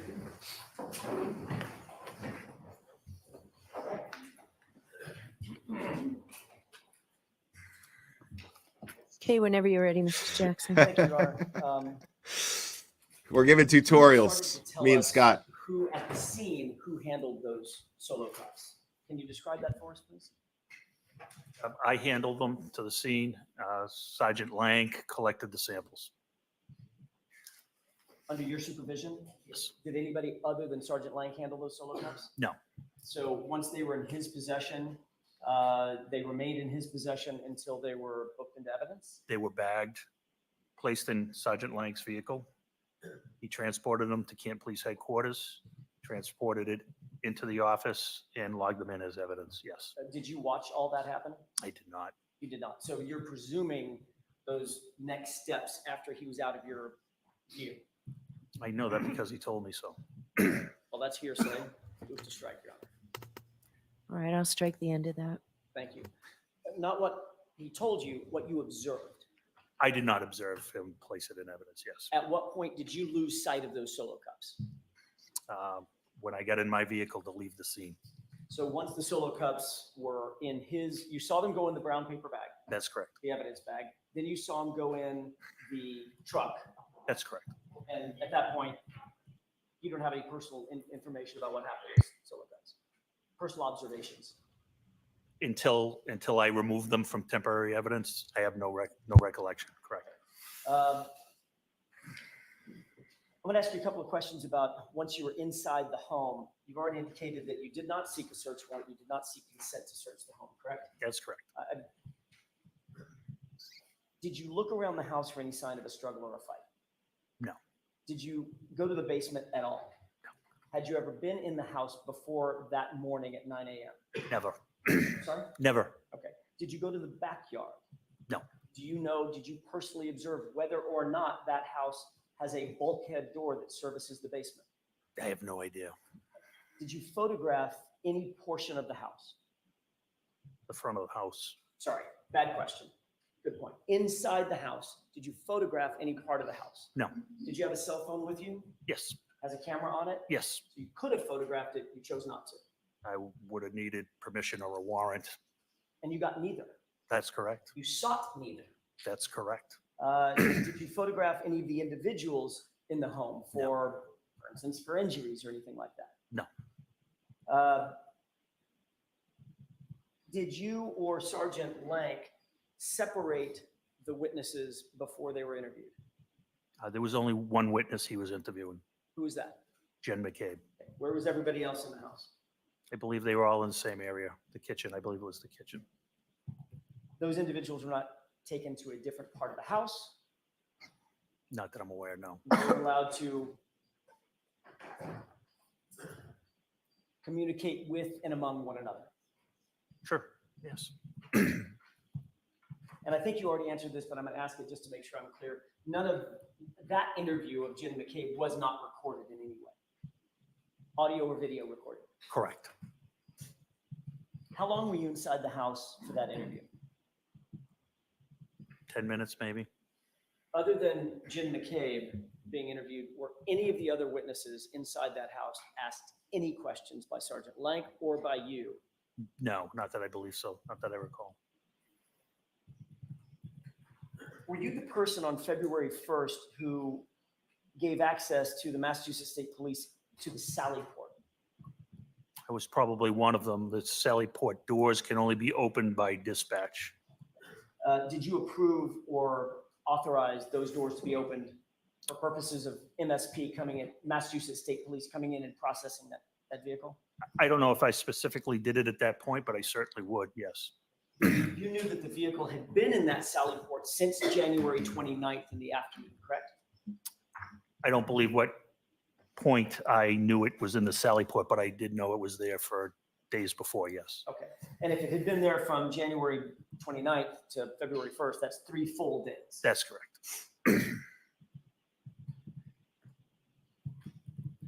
From the time that that SUV arrived and was situated in the Sally Port, how many people had access to that truck, that SUV?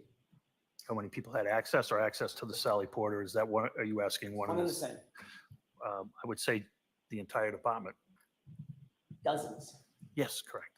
hundreds? No, we're very small. I don't know that. So We're probably 45. 45. And just about every one of those 45 people would have access to that Sally Port and that SUV had they wanted to. Had they wanted to, yes. And that 45 doesn't include Brian Higgins. It probably does, but he would have access as well. Thank you.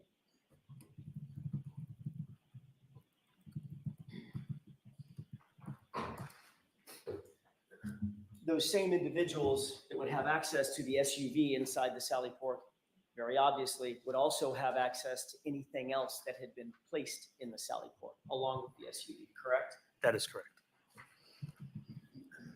Did you photograph or cause to be photographed that SUV immediately upon its arrival into the Sally Port on January 29th? I wasn't working, no.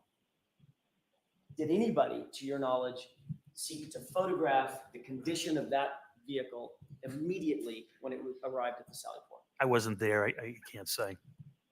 You've certainly never seen any photographs from January 29th immediately when that SUV was brought into the Sally Port, right? Other than our evidence, I haven't seen any evidence in this case. You indicated that Massachusetts State Police was having some difficulty removing the light. We saw a short snippet of the video, correct? Yes, that is correct. Who made the decision to even remove the taillight? Was that Canton PD or was it Massachusetts State Police? That would have been somebody within the state police. Okay.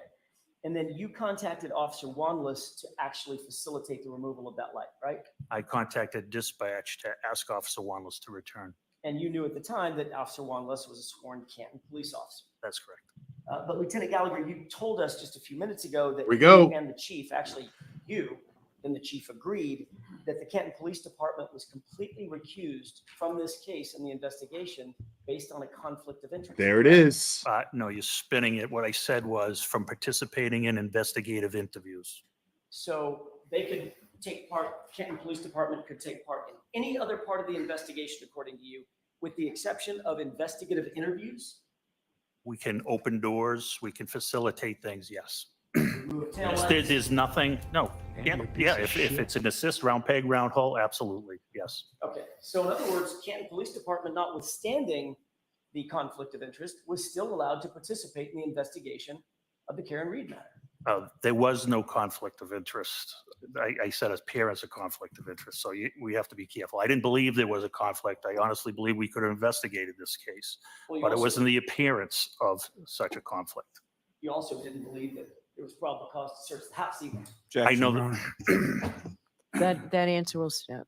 It's stricken, and so's the question. Why?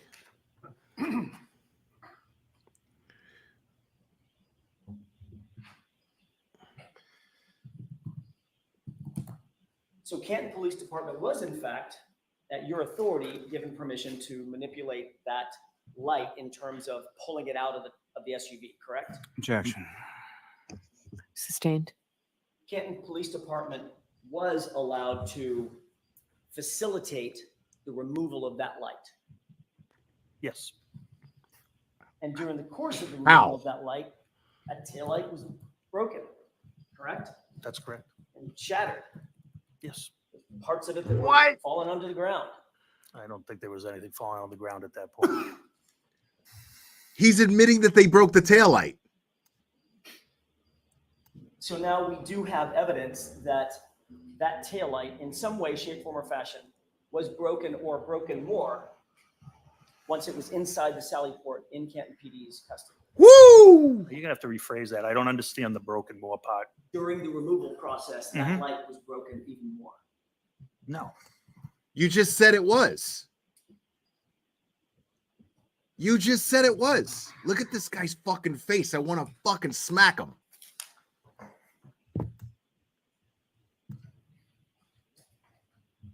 May I approach you? Yes. This guy is fucking lying, dude. Look at Karen. Look at Karen. Photograph and tell me if you Yeah. I don't recognize the photographs. First Go time ahead, I've seen it. Karen. Do you recognize what's depicted in the photograph? It's a broken taillight. Does that appear to be the taillight that was removed during the process that we saw in the video just a few minutes ago under direct examination? I can only assume it is. I've never examined the light. So you can't assume. So can you answer the question, Lieutenant? No. You don't recognize it? No. Okay, and were you, I didn't see you on the video, but it was a very dark video. Were you there? Yes, I'm in the gray shirt. Okay, were you there as Officer Wanless was actually removing the taillight from the vehicle? Not sure. I'd have to watch the video again. Okay, do you recall if pieces and parts were being broken off and shattered while he was removing it? Not at all. May I approach? Yes.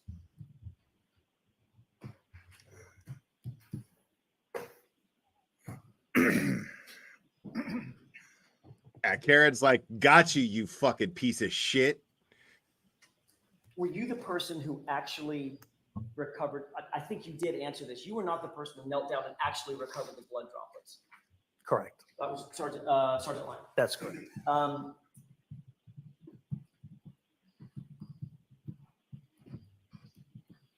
When you gave the, sorry, let me rephrase that. Was it you or Sergeant Lang that put the solo cups into the evidence bag? Sergeant Lank. Was that in your presence? Yes. Okay. How long before, after he put the solo cups in the evidence bag, did he put the evidence bag in his truck?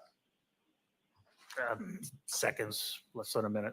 And then how long did the truck sit there until he left or you left and you were no longer able to observe it? He left immediately.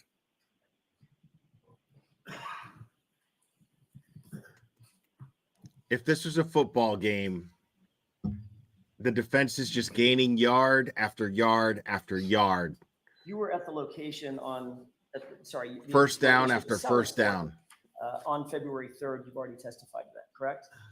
No, I testified February 1st. I'm sorry, my mistake, February 1st. You also indicated that at your direction that Sergeant Lank booked the solo cups into the evidence locker. That's procedure, yes. Right. I understand it's procedure. I'm asking if he actually did it. Yes. Okay. Did you see a log of that? Excuse me? Did you see a log? Of You that? heard him. I saw the police report. Which police report? The original call. Okay. And in that police report, he indicates that he took the solo cups back to Canton Police Department and booked them into evidence, right? It was given a property number and assigned to temporary evidence. And when something is given a property number, is there an officer working that property area to assign the property numbers? No, the officer placing the property into evidence assigns the property number himself. I see.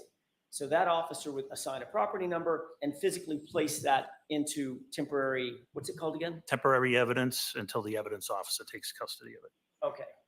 Did an evidence officer actually take custody of these items? No, because it was being transferred to the state police, so it wasn't going into our permanent evidence locker. So where did those cups sit for the 3 days between January 29th and February 1st? In a refrigeration unit in temporary evidence. And is there a log to sign in and sign out to make sure that the chain of custody of items like this are maintained? The evidence officer keeps that log, yes. Is there any log, Lieutenant Gallagher, of these items being booked into the temporary evidence locker? There should be, but I don't know for a fact, but there should be, yes. I agree there should be. I'm asking you if there is. I don't know the answer to that. The fact of the matter is there is no log or document or report ever showing that these items were ever booked into the temporary evidence locker at Canton PD. Isn't that right? I don't believe that's accurate. Do you have that evidence log? I don't have access to the evidence. Then how can you say it's not Get accurate? access to the evidence log? No. You're the supervisor. Canton PD. That's Why would you correct. not have access to the evidence log? I think only 2 or 3 people have access to evidence. Who would they be? The evidence officer, Which is who? Paul DiGiapietro, Sergeant, Can you spell that for us, please? DIGIAMPIETRO. Who else? I'm not sure, to be honest. I'm assuming the chief of police, Chief Berkowitz, I would assume. most likely. Deputy But I Chief. don't know. Possibly, yes. Holy shit. Head of detectives? No, Any other lieutenants or supervisors? I don't believe so. I know I don't have access as a lieutenant. You're the supervisor, dickhead. There's no evidence log of an item being booked into evidence. That's a pretty good indicator that it actually never made it into the evidence log, evidence locker, correct? Objection. Sustained.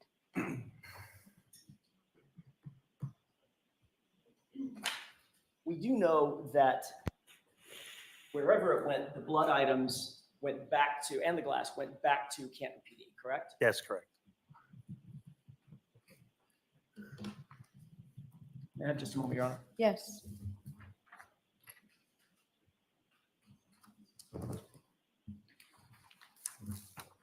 This is the biggest fucking farce I've ever seen in my life, dude.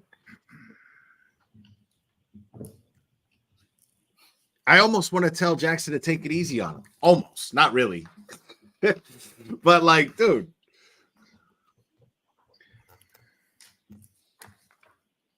May I approach briefly? Yes. Thank you.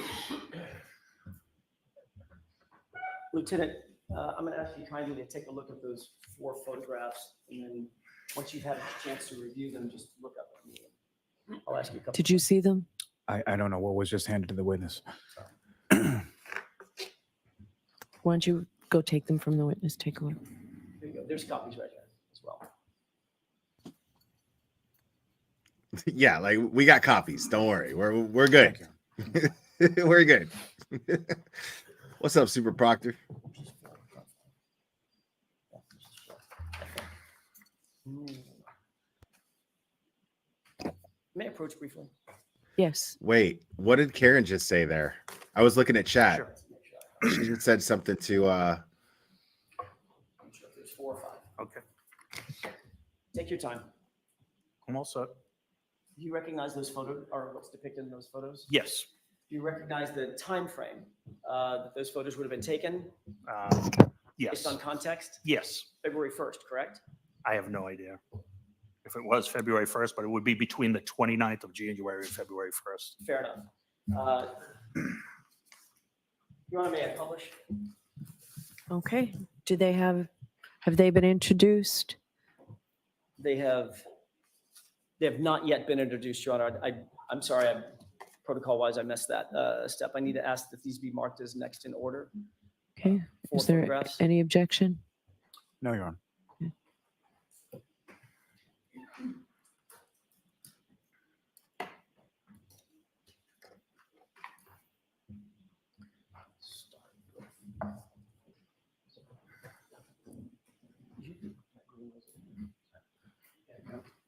I might be able to use this. Yes.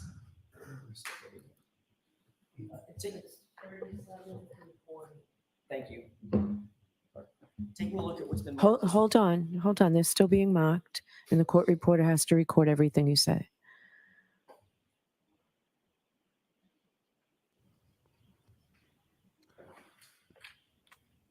dude, I love watching Karen interact with Jackson and Yannetti. Like, I just fucking love it. Because they're like, now we're getting down to the nitty gritty of this shit.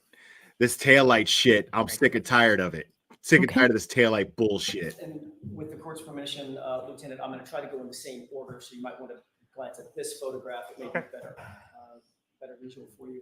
I'd like to ask you if you recognize what's depicted in this photograph, especially the area right down here on the right, bottom right. You see that white rag?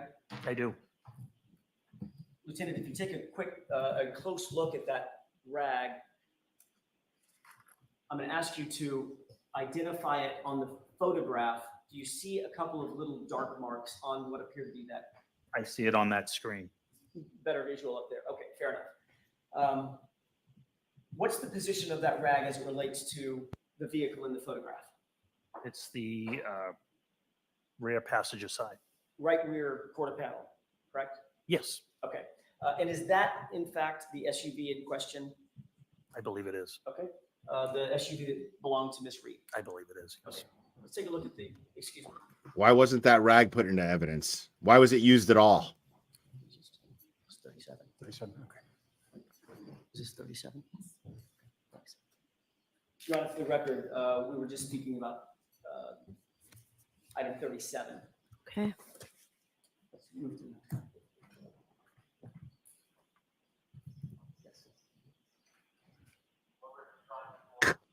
Yes. Looking at 38. Brown bagging it. Does that appear to be the same rag in the photograph? Wow. It does, yes. Okay. You see a shadow sort of looming over the top of the photograph? I do. Given what you just said about evidence item 37, does that appear to be the shadow of the right rear quarter panel of the truck? I would guess it's the tailgate. So you can't guess. I would say it was the tailgate. The tailgate's up, maybe the tailgate's up at this point. You see a bag in the middle of the photograph. Yes. Can you read what's on that bag? Stop and Shop. Okay, that doesn't. No. Matter of fact, it looks like a grocery bag. Wow, dude. Correct. All right. Yes. Dude. Not a forensically stable item, correct? Certainly not sterile. Correct. God, You know dude. where that bag came from? I do not. Was that a bag that you supplied to Sergeant Lang? I do not know. Do not recall. Lang got Oh Stop and my Shop bag. I do not God. know. Next photograph, please. 39. Where do you get these fucking idiots, huh? Where do you get them? Taking a look at what's been marked as evidence item 39. You recognize what's in the middle of the photograph? Yes. What is that? Those are the plastic cups with the coagulated blood.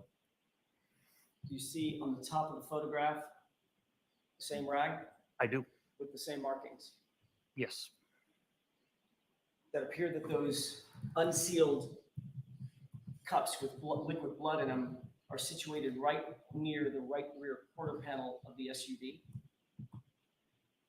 in this photograph? They are to the rear of the vehicle. Yes. And next item, please. This is crazy. And this appears to be evidence item 40. You see the same white rag. Yes.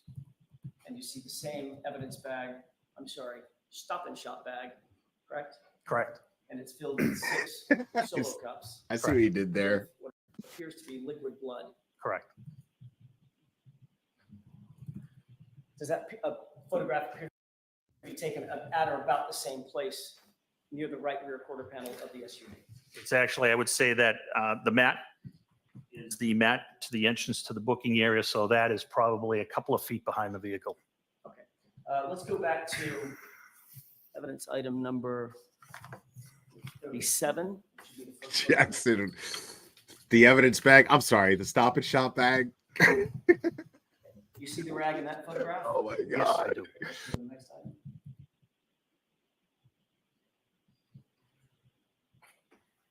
Now you see the mat. Here, Jenna Rocco, look at the screen. I should note this for the record. That we're now looking at 38. You see the mat and the rag in this photograph? I do. And you see a tire on that mat? Yes. That's a golf cart of some sort that belongs to the Canton Police Department? It's a Kubota. Yes. A Kubota, thank you. Looks like the rag is in the same spot? Yes. All right. So the blood inside the Stop and Shop bag is sitting right next to the right rear quarter panel of that truck, correct? You can see the rear tire. It's probably at least 3 feet from the rear. If you look at the top, I can use the marker here. Dude. It appears to me to be the rear tire, which would put this a couple of feet behind the vehicle. Understood. Okay, that's all I have. Lights.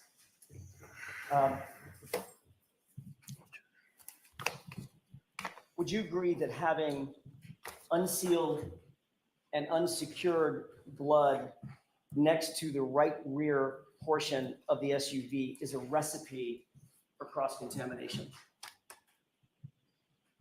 You want me to if I could speak to this incident alone? That's a yes or no question. Do you think Okay, that's it's not yes or no, but for your purposes, I would say yes. Calm down, guy. And in fact, could even be worse, for instance, not just inadvertent cross-contamination. If somebody wanted to touch something on that bag, on those cups, and then touch the vehicle, they could easily do that with that juxtaposition of the open blood next to the back of the rear of the car. Objection. Sustained. Cross-contamination 101, guy. Come on. Yes or no? Lieutenant, if somebody was so inclined, that situation could provide an opportunity for evidence tampering, couldn't it? Objection. Sustained. May I have a moment, Your Honor? Yes.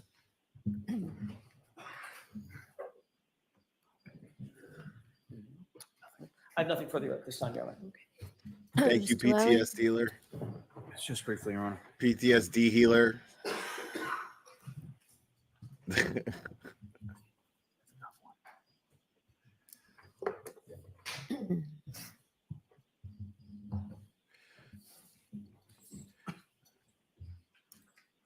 I mean, Now, Lieutenant, if I could ask you, a phrase that was posed to you a couple times during cross-examination as far as recusal of your department, how would you define that term in this specific sense? In this specific case, Yes. we did not want to go on any investigative interviews because one of our best investigators, his name is Kevin Albert. He's the property owner's brother, and we didn't think it would be appropriate if we were on those interviews questioning his family members. Now, with regard to death investigations, specifically unattended death investigations. What, if any, role does your department typically have when it comes to those? What, if any, jurisdiction does your department have versus the state police? The state police takes jurisdiction. They run the investigation. We assist them in any way we can. We try to help out. Now, sir, you were asked some questions in regard to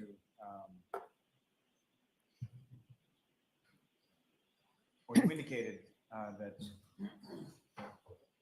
in regard to the drinking glass that you located in the area where Mr. O'Keefe's body was, that it didn't come from the house. Why is that?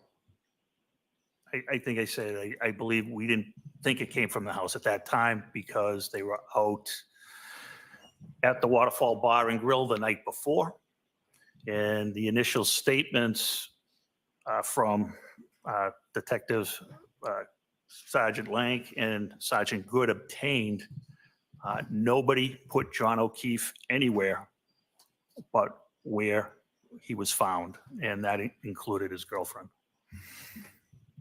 Now, if I could take a step back, just So you assumed. State police jurisdiction over unattended deaths. What, if any, assets does the state police have as far as investigative assets that your department doesn't? They have far superior tools to investigate. They have direct access to the crime lab. They have a CARS team that can do accident reconstruction. Now, with regard to the criminalist and turning your attention to February 1st of 2022, when you're in the Sally Port, you mentioned that Officer Wanless came in with a toolkit to assist in removing a taillight, correct? That's correct. And is it your understanding, essentially, he just removed a clip from the back of the taillight in order to take it out of the vehicle? I believe you can see our video just pops into the criminalist's hands. And as far as your review of that video or your observations that day, there was nothing about the taillight that was broken during that removal process, correct? Correct. Now, as far as cross-contamination, you were asked about, you indicated it was not a yes or no answer. But what, if anything else, would you have to add? What counsel was depicting was the transfer of custody over to the state police. So the criminologist was handling it at that time. The photographer was photoing it. The criminologist was transferring the blood into their plastic containers. And that's why I'm sure it was being handled by a criminologist. There wasn't going to be any cross-contamination. You just described cross-contamination. You just described That was the cross-contamination. scenario that you were describing earlier in your direct examination, as far as you're turning those items physically over to the criminalist on February 1st in the Sally Port area. And they are converting them to their plastic containers, yes. Literally just described cross-contamination. Okay. Very briefly, you said that no one put John O'Keefe, none of the witnesses put John O'Keefe anywhere but where he was found. That's what you just said, correct? That's correct. So your investigative technique is just to ask a witness, how'd that dead body get there? And if they say, I have no idea, your job's just done, right? Objection. If a witness says, we found him here, you just take the witness at their word? Objection. You can go ahead and answer that. Sir. Yeah, there you go. Good of one, course not. Bev. You might want to investigate a little further, right? Absolutely. And Correct. ask him questions. That is correct. There you Get go. search warrants. That's Oh, Look when in there's the probable house. cause, we do. Oops. Absolutely. None of that was done here, though. No probable cause. Thanks. That's all I What? have. No probable cause. set and Dead forget. cop. No probable cause. Okay. Piece of shit. Who is your next witness, Mr. Lau? Your Honor, the Commonwealth will call Sergeant Sean Good to the stand. Okay, and while the sergeant's coming in, I'll see counsel about scheduling. You suck. Unfucking real. I mean, Jackson, though, dude. My man was just like, Oh shit, I'm sorry. dude. I mean, he was cooked. Cooked. Jackson roasted that motherfucker.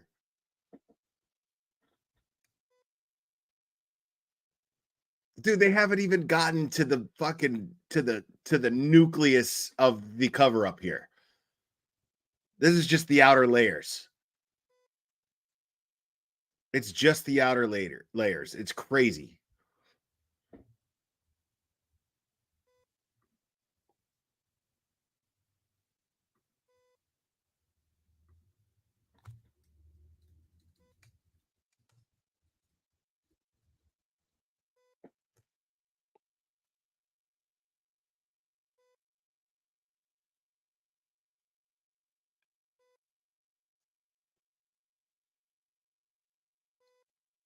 Anybody know this guy's first name?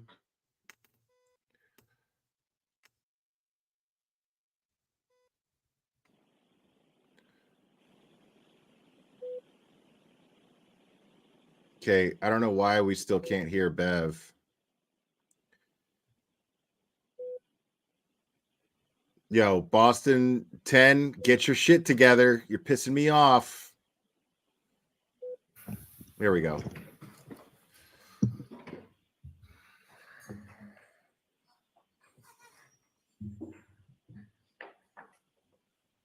Thank you, guys.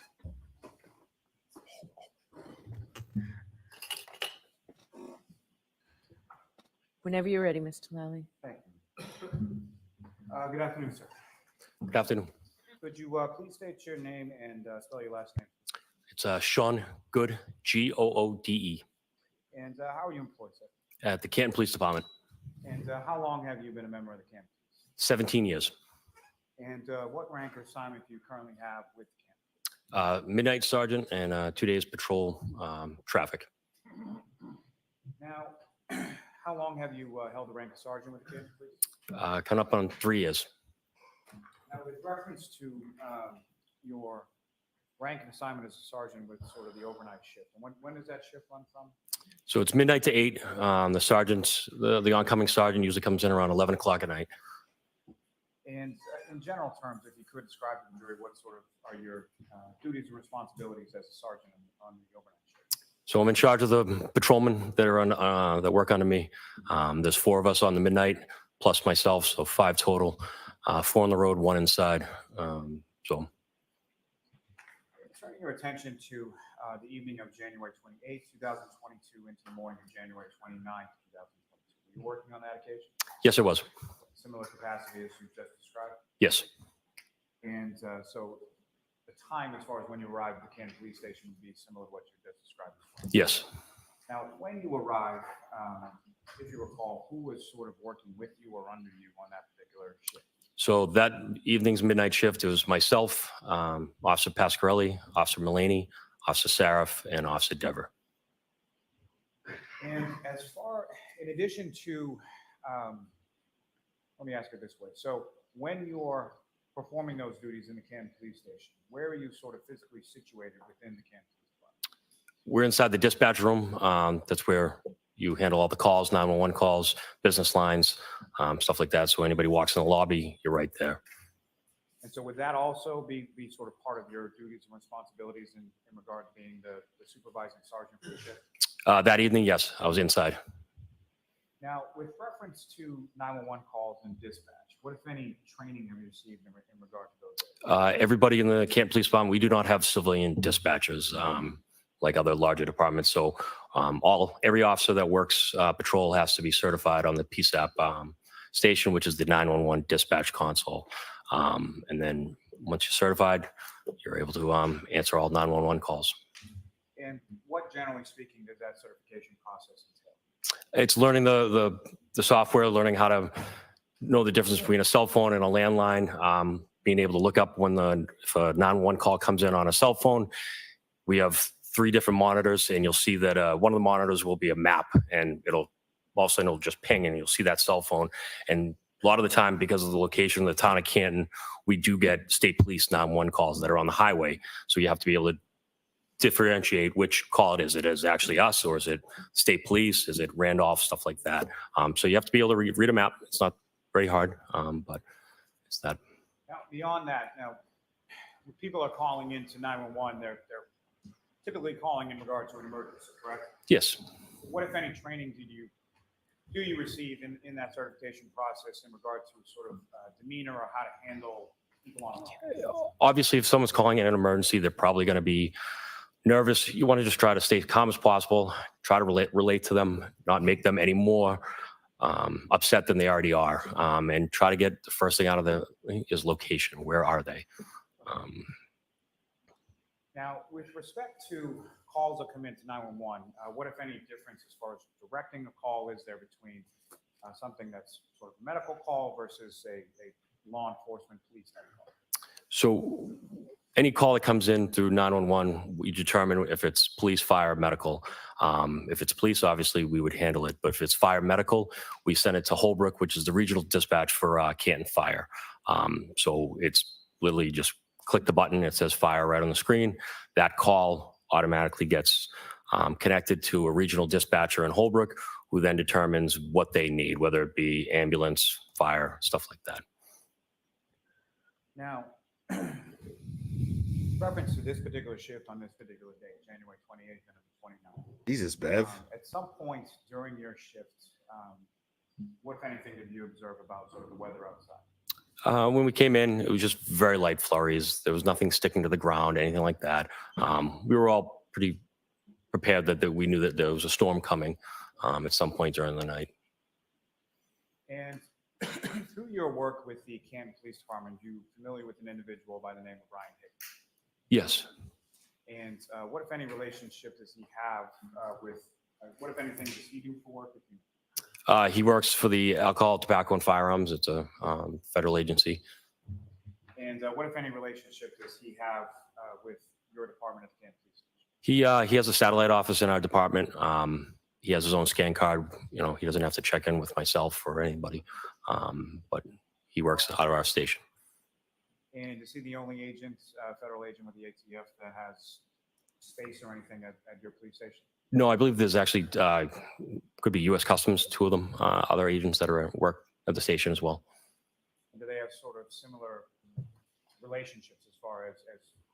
Yes, yeah, they have access to the police department. You know, if Brian, Agent Higgins has worked on certain calls helped us out. He almost said Brian Albert. Stuff like that.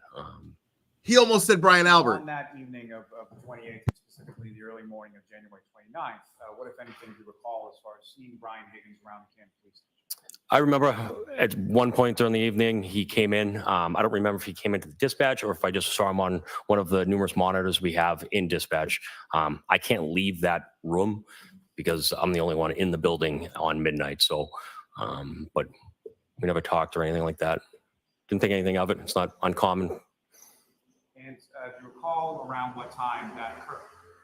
I believe it was probably 1:30. Again, I wasn't looking at a clock to see. But now, with respect to the parking lot area of the Canton Police Station, when it comes to any sort of substantial amount of snow, what, if anything, do you do with regard to the vehicles in the parking lot in reference to that kind of weather? we try to move all the cars that we're not using. So would that be on a midnight shift? It's any of our unmarked detectives cars, any of the patrol vehicles that aren't being used. We try to help out the DPW, which is the Department of Public Works, as best as possible when they try to plow our station.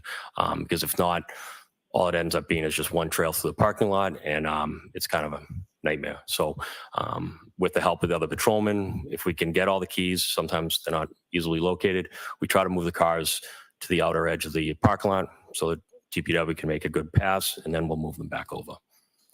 With regard to the vehicles in the parking lot, beyond sort of personal vehicles and the marked units belonging to the Canton Police, with regard to some of those other agents like Mr. Higgins that you talked about, what, if any, vehicles would they have within that parking area? He had federal cars there that he used on cases, and I believe he had two. They'd be, I guess, his cruisers. They were Dodge pickups.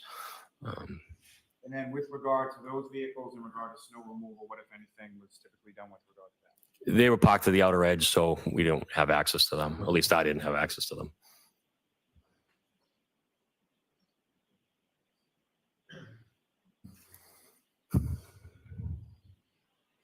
Now, working that sort of 911 dispatch area desk, at some point, just before 5 a.m., what, if any, calls did you receive around that time? I received a phone call from a woman, generally asking if we had locked up or transported a male potty that evening. It's not uncommon that people call and say, "Hey, did you lock up so and so, or did you stop anybody?" She said some version of he was out with friends. He didn't come home tonight, and his girlfriend's worried about him. At the time that you received that call, did you know who that person was on the other end? No. And fair to say at some point later you had responded to Fairview Road, is that correct? Yes. And the person who had called just before 5 a.m., did you have occasion to speak with them when you were on scene on Fairview? I did. Who did you identify that first call to come in from? First call was Miss Roberts. That would be Carrie Roberts, is that Yes. correct? May I approach? Yes. Oh, so Carrie Roberts called 911 first before Jen McCabe did? Recognize that. Yes. And what do you recognize that to be? That would be the 911 call from our station. And that would be specifically from Ms. Roberts, is that correct? Yes. We're going to hear the 911 call. We're going to hear Carrie Roberts call 911, guys.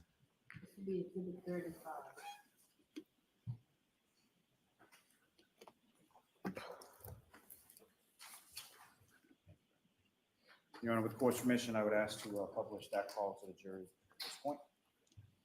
Okay. Hold on 1 second, please. What number?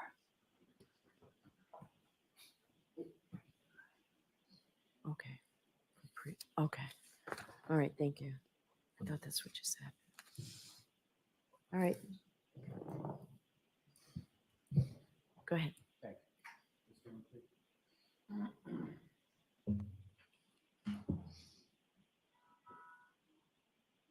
Here we go.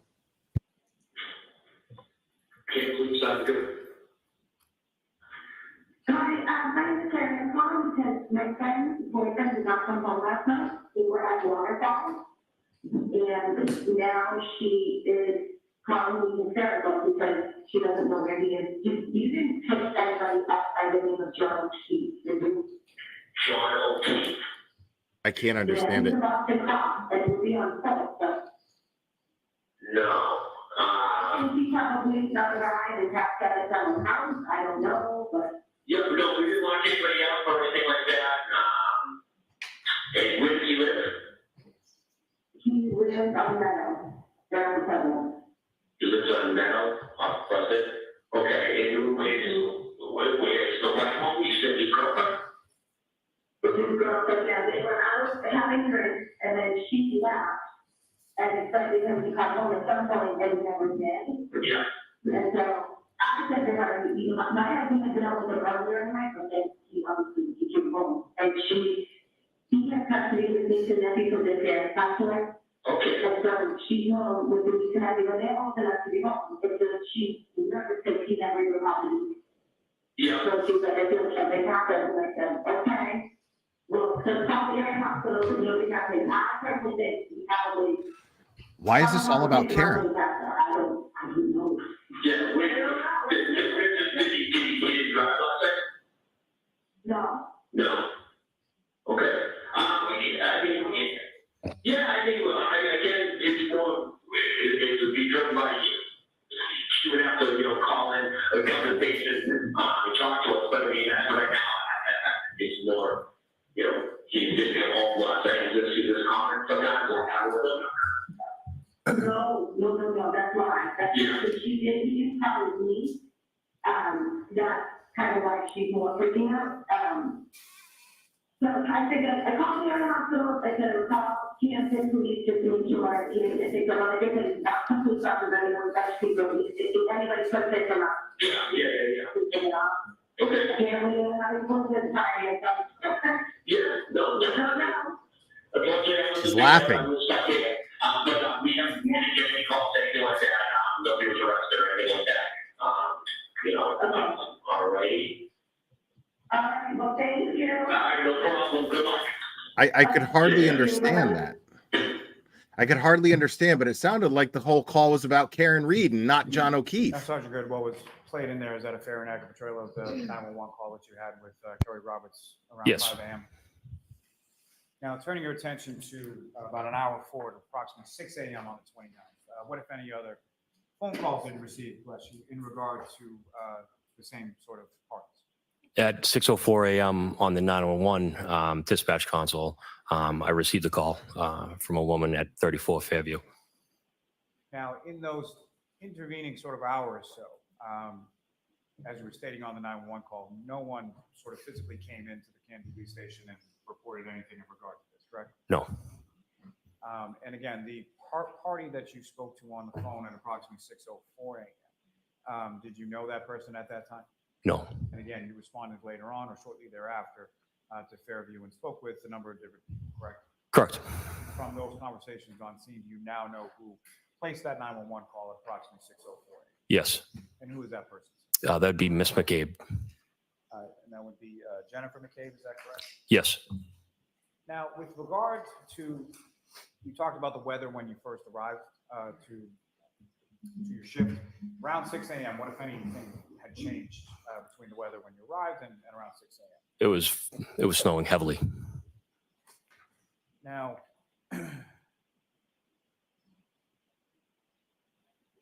may I approach again? Yes.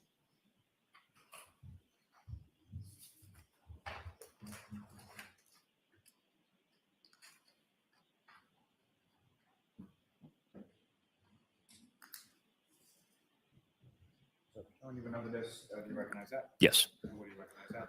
That'd be the 911 call from Mrs. McCabe. Oh my God, the audio in that courtroom sucks.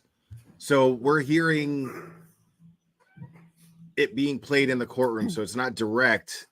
It's not a direct line of audio. So unfortunately, it's not going to be very good. It's not going to be any better than what we've already heard. And Your Honor, with the court's permission, I would ask to publish Exhibit 36 to the jury now as well. Okay.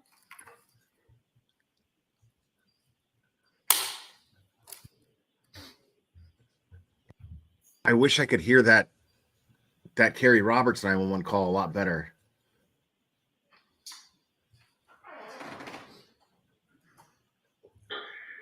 No, please, for my whatever. Yes, I need to come to 34 Ken, 34 years old, kidnapped, and then the attack out in the snow. You can't pull up, because you can't please go. You can't get to know, okay? Yeah, I know, right? It's just an house, that's that line. I can keep going, like, looking at that area, so keep going. That's that line, just a second. Okay. I'm going. Where's the blanket? I don't see blanket, Harry. 911, what's your emergency? I'm immediately to 34 Fairview Road, Canton, Mass. What's going on? There's a guy on the shotgun in the snow. In the snow, it's 34. Yes, 34, the Albert resident, yes, I just pulled up the mountain. 34 Fairview, Mass, yes. 911, that's not your political emergency. Hello? Yes, I'm sorry, can you come to 34 Fairview Road, Canton? 34 Fairview? Yes, there's a man unresponsive in the snow. Okay, did they, He's going to get here, okay? okay, what's going on? Is he going down? We just took him over. Okay. And who's that in the background? Is that someone really? This is, girlfriend, yeah, John. Okay, how old is he? John is, 46 years old. 46, how long have you been outside? I don't know, I don't know, he got out of the car and I couldn't get out, a couple of hours. Is he, Kelly, is he? I don't, I don't know if he's breathing. There's two women trying to, it could be that he's in there. Okay, can you just try asking? I know it's tough, but we have the fire department going, they just get it. Is he breathing, guys? It doesn't seem to be breathing. Okay, do they know how to do CPR? Do they want to attempt to do? Yes, he's got CPR. Yeah, I guess he's gone. Okay, they don't feel comfortable doing so? No, I think he's passed away. Okay. All right, we have the fire department and the police department on the way. If everyone's finding CPR, then I'll hang up with you, and if anything changes, you can give us a call back. Where are you guys upset? I'm there, I know, I'm on the phone with the ambulance, I know. So, Kelly, you gotta get off from me. Tell you gotta get off the hill. You know if there's any alcohol or drugs involved? He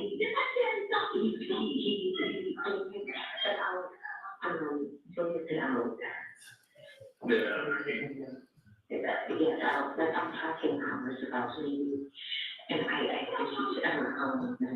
Okay, is there any bleeding or anything? Maybe his head up? yeah, possibly looking to Okay, bleeding from the face. Now take the pill for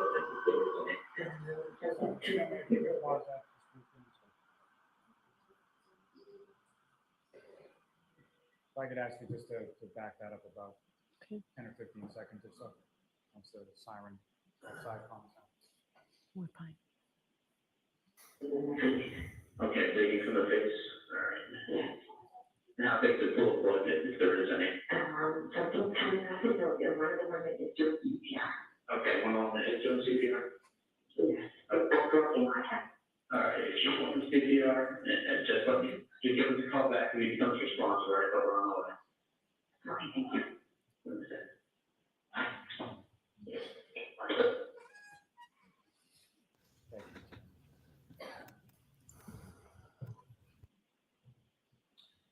And so, upon receiving that 911 call just after approximately 6:04 a.m., what, if anything, did you do with regard to dispatch?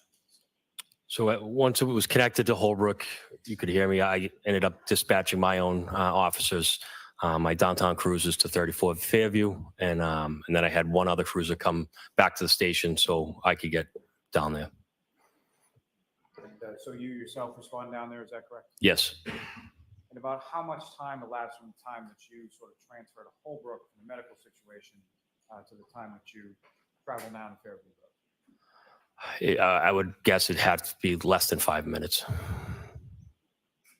And in addition to the patrol cars and yourself, who, if anyone else, did you notify in relation to that call when you So I phoned Lieutenant Gallagher and Detective Sergeant Lang.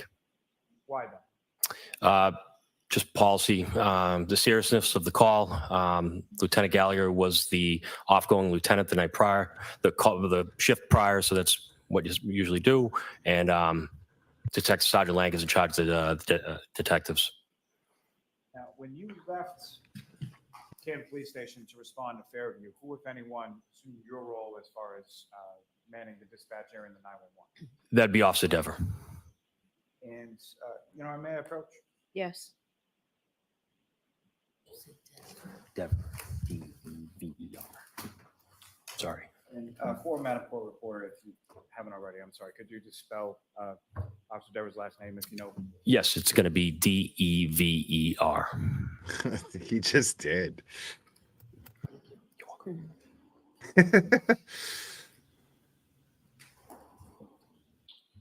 I'll show you what's been previously marked as Exhibit 14.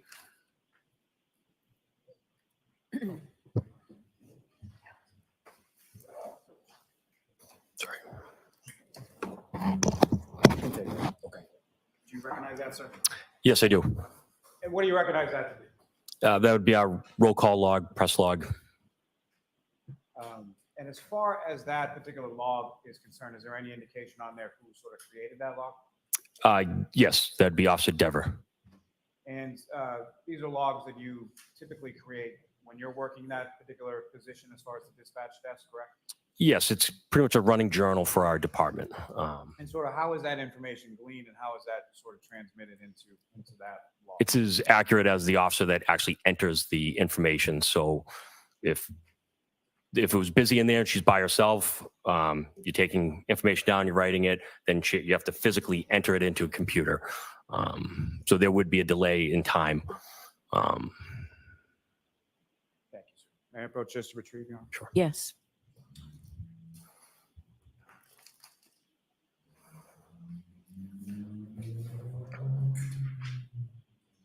Now, Sergeant Good, with respect to your response, Canton Police Station 234 Fairview Road, what was sort of the path of travel that you took?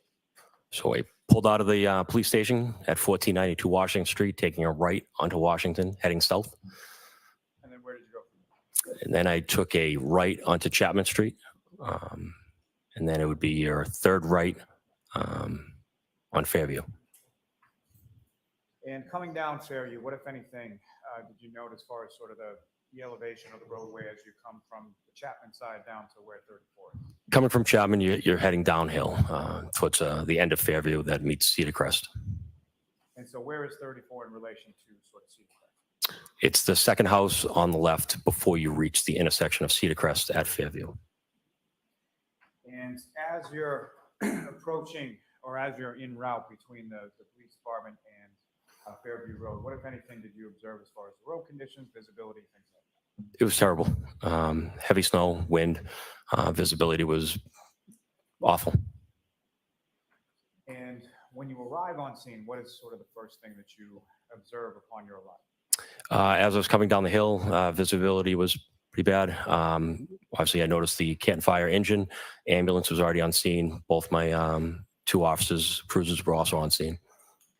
Now, as far as the particular cruiser that you were in on that day, is there sort of a particular cruiser that is reserved for sort of the sergeant or lieutenant who's in charge of the? Yes. So 682 is the primary patrol supervisor vehicle. And that would sort of shift from shift to shift as far as whoever that particular sergeant is. Yeah, he would take the same one. 682 is it's labeled on the side of the doors, patrol supervisor. And so is that the vehicle or that the cruiser that you took to go from the police station to Fairview that morning? Yes, I did. And with regard to that cruiser and sort of other cruisers within the Canton Police Department, what, if any, recording system is available on those cruisers? All marked units have it's called a WatchGuard camera system. It has front video camera, and then it also has in the prisoner passenger back seat has a camera there as well. They should be working audio in the back seat, they're activated by, if you flip the lights on, the blue lights, it'll automatically click. You don't have to press record. The cruiser automatically starts recording. If you got in a car accident, the camera would start recording. Any kind of impact, the camera starts recording. It actually ends up being passively recording, even when it's not on. You talked a little bit about the audio as far as the back of the cruiser, but as far as from the camera in the front of the cruiser, where is the audio recording in regard to that, if at all? It would be on the mic. There's a mic stand that sits in a charger. It looks like almost a beeper. Should be there. And so that's located within inside the cruiser, correct? Yes. May I approach the witness, Sean? Yes.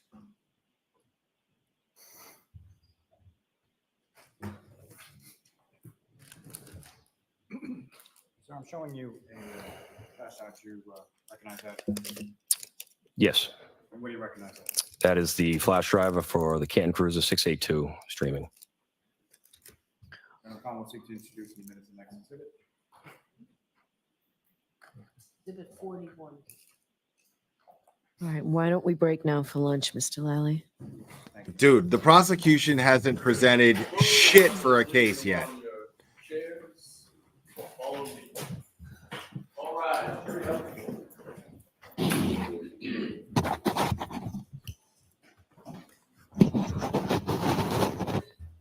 Yeah, I'm with you, Scott. I'm starving, bro.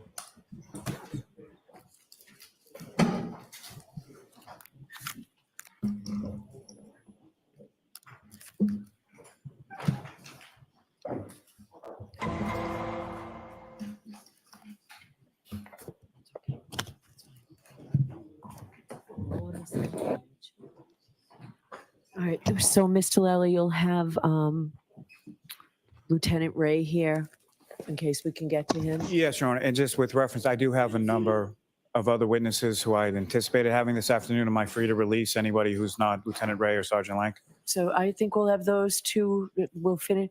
You can step down, sir.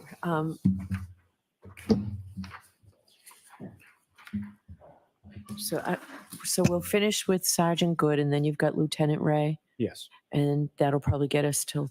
I think that'll get us sufficiently through the day. I don't want to release anybody unless the court.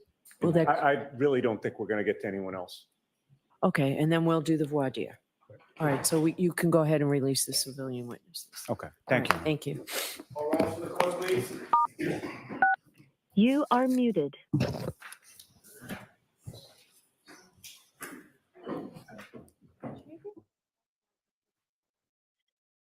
All right. I'm gonna play. Apparently, Turtle Boy is gonna be on Grace Early. Should start in the next few minutes. I've got my headphones off to listen for it, but they got a lot of loud commotion and whatnot going on. But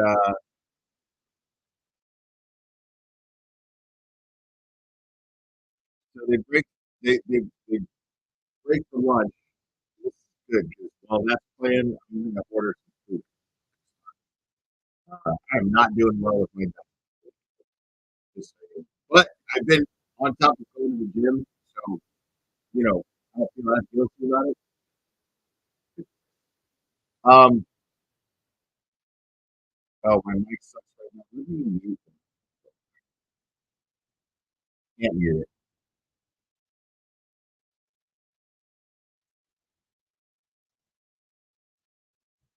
Okay.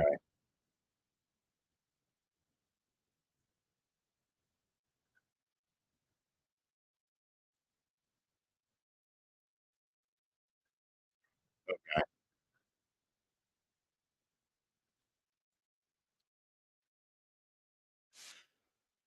Okay. Okay. That's what I'm gonna do. Looks like. Yeah, so I'm gonna wait 2 minutes. You guys can hear me a lot better now, right? Um, because I think it was a lot of interference coming from my headphones because that radio station is really loud, and I'm trying to listen for Turtle Boy to be on the Grace Curley show. Um, so but I'm gonna stay live. I'm not gonna end this stream. And while we're listening to Turtle Boy, I'm gonna order DoorDash, which I shouldn't do because it's so fucking expensive. But I believe that I believe that DoorDash is gonna be catering my stomach throughout this trial. So it is what it is. And I don't know Grace Curley, but we're gonna listen in. Hold on. Okay, yeah. So we're just waiting for them to come back from I got plenty of coffee. I got plenty of coffee and plenty of creamer. I'm good to go on that. Like I said, we're good for the rest of the day. I just got to get some food. I do have a Pass membership. I order DoorDash quite a bit, actually. I do have a DoorDash Dash Pass membership because I order it enough to to pay that monthly fee for it. But yeah. Oh yeah, I wasn't trying to, but thank you, Lori C, so much. Here's some help with your lunch. Thank you for doing this with us. I appreciate it so much. But yeah, I and I love DoorDash. Like, I don't mind paying for the convenience of it and everything like that. It's just when they fuck up my shit and it's late at night, I get really, really mad about it. Because it's like, dude, come on. Come on.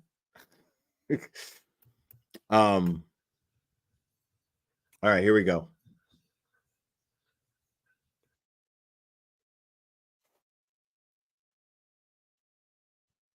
Wow, Peggy gifted 20 memberships again. Amazing. Thank you so much. Oh my goodness. Wow.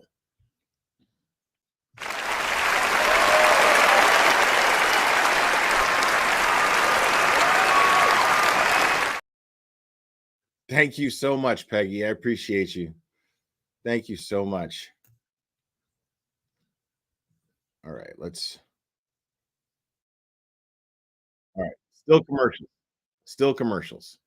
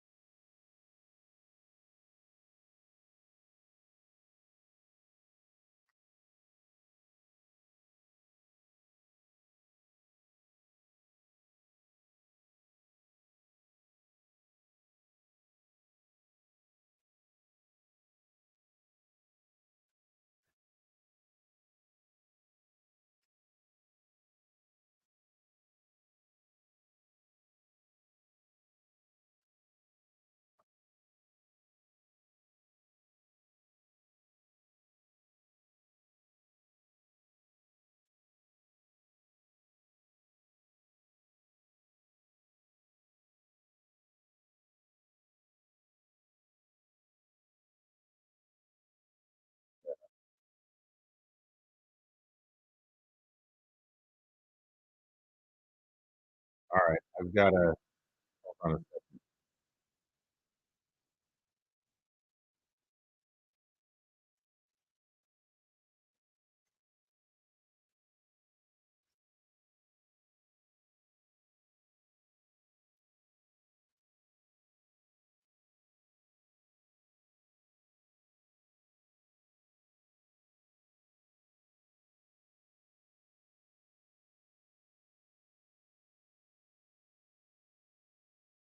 That's why I'm here. Bring your phone into New Hampshire iPhone Repair today. I think this is it. So I wanted to talk to Aiden Kearney, also known as Turtle Boy, about the Karen Reed case.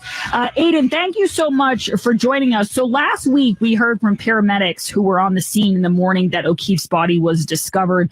I'll be honest, I thought it was going to be kind of monotonous. I thought it was going to be kind of boring. I was wrong, as I often am. These paramedics and first responders, Aiden, had plenty of inconsistencies for the defense to kind of pick apart. Run through the big ones for us and run through what you expect to hear from them this week. Well, all of the firefighters said that that Karen Reed said, I hit him, except for one. Matt Kelly, I believe, didn't say he heard that, but they generally said that she claimed that, except not a single police officer. There was 5 there. Not one of them had, I hit him in their police report. And in particular, Katie McLaughlin, she's a real gem. She claimed that she was right next to Karen and an unnamed civilian woman who was Jennifer McCabe and an unnamed police officer who was Officer Stephen Seraph. When she heard Karen say this, she turned to her friend and say this. Well, we got a picture. They showed a picture of the 4 of them together, but Seraph never says anything about this in his police report. Because that, if she's admitting to committing a crime and hitting him with a car right there, she wouldn't have been brought into custody. Instead, they let her go. We later found out, and actually I found this out a year ago, I first reported this in May 30th, that firefighter McLaughlin is good friends with Caitlin Albert. And this was introduced into evidence, or attempted to, by the defense, by showing Facebook pictures that I found, right? And I wrote a story about. And Auntie Bev Canoni would not allow them into evidence. Since then, over the weekend, let me tell you, because Katie McLaughlin got up there and when asked on their cross-examination about whether or not she knew Caitlin Albert, she said, "Oh, I know someone named Caitlin Albert from high school, but we were just acquaintances. We didn't really know each other that well." Well, I got a picture of them in June of 2021 at a baby shower together. These 2 girls graduated in 2014. We're talking 7 years, 6 months before John O'Keefe was found. 7 years after they graduated high school together. We have pictures of them everywhere. Like Katie McLaughlin visited Caitlin Albert in college. I don't know about you, Grace. The type of people I visited in college were close family, close friends only. Like I didn't visit just, acquaintances. Like, hey, you want to come, let me stay in your dorm room this weekend? Acquaintance who I haven't talked to in 3 years.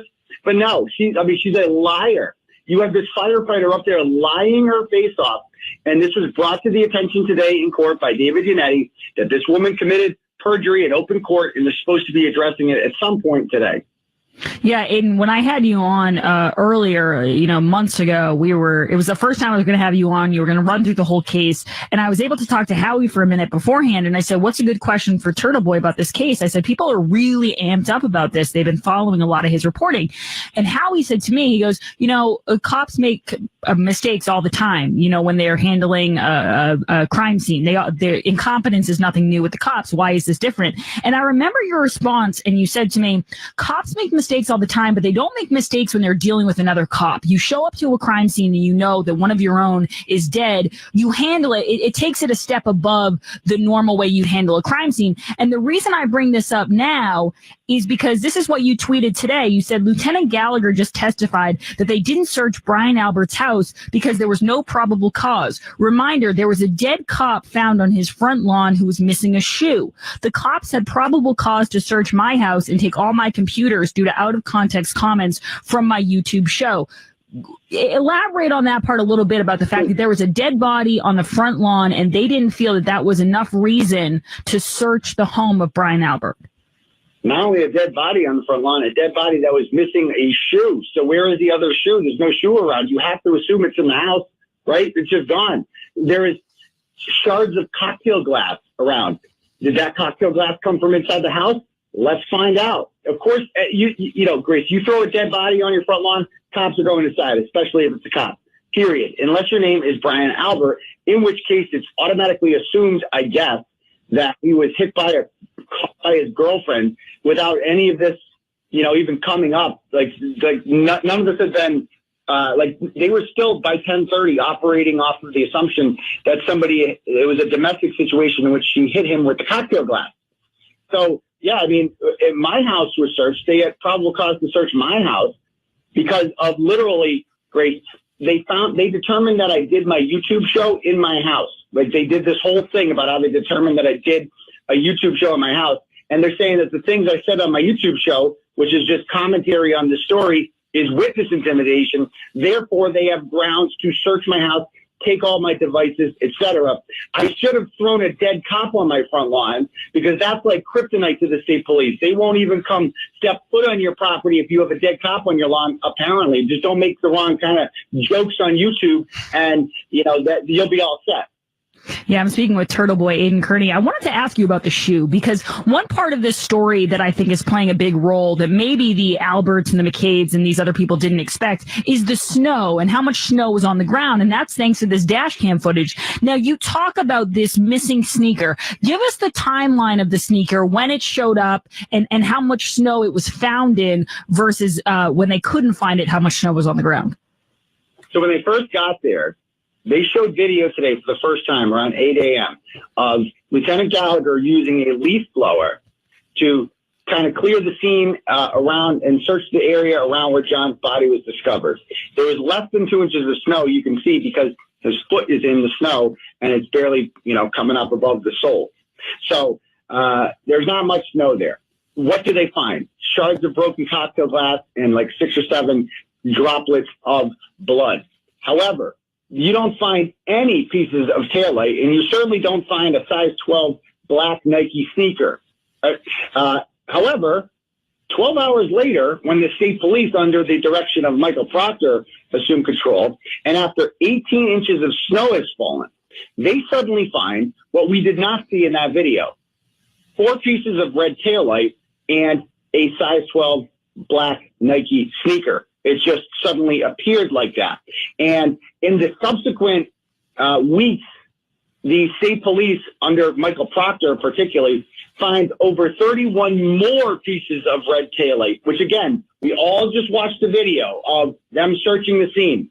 There's no red taillight. They find the shards of broken cocktail glass, which are transparent and much harder to see, but the black sneaker on white snow is not there. They can't see that, and they can't see any of the red shiny pieces of taillight anywhere. I mean, I cannot believe the Commonwealth introduced that video into evidence. I don't know how they're going to attempt to explain how the Canton Police Department didn't see any of that.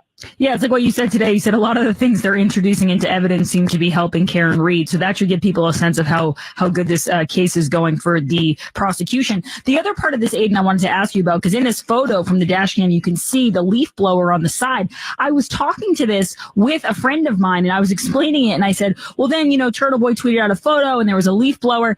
And my friend said to me, what do you mean there was a leaf blower? Wasn't it the middle of winter? And I said, yeah, I think they were using it to clear off the snow from the body. It just seems odd when I talk to people about this, Aiden, that there was a leaf blower involved. Yeah, or red Solo cups. Apparently that's protocol. They didn't even, like, that was their first go-to. Let's get the leaf blower down here. You know, we always assumed that came from the garage or something, or a neighbor. But no, that was the property of the Canton Police Department. Apparently that's in the handbook of how the Canton Police Department conducts murder investigations, is they bring in a leaf blower, and then they use red Solo cups from Lieutenant Kelleher's house across the street, whose Ring camera suddenly stopped working. Would have caught the whole thing on tape, but it just stopped working that day, I guess. And so they used his red Solo cups. There's like, despite the fact that this guy just bled out on the front lawn, there's just 6 droplets of blood in the snow. So they use the red Solo cups to hang on to it. And then we see pictures of how they're stored back in, I believe it's the Sallyport. They're just sitting there in a Stop and Shop bag. They're not even in the fridge or anything like that.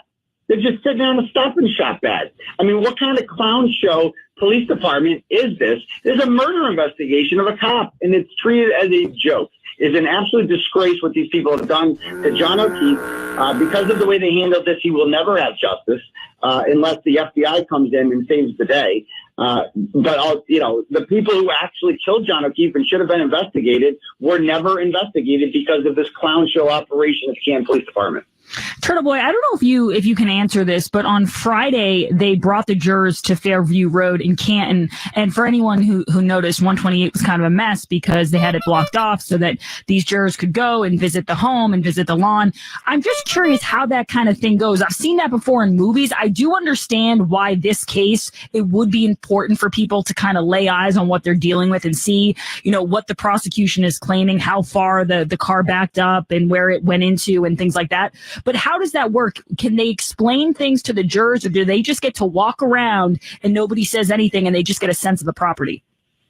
Your guess is as good as mine. I'm told Emily D. Baker, a YouTube content creator, she's a lawyer, has some film of like the scene, what was happening there. But I'm told only Alan Jackson and Adam Lally would be allowed to talk to jurors. So your guess is as good as mine about what actually happened there. But, when you go to the scene, you'll notice how small the lawn is, and you'll just realize how impossible it would have been for people inside not to see this body when they went out there, not to see the body when they left. It just makes it, and they'll see that the road curves. And they'll notice, how did she go 62 feet in reverse, hit 24 miles an hour, drunk in the snow, and managed to strike this guy so perfectly that his body ricocheted onto the grass, which somehow caused a laceration in the back of his head. And, no broken bones, no broken pelvis, no, bruises, just a broken taillight. Karen's car was fine besides the broken taillight. So it just, once you're there, you see the ridiculousness of the Commonwealth theory or lack thereof. Yeah, I think it's good they got to see the setup of everything. Aiden Kearney, we thank you. I have one more question for you. What do you expect for the rest of the week? I know that you guys aren't privy to a ton of information, but what are you hoping to see from the defense this week?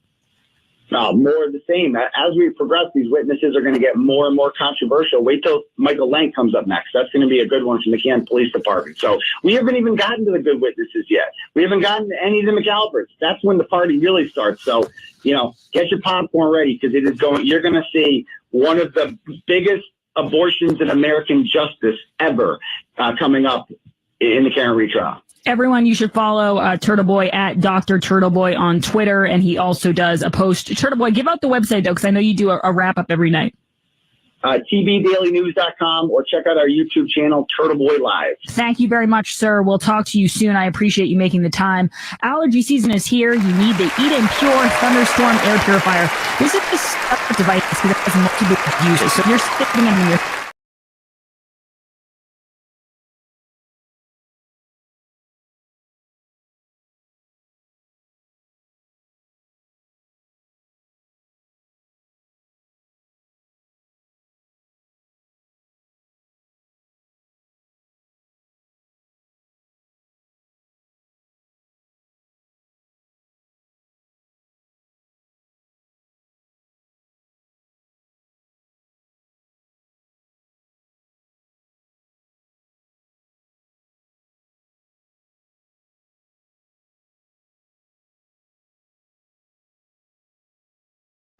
Okay, there we go. Sorry, I had to reposition everything here on my laptop because I had to. Well, my food's not going to get here for another hour because I'm really just sick and tired of fast food. So I got Chinese food.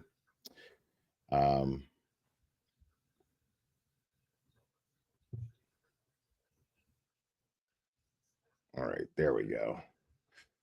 And so we're just going to wait for them to come back to court. Man, this has been insane. It's only lunch, people. Okay. And let's not forget that the Commonwealth, well, not the Commonwealth, but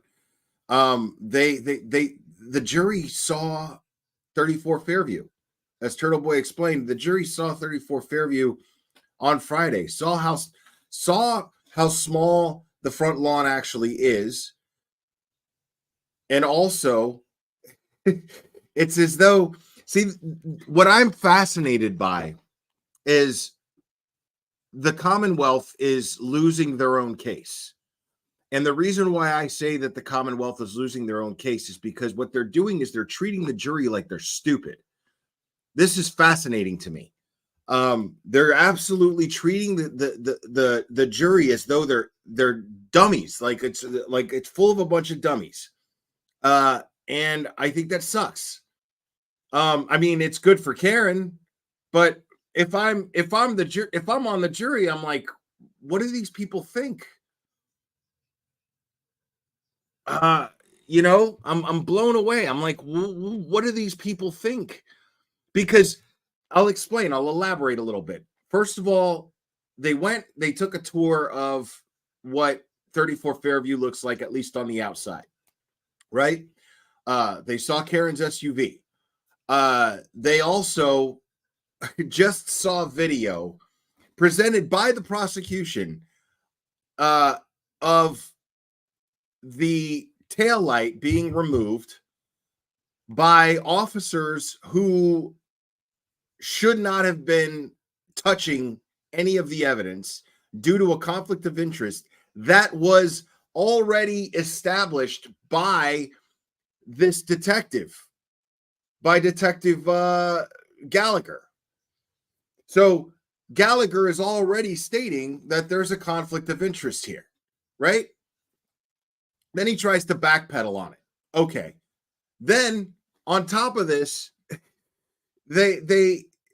he admits that, and this is during direct. This isn't even during cross-examination. During direct, he admits that they broke the taillight. That the taillight was broken when trying to remove it. And then we saw during cross-examination how they collected this evidence. We saw during direct, but we also saw the evidence bag. Gallagher claimed this was a brown evidence bag. And I'm like, brown evidence bag? I remember thinking, and I was like, a shopping bag? They're brown bagging it. I made the comment, they're brown bagging it. Ha, ha, ha. But sure enough, it was exactly what I expected, which was, I mean, you got to complete the trifecta, folks. The trifecta is what? You've got the leaf blower, then you've got the red Solo cups, and then you put it in a fucking Stop and Shop bag. A Stop and Shop bag. Not a sterile evidence bag.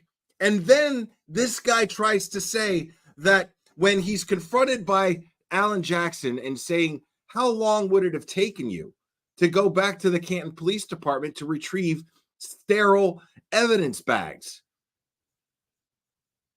And sure enough, the guy's like, well, we don't have that stuff back at the station. Dude, that's got to be the worst answer I've ever heard any law enforcement agent sitting on a witness stand in a trial ever in my life. I've never heard any shit like that in my life.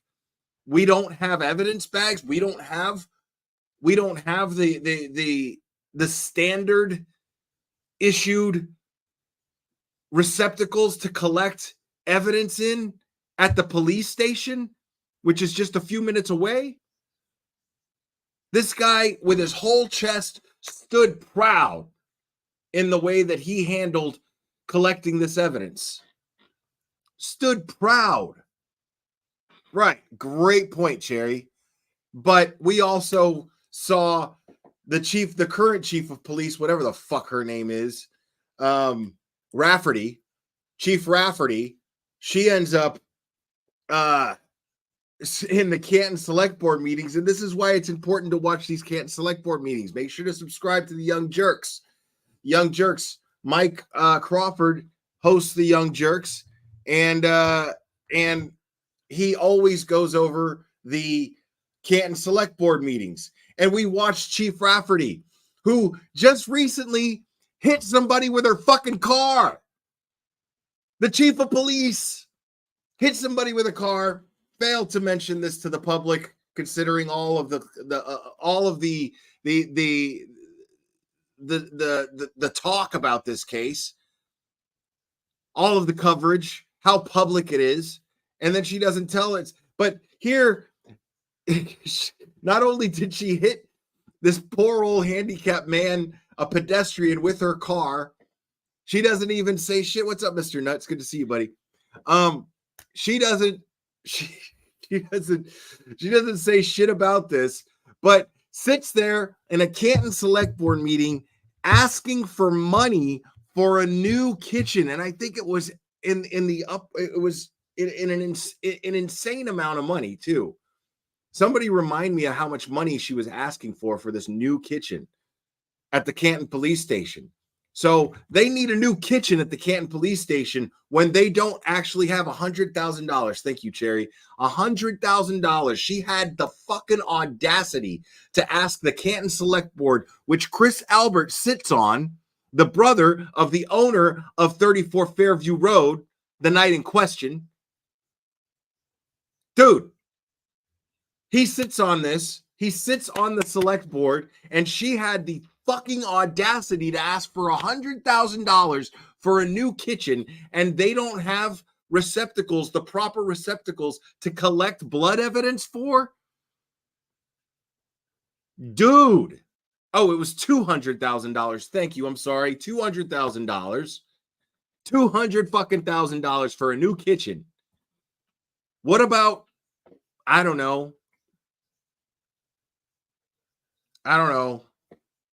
200 bucks for some plastic bags. 200 bucks for some plastic bags. I mean, and I'm talking about 200 bucks would stock. You'd be stocked. You know what I mean? Like, because I'm trying to think of things in terms, I don't know exactly how much police evidence bag, but I don't imagine they're too expensive, right? When I was a body piercer at a tattoo shop, I had to order sterile bags for my tools, and I had to put them in these sterile bags, and I had to wear sterile gloves in order to put them in these sterile bags and put them in an autoclave, which is a tool that is used for sterilization. And those bags were fucking nothing, dude. I mean, for like a box of them, it's like $7. For a box was like $7. And that's just not even from that's just not even wholesale, bro. I had to go through a vendor. You know what I mean? Like a medical supply vendor. You know what I mean? Like, make that shit make sense, Chief Rafferty. Make that shit make sense. Why do you need a new kitchen and you motherfuckers don't even have sterile bags to put blood evidence in that would have been used to facilitate justice for a fallen police officer? Explain that shit, please. Explain that shit. $200,000 for a new kitchen. And you don't have evidence bags in the police station? Okay.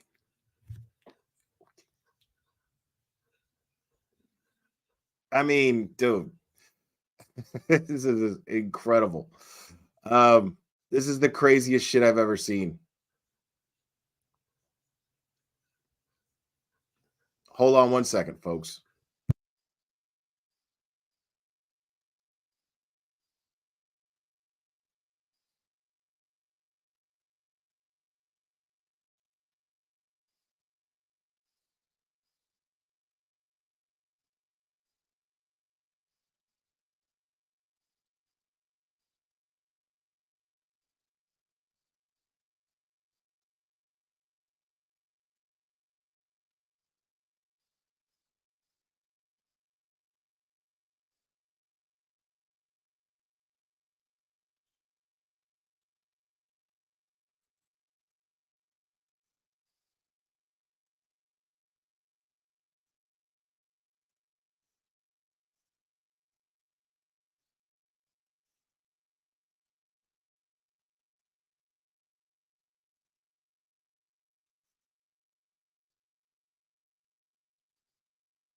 I mean, my mind is blown, people.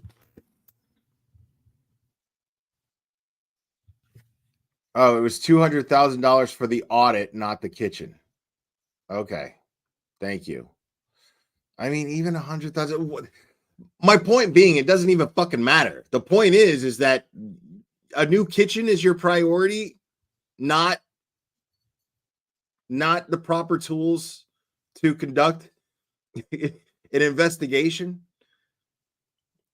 I mean, this is fucking wild, man. This is the craziest shit I've ever seen.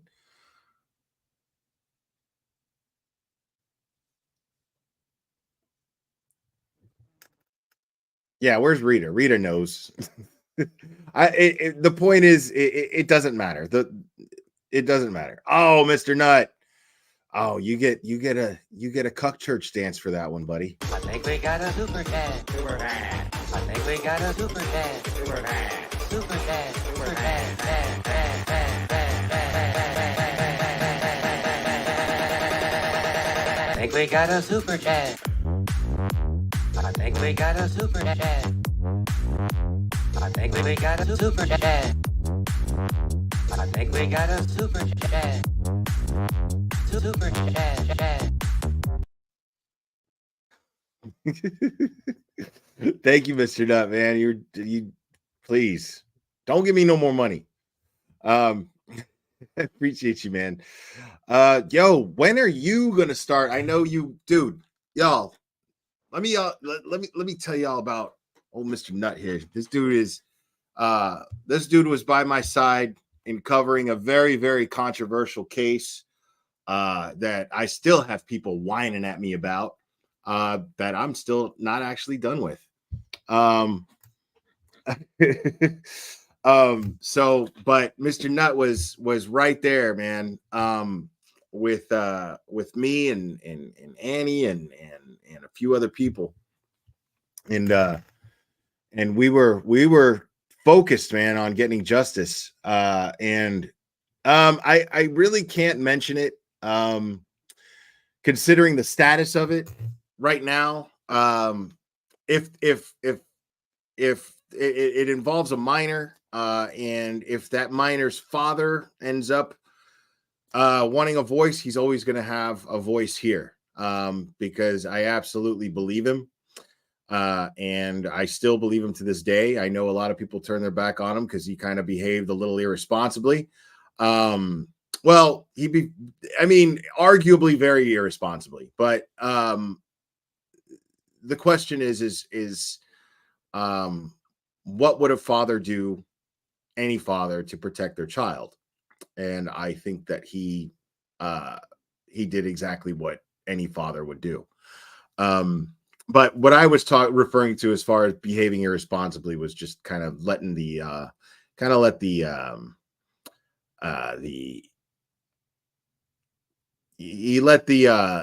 attention kind of affect his decision making. But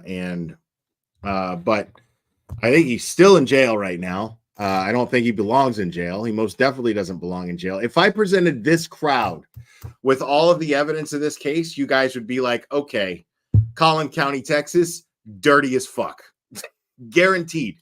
All of you guys would be like, okay, Collin County is fucking dirty. And I blatantly fucking dirty. The same fucking brazen shit that Norfolk County's doing, Collin County's doing the same thing in family court. I am absolutely convinced of this. So it's pretty controversial because no criminal charges were ever filed, but that's part of the problem. Criminal charges, in my opinion, should have absolutely been filed, or at least a thorough investigation should have been conducted, which never was, into a child's claims of assault. And many of us used our platforms to bring attention to this because law enforcement was not helping. And so, again, this was very controversial. Now, this is where Mr. Nut and I crossed paths, and Mr. Nut will never tell you what he does for a living. I don't even know what he does for a living exactly, but it's the kind of thing that you don't want to know what he does for a living.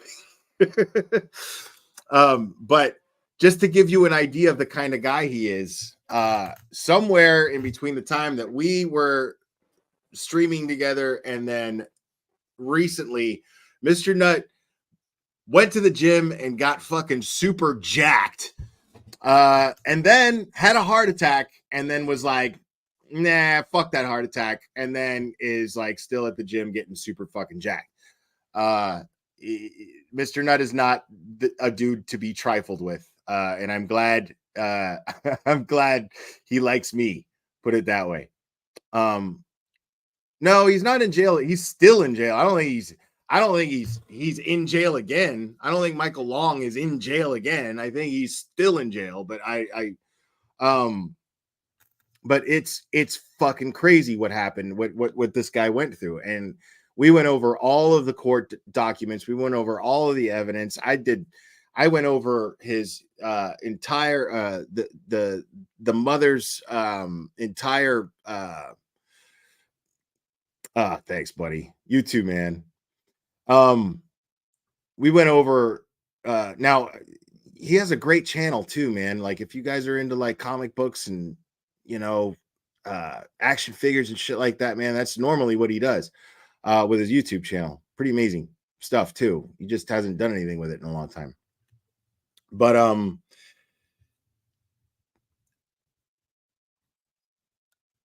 yeah, I went over the mother's deposition, and it took a long time, about as long as it took. Well, actually, a little longer. It took a little longer to do that to go over that deposition than it took me to go over Turtle Boy's charges. And yeah, it pretty crazy. And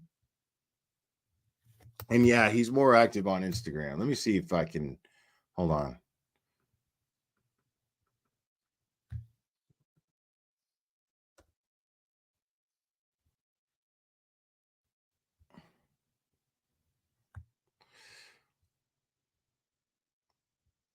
And here, let me hold on a second.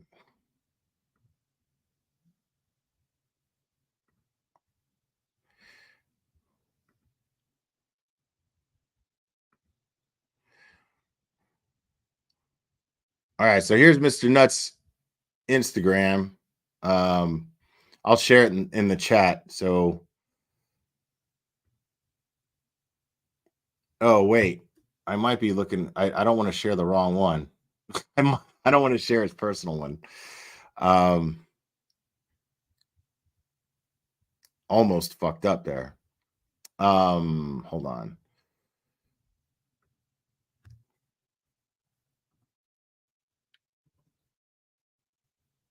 There we go. There we go. Okay, here we go. Phew, that was a close one. Almost fucked up there, Mr. Nut. So here, you could follow him on Instagram here. And dude,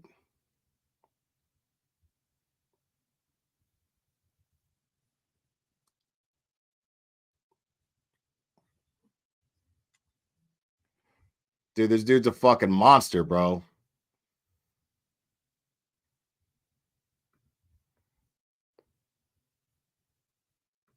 Hold on.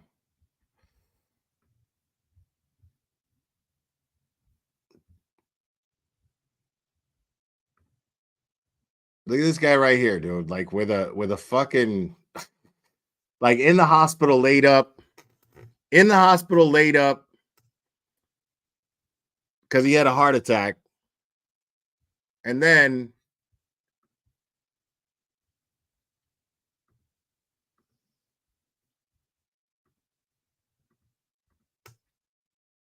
there you go. Dude's a fucking monster, bro. Nicest guy you'll ever meet in your life, but don't fuck with him. That's my PSA to you. Do not fuck with this guy.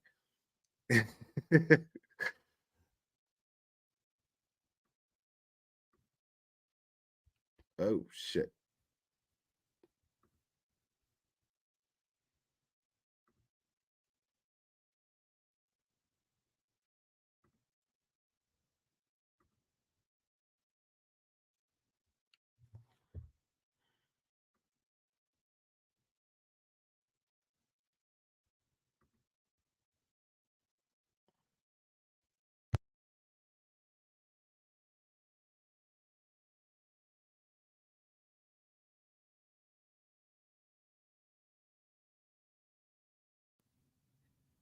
Dude's a beast, bro.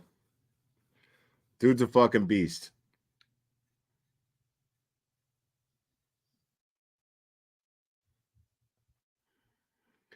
Dude, I used to hate shoulders, man. I used to hate doing shoulders, man. Now I fucking love it. I do more on my shoulders now than I ever have. Because I can't stop thinking of different ways to work out shoulders. It's crazy. I can't think of I'm always doing shoulders. I mean, not always, but like I definitely like normally I do about a 2, maybe 3 hour workout. I'm doing at least a 3 hour workout when it's shoulder day for sure. Cause I'm doing back and shoulders.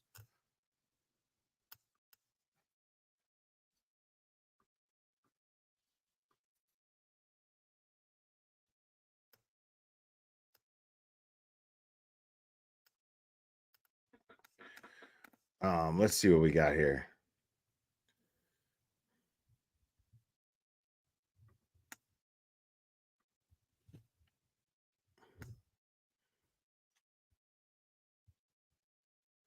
I gotta hear.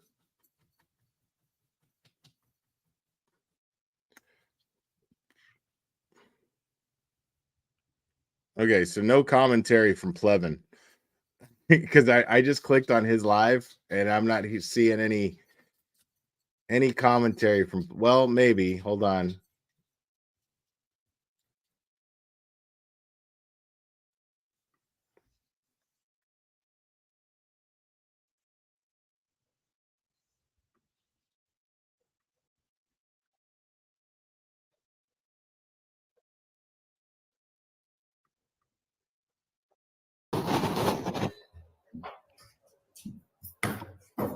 Is that who he's got on there? Is that?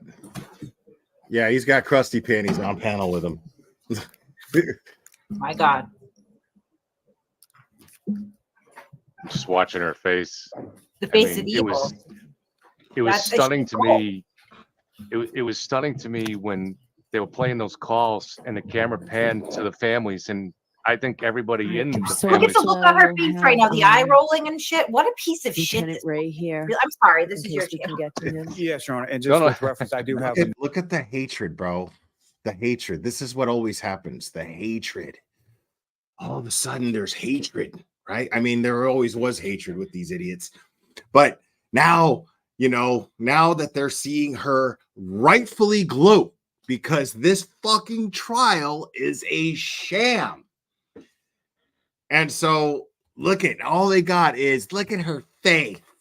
Look at her face. Oh, I hate her. Ah. Drink that shit in, Krusty Panties. Drink it in.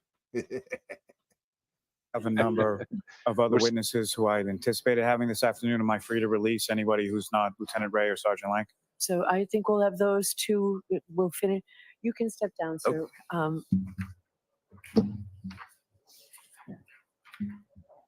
So we'll finish with Sergeant Good, and then you've got Lieutenant Ray, Yes. and that'll probably get us till. I think that'll get us sufficiently through the day. I don't want to release anybody unless the court. Well, I really don't think we're going to get to anyone else. Okay, and then we'll. Dude, like, it must fucking chap their asses so bad to see this trial unfold exactly as Turtle Boy, me, Melanie Little, everybody predicted. Like, this is amazing. Like, some of y'all might be like, Clara, that's fucking childish, bro. You know what I mean? Dude, listen. Let me let y'all in on a little secret about me. I'm a fucking child, bro. I don't know if you noticed, but I'm a fucking child. I'm petty as fuck. Okay? I'm petty as fuck. What do you think I'm doing with all these sound bites and these fucking... I'm gloating the entire time. I covered this trial with the absolute intention of gloating every single time that everything that I've ever predicted fucking comes to light and happens. What do you like? Yes, I'm a fucking child, bro. Straight up. I'm petty as fuck. So, yes, seeing these idiots' reaction is just as much fun to me. I can't think of a better way to spend this moment right now after seeing what we saw in court. And while I'm waiting for my Chinese food, I can't even. I got some shrimp combo fried rice on the way. I'm stoked about it. I'm gonna eat that shit with chopsticks. It's gonna be fantastic. While I wait for that shit, I'm gonna watch these fools sit there in their own slop and hate Karen Reed with no good reason to hate her. It's so much fun. And we'll do the voir dire. All right, so you can go ahead and release the civilian witnesses. Okay, Thank you. Thank you. You are muted. Yeah, I was just saying when that moment when they were playing the calls and all the families were crying, and I found it moving too. I've got a little bit water, and you're watching it, and then the camera pans down to Karen, and she's just stone faced, listening to a scene that she was hysterical at. I mean, that's what you've got, bro. That's what you got. That Karen Reed was stone faced when the family was, dude. She's sitting on trial for a crime she didn't commit. Of course, she's stone faced. She's listening to somebody call 911 in the process of trying to set her the fuck up. She's stone faced. She's angry. She has a right to be angry. I think Karen Reed, I would never presume to speak for her, but it's fair to assume that she has shed her tears. That she has shed her tears. She has mourned. Now she's fighting for her life. So she deserves to sit there and be stone-faced. She's fucking earned it. She has earned the right to sit there stoned-faced. Absolutely.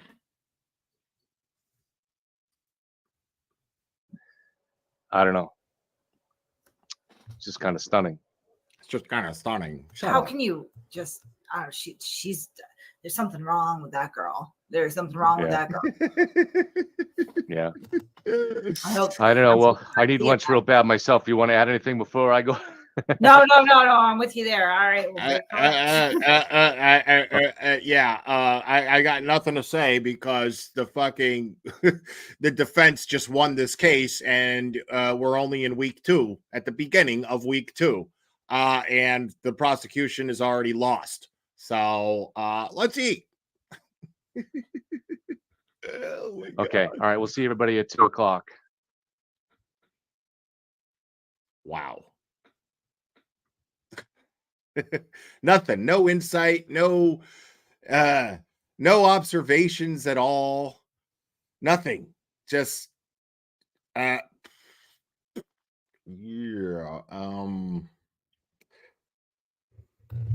I guess we could eat, right?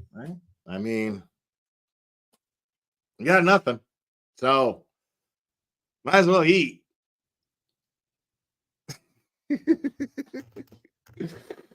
Oh my God, bro. Are you kidding? Salty. These people are littered with MSG right now.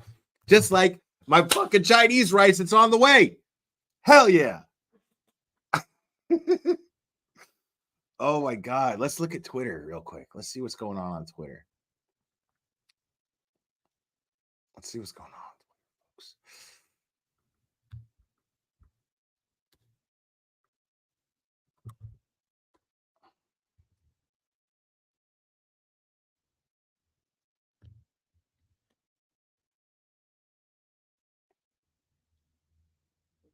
All right, so Microdots posted 911 call by Jen McCabe. There's a guy unresponsive in the snow. Jen McCabe referred to John O'Keefe as man and guy when asked. She identified him as John, but never says his last name, O'Keefe, and never mentions he's a police officer. Doing so would alert authorities and the media that an officer is down and bring unwanted attention to 34 Fairview Road. I absolutely agree. I agree 100% that that's exactly what happened here.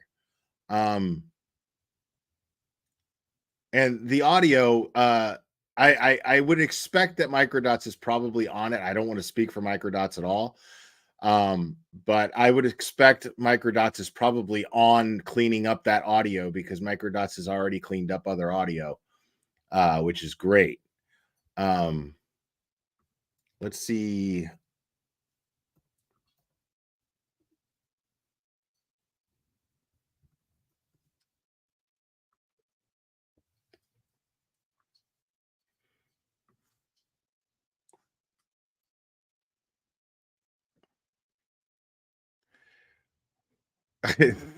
Mallard Duck is like, were they trying to throw the case like frame Karen Reed to protect the real killer, but don't frame her well enough that she actually goes to jail? Great question. When Karen Reed is found, this is by Free Karen Reed. When Karen Reed is found not guilty, they won't be able to identify the real killers. Her not guilty will come due to the botched investigation and unknown chain of custody. John O'Keefe was served a great injustice. Agreed. I absolutely agree. But I believe that I still believe that that's going to lay a foundation for justice to still take place, for people to be held accountable. The problem is a lot of the physical evidence, if not all of the physical evidence, has been discarded or destroyed. So that's going to be difficult. But again, the Streisand effect. Remember, people? Remember, I've talked about the Streisand effect many, many times, right? So you've got the Streisand effect. Clubber, buddy, you can't be hungry right now, buddy. You don't eat for like another hour, dude. So the Streisand effect, where we talked about how the arrest and charging of Turtle Boy would create the Streisand effect, which it absolutely did, which means that they were hoping that it would shut him up. And they were hoping to be able to use him as a distraction and his arrest as a distraction. And you can't even bring Turtle Boy's name up in the trial now. So all it did was just make Turtle Boy louder. And I mean, and we're seeing it. We just saw Turtle Boy speak up on so far. There's 2 different radio hosts local in Boston that have had Turtle Boy as guests on there. He's been on Court TV. We've seen Turtle Boy speak his mind without any filter and explain what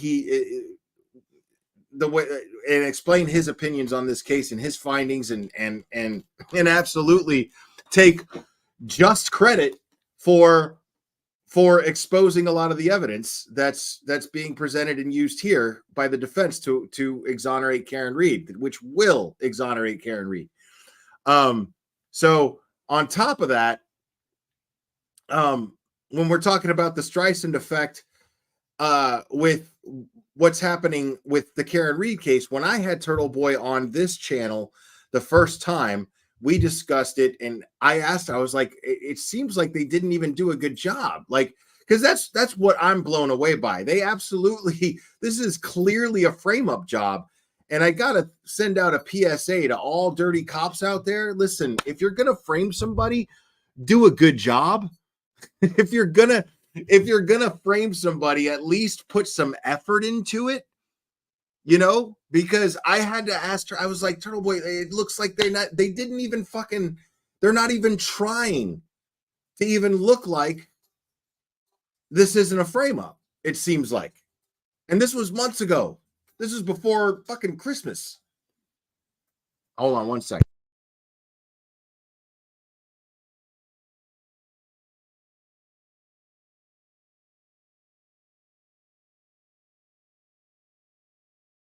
Okay, sorry about that. So, and I was like, well, what do you think they're doing here? What do you think what they're trying to pull here? And he's like, well, basically, they can't expect her to be found guilty. They have to expect to lose this case. But what I think they're going for is, well, the guilty party got away with it. They're going for the Casey Anthony effect. That's the words that Turtle Boy used. The Casey Anthony effect basically is the guilty person got away with it. The court of public opinion is plain and simple. The guilty party got away with it. Case closed. That's it. And then she's branded the rest of her life as the person who killed John O'Keefe, but got away with it. But that's not happening here. That's not happening here because now the Streisand effect is taking place. Whereas what I said, which was there's only one other place to look.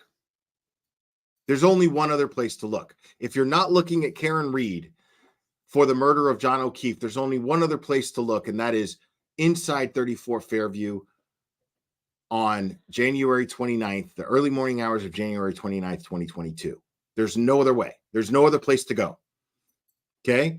So what's going to end up happening here, instead of Karen Reed being the guilty party who got away with it when this is all over, when this trial is all over, it's going to be the guilty parties got away with it.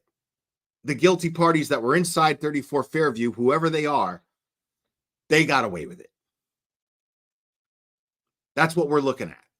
Unless, and everything hangs on Josh Levy. Everything hangs on what Josh Levy is pulling up. And I'm telling you, don't give up on Josh Levy yet. Because we've only heard morons say, well, why haven't the feds swooped in yet? If they had a case, they would have swooped in. Wrong. Because it takes time to build a case. And I believe that this trial is going to be a big part of that case. The fact that the Norfolk County DA's office went forward with this trial.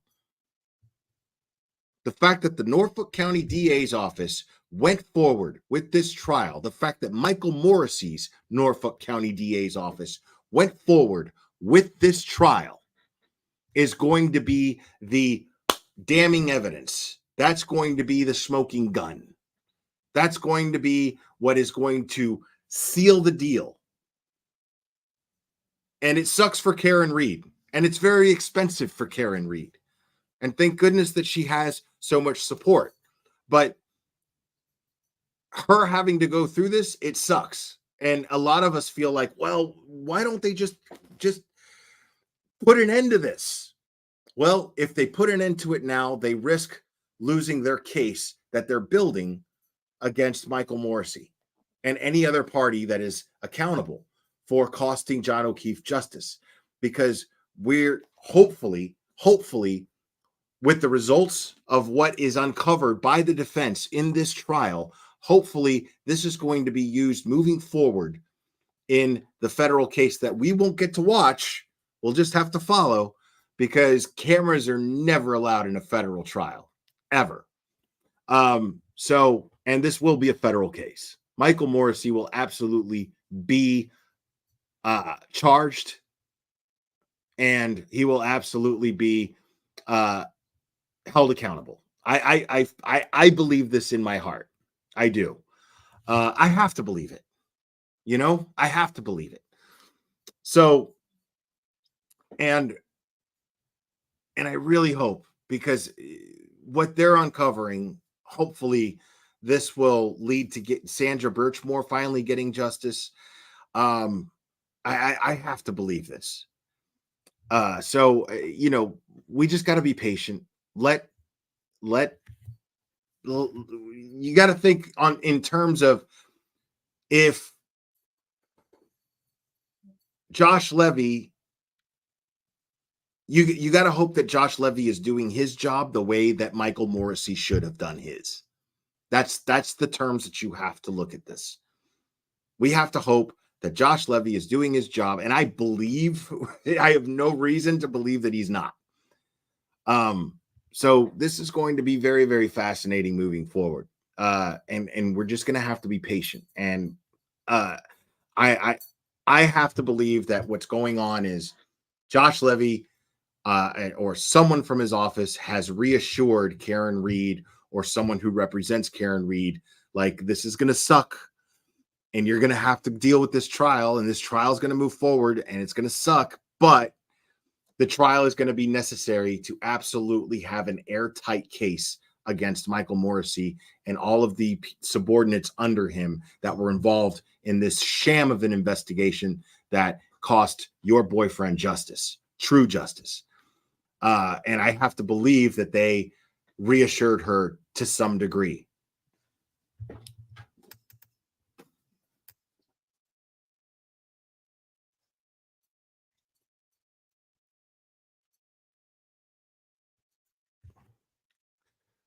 Well, they can call Michael Morrissey as a witness. He's on the witness list.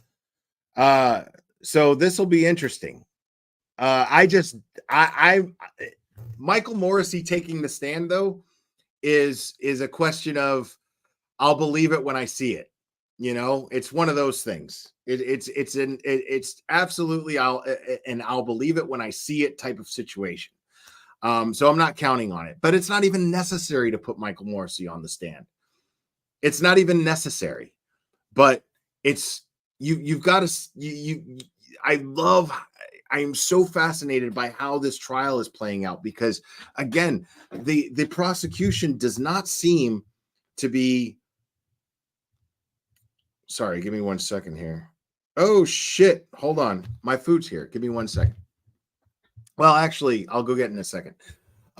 Michael Morrissey, the prosecution, Lolly, he's failing to build a foundation for his case.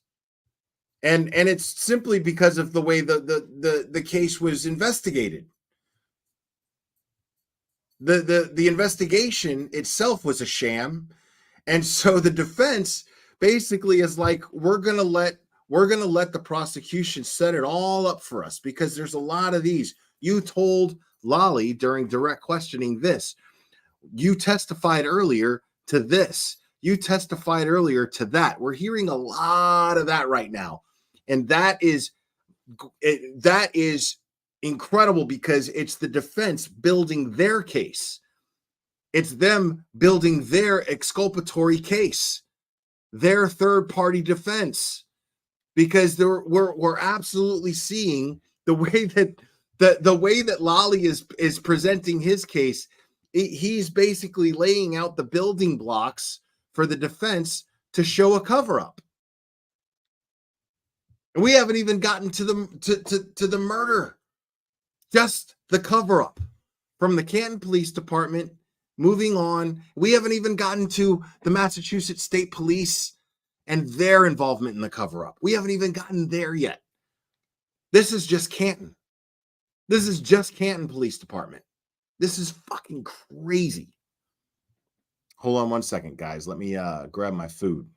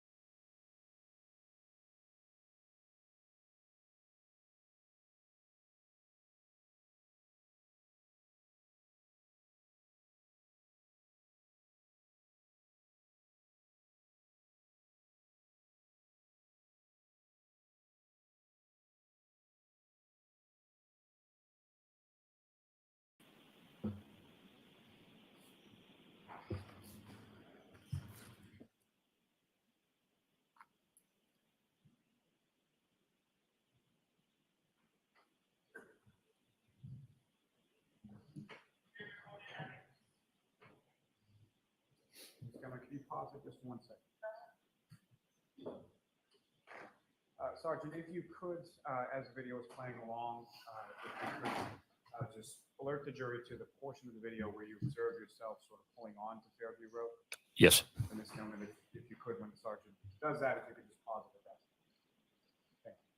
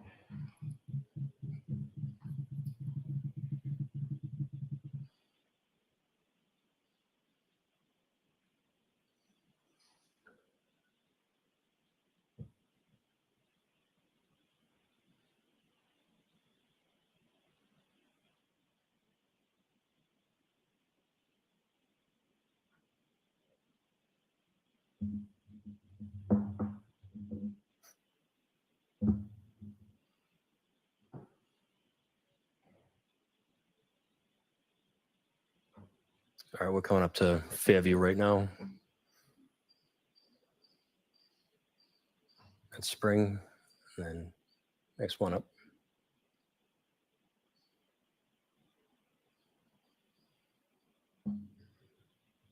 That's Fairview right there on the right. Pause it just a minute. Sergeant, good, if I could take you back just to the right that you took just before that. What street what street are you on right now? That's Chapman Street. And was that Washington Street that you would turn to get onto Chapman? Correct. Can I ask you, when you're turning from Washington Street onto Chapman, are there any sort of businesses or sort of landmarks on your right or your left as you're making that turn? So on the right-hand side, as you're turning onto Chapman, that's going to be Cassie's Corner Store. And on the left at the intersection is, it used to be called Temple Beth Abraham. I believe it's Temple Bin Bar something. I don't know the actual name, but. So there's Temple on your left and Cassie's on your right? Correct. And so at this point in the video here is about when you're about to turn on to Fairfield, correct? Yes. You film it if you could.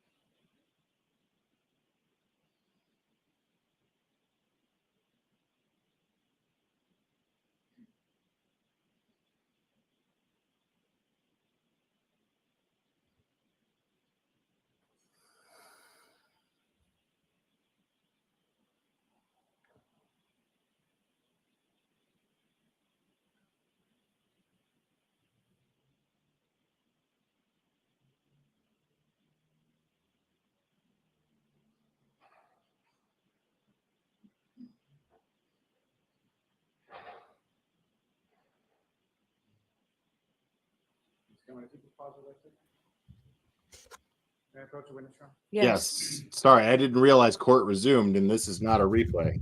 It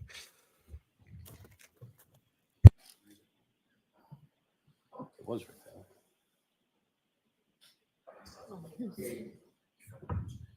So, sir, sorry, there's a pointer. Okay. If I could, Sergeant, just ask you to, within this sort of still frame up here on the screen, do you recognize people that are depicted within this still frame of this video? Yes. And if, to whatever extent you do recognize people, if you could, using the laser pointer, draw the jury's attention to whom you recognize. All right. That's going to be myself. Right there is going to be firefighter McLaughlin. That's going to be Miss Reed. And if you played it another second, I believe that's going to be Miss McCabe, or if not, Miss Roberts. Ms. Gilman, if you could.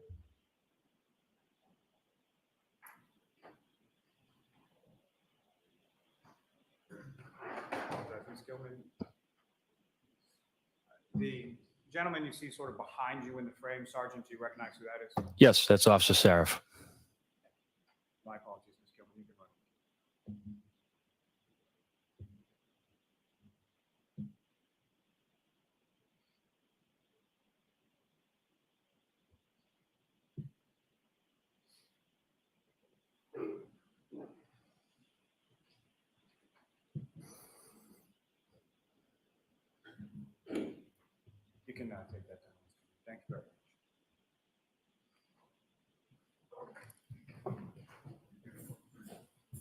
And so, Sergeant, you arrive on scene in that area. First of all, what's contained in that video? Is that a fair night portrayal, what you observed as far as the weather conditions outside that day? Yes. And when you arrive on scene, who, if anyone, is it that you speak to first?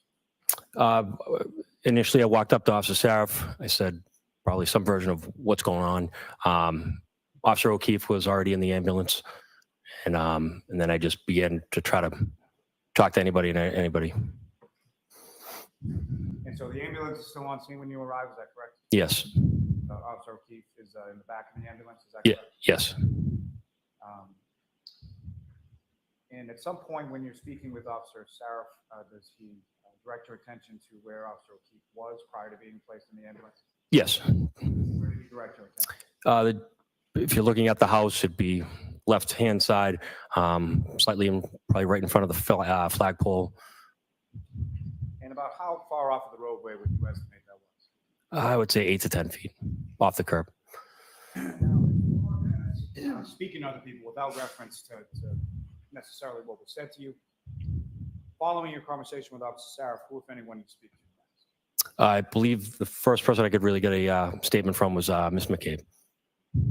And when you say first person you could really get a statement from, what do you mean by that? It was a chaotic scene. People just kind of walking in and out. And so Miss McCabe was the first one that was able to give me a good statement of how they ended up here. Following your conversation with Ms. McCabe, who, if anyone, did you speak to next? Next was Miss Reed. And just to be clear, when we speak about Ms. Reed, you see her in the courtroom today? I do. Just identify as to where she's seated or an article of clothing she's wearing. She's sitting between Mr. Jackson and Mr. Yannetti. I'll just ask the record to reflect identification. Okay. Now, when you're on scene and you're speaking to these individuals, what if any impact did the weather have as far as your ability to sort of hear things that weren't direct conversations you were involved in? You couldn't hear. It was oddly eerily quiet, but the wind was so howling that I had a tough time actually hearing people. So you had to speak very loud or get next to each other. And as far as your conversation with the defendant, Ms. Reed, what, if anything, did you ask her, or what, if any, response did she give? So I walked Miss Reed to the back of 682. She was obviously cold. Got her in the back of the car, put the heat on, asked her, how did she end up here? How did her boyfriend end up here? She says, I don't know. Prior to placing her in the back of the cruiser, how would you describe her sort of demeanor outside? Confused, hysterical, shock. What, if anything, was she saying or asking in regard to Mr. O'Keefe prior to you putting her in the back of the cruiser? She was yelling out, is he dead? And is that something she said once, more than once, or something? Numerous times. And about how loudly was she saying? Oh, she was yelling it. And so once back in the cruiser, you asked her some questions after she said, I don't know. What, if anything else, did you ask her then? I asked her if she had driven there, and she said, I think so. And then right after that, she said, I don't remember. Because of her state, I decided to stop questioning there. She couldn't keep her train of thought.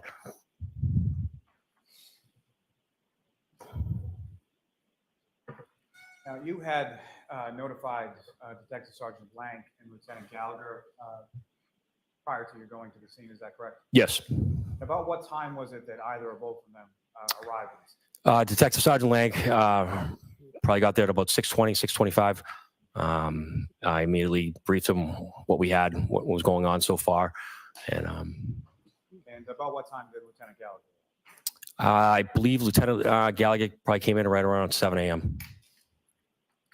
Now, following your conversation with the defendant, who, if anyone else, did you speak to on? Then I spoke to the other party, Miss Roberts. If you know, about how long a period of conversation are we talking about with respect to Ms. McCabe and Ms. Roberts? Each interview? Yes. Couple minutes. And why was it only a couple minutes? It was a pretty quick statement. It seemed like they were only in the car for a very short amount of time. Move to strike. All right, so we'll strike after. It was a pretty quick statement. Next question. Now, with regard to Lieutenant Ms. Reed, after you had that brief conversation with her at the back of your cruiser, where did you go? Where did she go? I believe she, at some point, we let her back outside of the car. We never closed the door on her because I stood in the door frame with my head in the back seat. She got out. she kind of just did her own thing, paced up and back between talking to either Miss Roberts or Miss McCabe, yelling out. And at some point, did the ambulance and Miss Officer O'Keefe was in, did that leave the scene? It did. And following that, what, if anything, did you say or do with reference to the defendant, Ms. Reed? Once the Officer O'Keefe was transported, Miss Reed just was not listening to any directions. We were trying to keep her in Miss Roberts' car to stay warm. She's going back and forth. I finally told Miss Roberts, we have everybody's information. She's not needed here anymore. Go home, get warm. We'll reach out if we have to. And shortly after, and at that point, did Ms. Roberts take Ms. Reed? She did. And what, if anything, happened next on scene with regard to Ms. Reed? It was moments later. I got a radio transmission from our officer that worked in dispatch that Mr. Reed, her father, was on the phone with Miss Reed, and she was making suicidal threats to take her own life. And based on that information that you received, what, if anything, did you do in regard to that? Well, once our Officer Dever, who didn't even know that we had Miss Reed at the scene, she radioed to us to confirm that did we have a Karen party on scene. I said we did.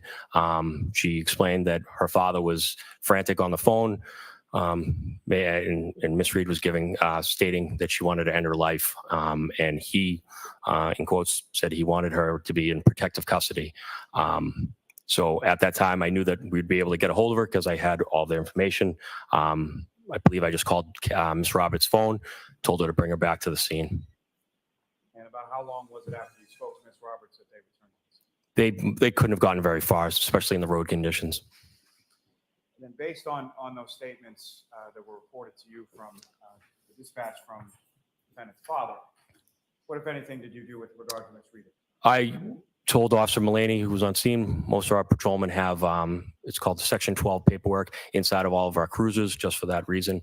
I advised him to fill out the proper paperwork, and we were going to section Miss Reed to the hospital for mental evaluation. And what is a Section 12 from your perspective? It's a tool for police officers when you come on scene with someone that's having either a mental breakdown, claiming that they want to hurt themselves, anything like that. We have the power as police officers to fill out the proper paperwork.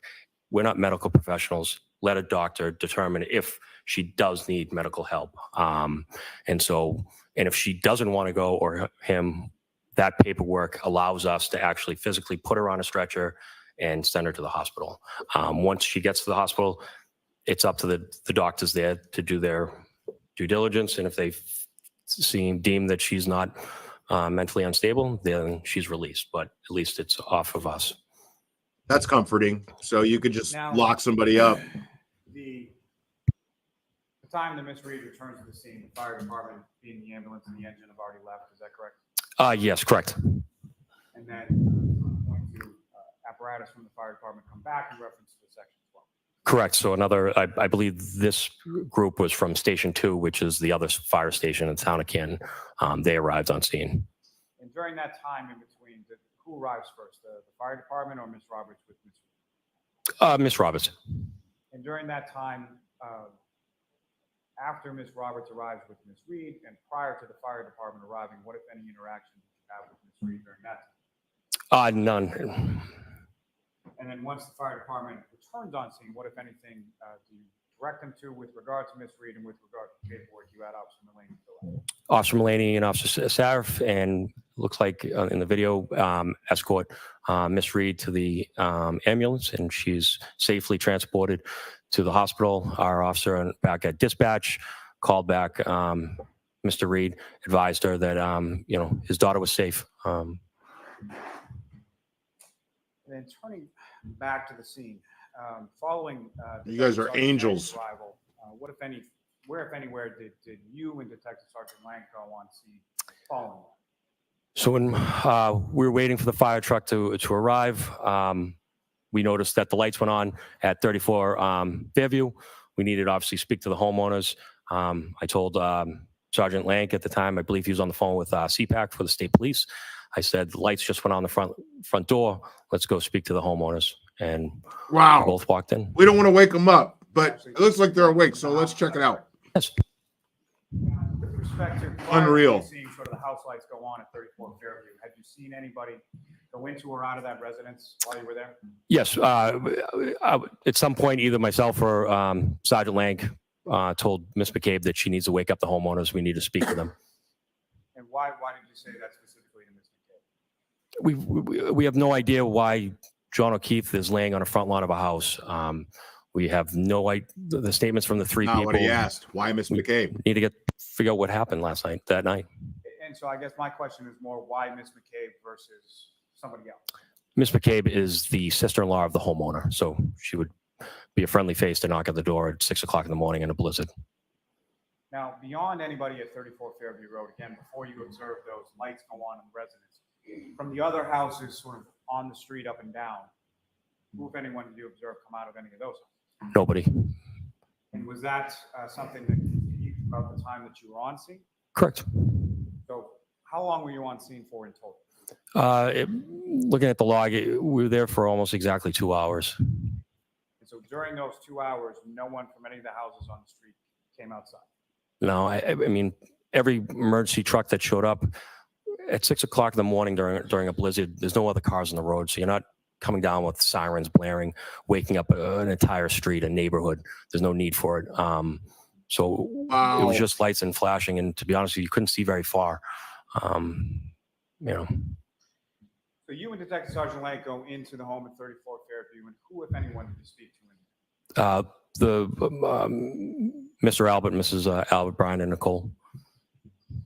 And who, if anyone else, was present in the home when you spoke with them? When I was in there, I know Jen was in there, but we didn't speak to her because we already spoke to her. But we just spoke to Brian and Nicole right in the front room. Now, you heard over the course of the 911 call from Ms. McCabe that she references that 34 Fairview is the Albert residence, correct? Yes. And did you know Brian Albert, or were you aware of who he was prior to going to the house that day? I know of Brian Albert, yes. And how did you know? He's a brother of a coworker that I've worked with for 18 years. And coworker that you worked with for 18 years, who's that? Detective Albert. What's his first name? Kevin. And had you ever been to that house before? No.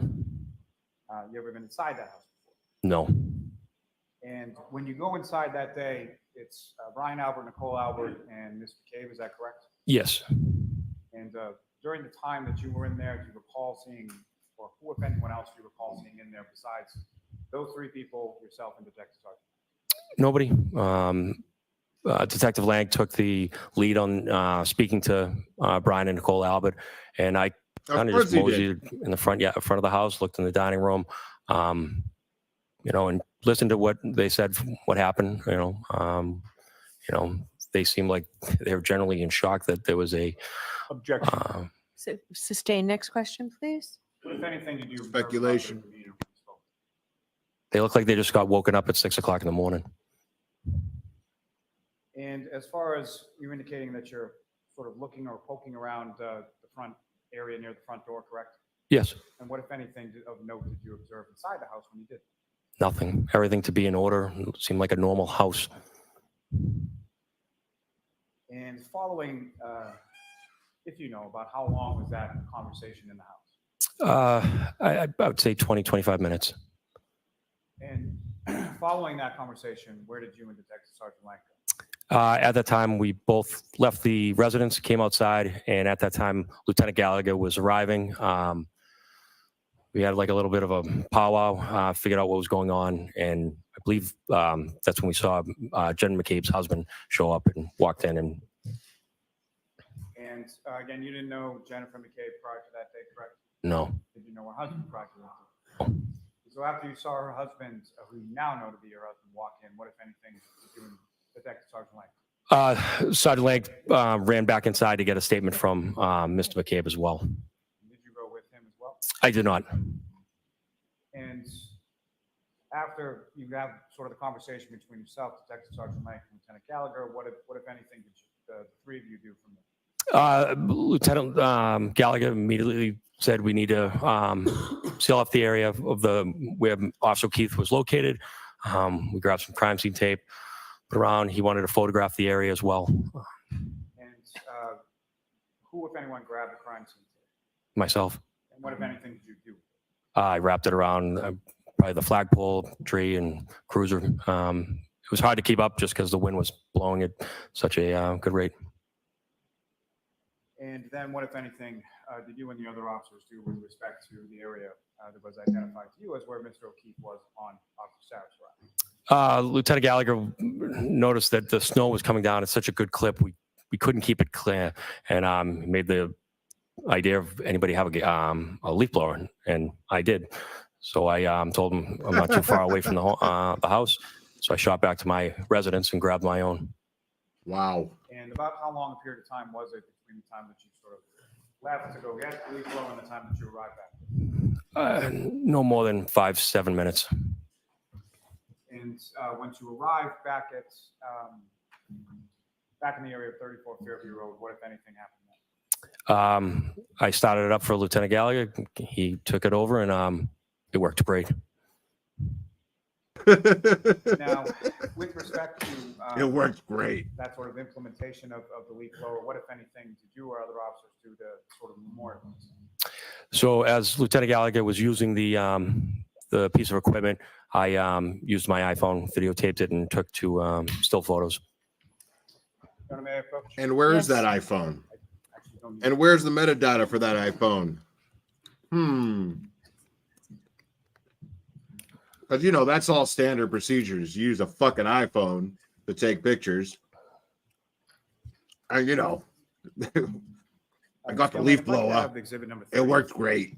Up on the screen.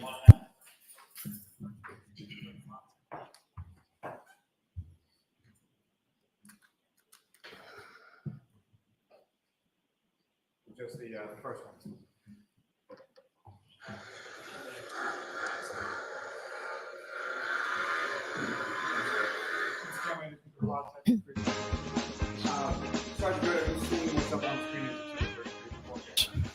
And what do you recognize? That's Lieutenant Gallagher.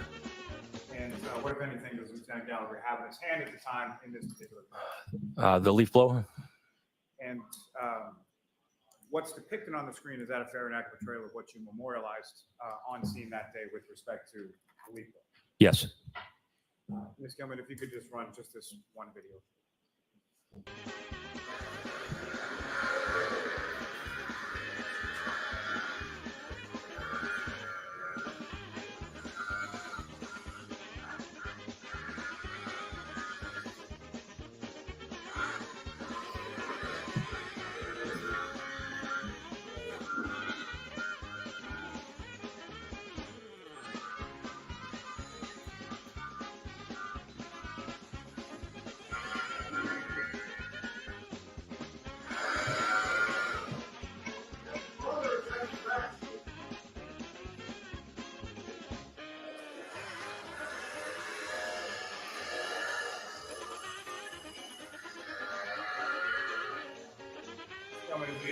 Right there.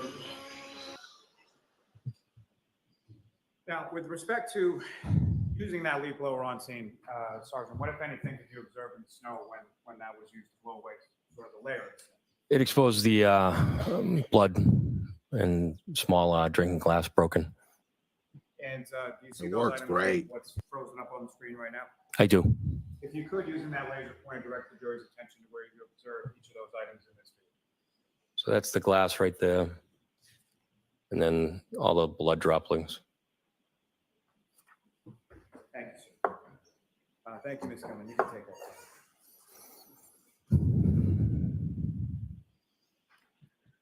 Now, prior to using the leaf blower, what, if anything, did Lieutenant Gallagher instruct you and any other officers to do with regard to your cruisers that were parked on scene? We needed to move them out of the way. He wanted to be able to get a good shot of the area, so we kind of closed off the road. And Ms. Gilman, if I could have Exhibit 41 back up again.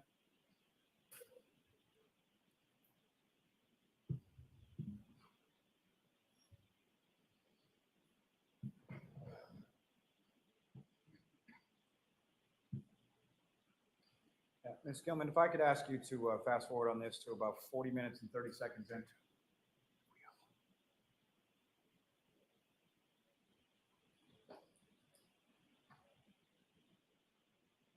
Good, pause it right there. Now, Sergeant Good, what's up on the screen? Is that the point that you are referencing now as far as about to move your cruiser for that purpose? This was early when we moved out of the way of the ambulance, I believe. Fine.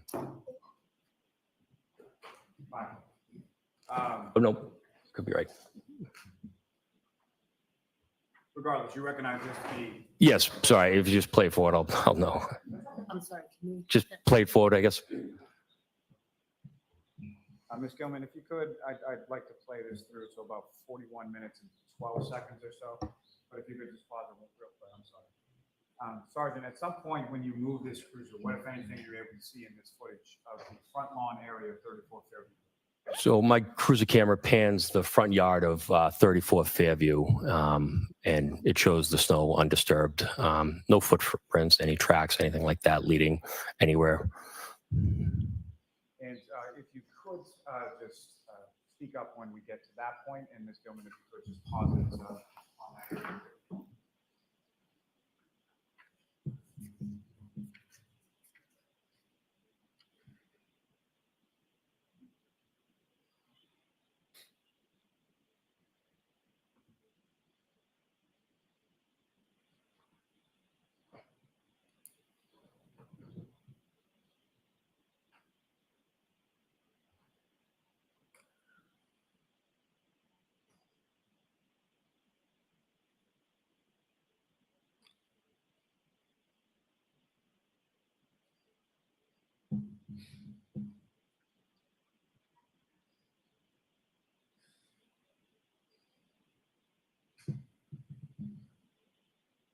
Pause it right there. Now, the area that you were speaking about before, is this sort of the portion of the video? Yes. And using the laser pointer, if you could direct the jury's attention to the portion of the yard that you were talking about in indication of no footprints or anything that you observed that. Yeah. Thank you. Ms. Gilman, if you could just let it run through for a couple more seconds.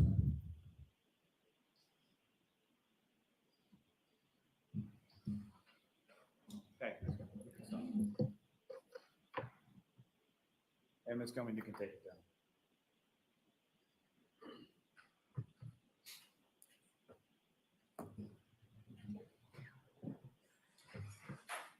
Now, Sergeant Good, you had spoke about as well some photographs that were taken to memorialize the area of where Mr. O'Keefe was found. Is that correct? This should be great. May I go, Your Honor? Yes. Remember, the Commonwealth told the defense months ago that the metadata and the device, being the iPhone, no longer exist. Quote unquote, no longer exist. So this should be interesting.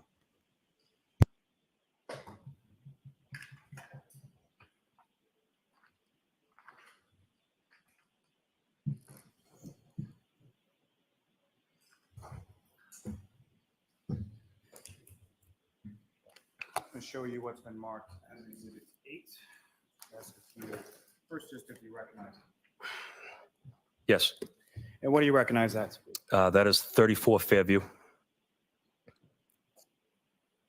And Ms. Gilman, if I could have Exhibit 8 up on the screen. So now the photos exist. Cool.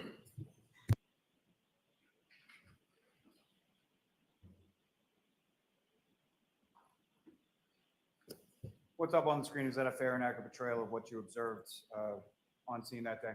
Yes. If I could ask you to flip forward in that book before you to Exhibit number 10.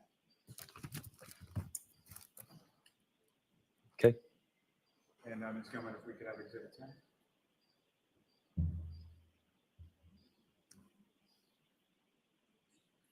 Sergeant, what's up on the screen? Is that what you have before you with Exhibit 10? Yes. And similarly, do you recognize that? Yes. And what do you recognize that?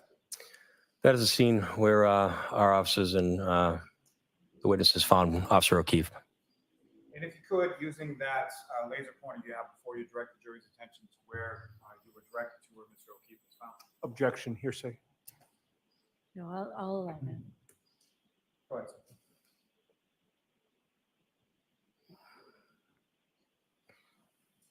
Now, sir, if I could ask you to flip forward in that book just a little bit more to what's been marked as Exhibit 20A.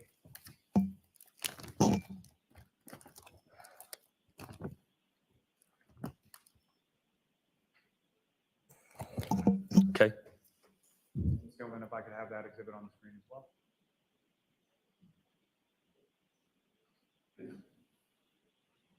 If you recognize what's up on the screen as Exhibit 20. Yes, that's the curbing. And as far as the curbing is concerned, how is it sort of cleared off in this particular area? We'd have to kick it off with our shoe to clear it off so we could actually see it, make a mark of it. And Our in that shoe? area that you were What? directed to, as far as where Mr. O'Keefe was found, you observed that in this photograph of Exhibit 20A as well? Yes. You could, using the laser pointer before you, direct the jury's attention to where in this photograph that is. Okay. Now, may I approach just to Yes.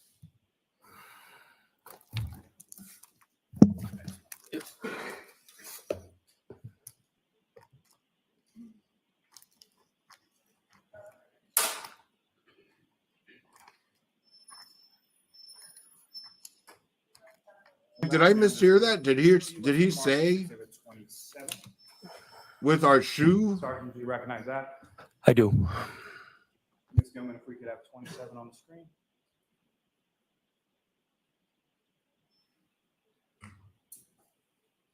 And Sergeant Good, what's up on the screen as, and before you as Exhibit 27? Sorry, what's up on the screen, is that what you have before you as Exhibit 27? Yes. And if you could describe to the jury what we're looking at in this.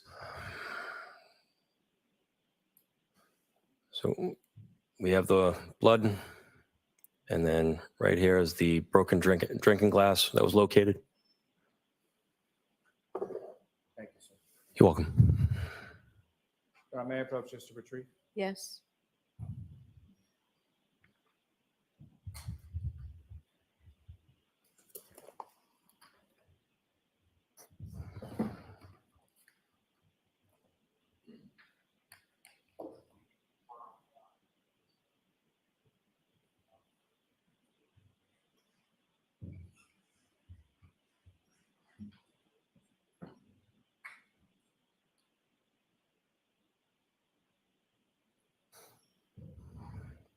If I may have just a moment, Your Honor. Yes.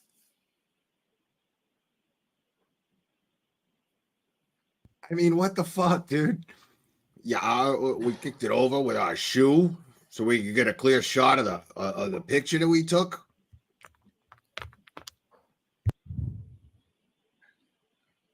Following your time on scene that morning, sir, where did you go from there? Once we cleared 34 Fairview, I returned to the Canton Police Department.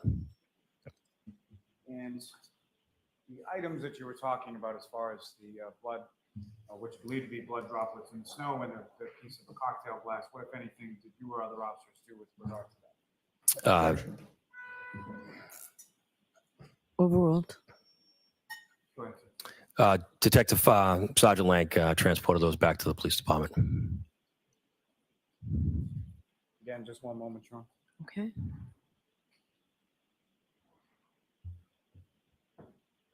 Then his wife threw her titties in my hand, Your Honor. I have nothing further. It's fucking weird. All right. Mr. Yannetti? Thank you, Your Honor.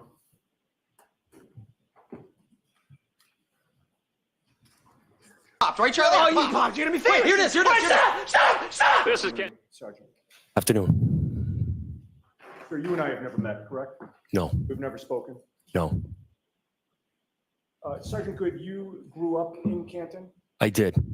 You attended Canton Public Schools. I did. Wow, right for the jugular. Graduated from Canton High School. I did. That would have been in 1998. Yes. Is it true that in your graduating class was somebody named Courtney Proctor? Yes. Oops. You knew Courtney Proctor? Yes. You knew her to be Michael Proctor's sister, correct? Yes. Also in your graduating class was somebody named Joe Daniels, correct? Yes. You knew her, or you now know her, to be Christopher Albert's sister-in-law, correct? Yes. Christopher Albert is married to Jill Daniels' sister, correct? Yes. And you know Christopher Albert as Brian Albert's brother, correct? Yes. So it is fair to say that you graduated high school with Michael Proctor's sister and Christopher Albert's sister-in-law, correct? Yes. And, you know, growing up in Canton and, you know, working for 18 years as a Canton police officer, you're well familiar with the Albert family of Canton, correct? I work with one of them. You know that the Albert family is a well-known family in Canton, correct? Sure. The Albert family is well connected to the town of Canton, correct? I don't know what you mean by connected. They live in Canton. Yes. All right, well, Christopher Albert is a Canton town selectman, is he not? Yes. And you've already established that Kevin Albert is a Canton police officer, correct? Yes. And you already testified that you knew Brian Albert as well, and you knew that he was a Boston police officer who lived in Canton, correct? Yes. In fact, he and his family lived at 34 Fairview in Canton, correct? Yes. You also knew that his family had been there for years. And before Brian Albert owned the house, his parents owned it, correct? Yes. Now, as of January 28th of 2022, who among the Albert family did you know either personally or professionally? Professionally is Kevin Albert. Okay, and what about personally? I knew Chris. And you know that Christopher Albert, in addition to being a town selectman, also owns a pizza place in Canton, correct? Yes, he does. What's the name of that pizza place? That'd be D&E. And have you eaten there before? Yes. You've seen Christopher Albert there before? I have. Now, on January 29th of 2022, you learned at approximately 6 a.m. that John O'Keefe's body was found on Brian Albert's front lawn, correct? Yes. And as of January 29th of 2022, you knew that Brian Albert at that time, of course, was the brother of your fellow Canton police officer, Kevin Albert, correct? Yes. And how long have you known Kevin Albert for? As long as I worked at the Canton Police Department. And that is approximately 18 years? Coming up in 18 years, yes. And is Kevin Albert older or younger than you, or around the same age? He's older than me. By how many years, if you know? I don't. Probably Approximately? 5 years? Have you ever shared a patrol car with Kevin Albert? No. Have you ever worked on an investigation or a case with Kevin Albert? I probably have. Kevin doesn't drive a patrol In addition car. to being a colleague, would you also consider Kevin Albert to be a friend? Yeah, we've socially hung out after work. And because he is a fellow Canton police officer, you'd expect that he would have your back in a crisis, correct? Objection, Your Honor. No, I'll let him have it. I hope he would defend me while working. Yes, he's a police officer. You would certainly protect him in a crisis, correct? At work, when we're police officers, yes. Sure. Well, even out of work, if he was in a crisis, you'd probably help, correct? No. I don't know what you're asking. Your friend? I'm asking if you would fucking defend Well, your friend, there bro. is Teamwork that is part and parcel of being a police officer with your fellow officers, correct? Sure. It's a dangerous job. Sure. You need to have each other's back. Sure. You need to depend on your fellow officers, correct? Sure. And it's been said there's a brotherhood among police officers, correct? To a fact. And you know, when you meet another police officer, he or she will tell you that they're, quote, on the job, correct? Objection, Your Honor. The objection sustained. That's bullshit, but whatever. And in terms of, you know, depending on your fellow officers, you're taught all this beginning in the police academy, correct? Objection. No, he can have that. What have I taught? Well, I'm asking you. In regard to the teamwork and, having each other's backs and, working together and depending on each other. You're taught that starting in. Sure. And it's reinforced over the years Hey, by superior calm down, officers. Tinkerbell. Correct? Sure. Now, you were assigned as the primary investigator in the reconstruction analysis for this case, correct? Assigned as the what? You were assigned as the primary investigator in the reconstruction analysis for this case. I don't know reconstruction analysis. No, I was the patrol supervisor that day.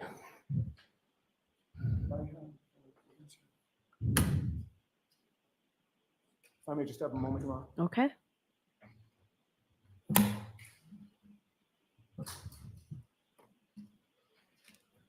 Now, we just heard him say that he was the patrol supervisor, so let's see how dumb he plays the rest of these questions.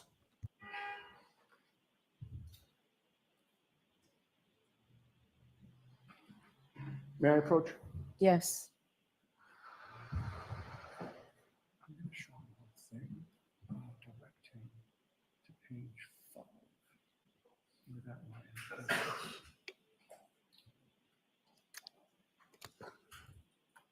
Now, I'm going to show you what is,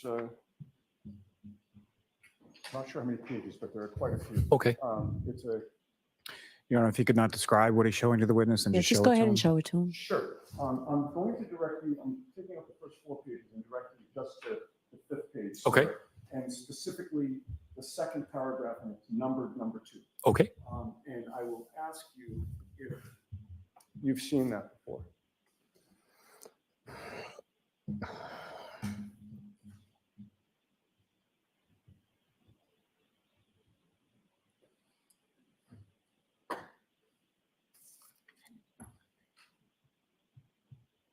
Okay. And I'll take it back from you. Okay, what? Sure. Thank you. Do you recognize what this is? Looks like some state police form. Okay. Is it a Why don't you not ask him? He just answered what he thought it was.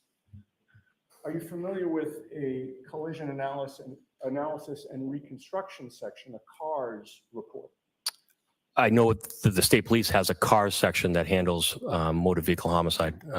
Does this appear to be a CARS report? I've never seen one. There's you just showed me one. I'm not in the state police. But you did see that your name is listed in the paragraph that I pointed out to you? Sure. And you're listed as Sergeant Sean Good, that's you, correct? Mhm. Of the Canton Police. And you were assigned as the primary investigator in this reconstruction. Because I wrote the offense report from that day. Well, I'm just asking you. I'm dealing with a state police report that lists you as the primary investigator with regard to the reconstruction. Objection, Your Honor. May we approach? Sustained. Sure, why don't you? Why is that sustained? It's a fucking simple question. You were assigned. You were the accident investigator in charge. Look at Grant's dumbass. I gotta shit myself. Hold on.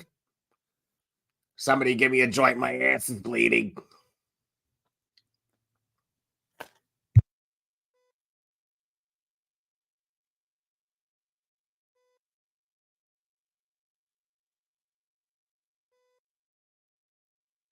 I wonder how the O'Keefes are feeling about this right now. And I'm not trying to be funny at all. I feel for them, absolutely feel for them. But I'm very, very curious as to where their hearts and minds are leaning at this point when it comes to how this investigation was conducted. I wonder, were they always aware if all the information that was just publicly readily available to us to look over and draw our conclusions before this trial even began, assuming that they didn't, I'm wondering where their hearts and minds are now.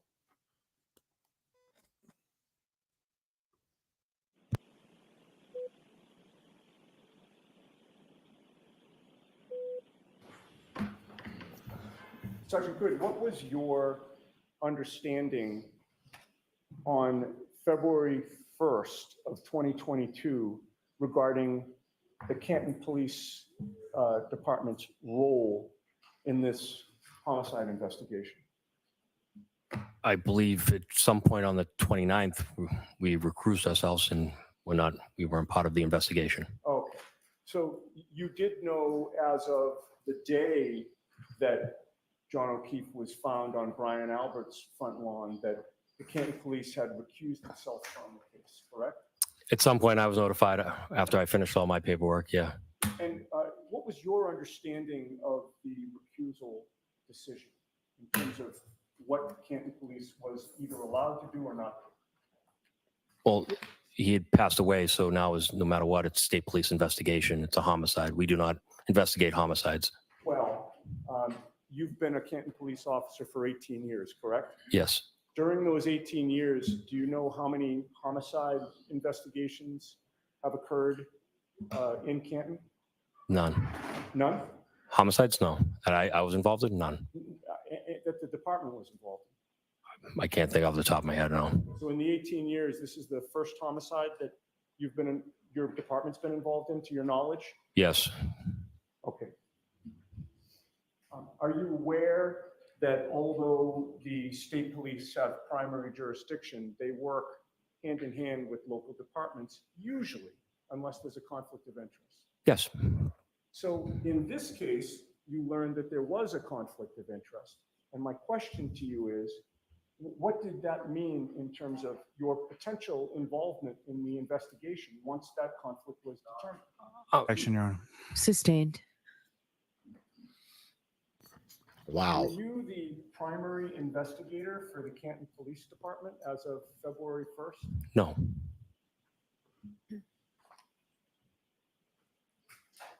Did you participate with the state police in any part of the reconstruction? No. Now, Sergeant Good, who is Brian Higgins? He is a ATF agent that has a satellite office out of the Canton Police Department. And when did you come to meet him? I have no idea when he started. It's been years. Years, over a decade? I don't think so, but maybe. Between 5 and 10 years? Sure. And how often would you see him at the Canton Police Station? I worked midnights, so during that time, but I mean, 3 times a week I would see him. I mean, but we don't have the same work schedule. I don't know when he works. He doesn't know when I do. Okay. And when you say you work midnight, that means you come in at midnight? Yes. At 8 a.m.? Correct. And he works in the same building as you in terms of the fact that he has an office there, correct? Yes. Are there any other ATF agents that have offices at the Canton? There could be. They don't check in with us.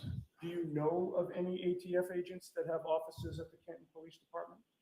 Not that I know of, no. What about officers from other local departments, surrounding towns? Do they have any offices at the Canton Police Department? No. And you're not sure exactly how long he's had that office for, but it's been years. Correct. He has his own key card to enter the building? Yes. And you say you've seen him 2 or 3 times a week in the time that he's had an office there? Sure. You're aware that Brian Higgins is a close friend of the former Canton Police Chief, Kenneth Berkowitz? Sure. You know that Chief Berkowitz was the reason that he was allowed to maintain an office at the Canton Police Department? I didn't know that. Well, his close friend, Chief Berkowitz, was your boss on January 29th of 2022, correct? His close friend? Yeah, Brian Higgins' close friend, Chief Berkowitz, was your boss on January 29th of 2022. Okay. And does okay mean yes? Yes. And you worked the midnight shift that day as well? No. What was your shift? I took it off. Were you assigned to dispatch that day? The night of the incident? Yes. No, I stayed inside. I was inside. Inside where? The dispatch. I handle all the calls, send the guys everywhere. All right, that was my question. I'm sorry if I'm Okay. I'm not being clear, but you were on duty, correct? Yes. What was your shift? My shift was I stayed inside, I'm sorry. What was the timing of your shift? 12 to 8. Thank you. And when you say you stayed inside, that meant you were handling Oh, dispatch, correct? correct. And when you're handling dispatch, you're not expected to leave the station and physically respond to calls that come in, correct? It depends on the call. Anything within reason that a supervisor should go, I'm leaving the station. Okay, but Normal car accidents, stuff like that patrol can handle, no. okay, so unless it's something unusual, you're going to stay at dispatch, correct? Correct. And just after 1:30 a.m., while you were working dispatch, that's when you saw Brian Higgins enter the Canton Police Station at 1:30 in the morning, correct? Correct. Did he come into the dispatch area? I said that earlier. I don't remember him coming in, or just did I see him on the cameras walking down the hallway? We have I think we have 7 or 8 monitors in front of me that I'm able to watch people around our building. So it could be that you just saw him on a screen, or it could be that he was in your room. Correct. But you don't remember which, correct? Correct. And before he showed up there at 1:30, you hadn't called him to ask him to come in, correct? No. You hadn't asked him for any help with any investigation at 1:30, correct? No. When you first saw him there at 1:30, did you have any idea why he was showing up? No. And when you first saw him, do you remember what entrance he used to come into the Canton Police Station? I don't. It was from the back parking lot. I don't know if he was on the left back rear or right back rear. And you would agree with me that 1:30 in the morning was hours before John O'Keefe was found unresponsive on Brian Albert's front lawn, correct? Yes. You had no information at 1:30 in the morning that John O'Keefe was out on Brian Albert's front lawn at that time, correct? Correct. And when Brian Higgins entered the department, that was the first time you had seen him on either the 28th or the 29th, correct? Correct. And this is again at 1:30 in the morning. Mm-hmm. And Yes. you have to say yes or no. Yes. Thank you. You didn't know where he was coming from? No. You didn't know what he had done that night? Absolutely not. You didn't know who he had been with that night? No. This was a Friday night into early Saturday morning with a major blizzard forecast. Correct. It already started snowing. Yes. It was supposed to get worse. Yes. Was it unusual to see Brian Higgins come into the station at 1:30 a.m. on a weekend? No. And you don't recall how close you got to him? No. Are you able to tell this jury anything about his demeanor? No. He just walked in. It's not unusual. We wouldn't have made pleasantries or say hello to each other. It's not uncommon. And you don't recall whether or not you got close enough to him to smell his breath or to smell what he smelled like, correct? No. At any point, did he tell you why he was there? No. How long did he remain at the station for? No idea. I only saw him come in, never saw him leave or anything like that. Did you ever see him do any paperwork at the station? That night? Yes. No. Did you ever see him do any administrative work at the station? I can't leave the dispatch room. His office is out on the second floor. All right. So let's skip ahead a few hours later. You're still working dispatch when a call came in that a man was found unresponsive on Brian Albert's front lawn, correct? Yes. It's just after 6 a.m.? Yes. You yourself took that call? I did. And with regard to who is responsible for entering the information that came in on a call to dispatch, who is that?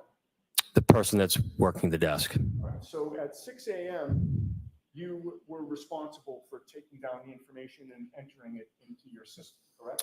It's being recorded through the 911 dispatch, correct? But I didn't enter it into our IMC program, which is our daily log. Okay, who enters that into your daily log? That'd be the person that's working the desk. And you had previously testified that location is important, correct? Correct. You would discuss the fact that if a call comes in on a cell phone as opposed to a landline, you want to know where that cell phone is, correct? Yes. And you have ways of pinging the cell phone such that you can actually see the location on a map, correct? Sure. Yes. And you would agree with me that ultimately, when the location was entered into your system, the location was entered as 32 Fairview, correct? No, it was 34. At least we put it out as 34. 34 Oh shit! Here we go. 32 is what made it into the police report, sir, did it not? No, my police report says 34 Fairview. You see what I mean? They got the wrong address, but he went to the right one. This is fucking Departed all over again.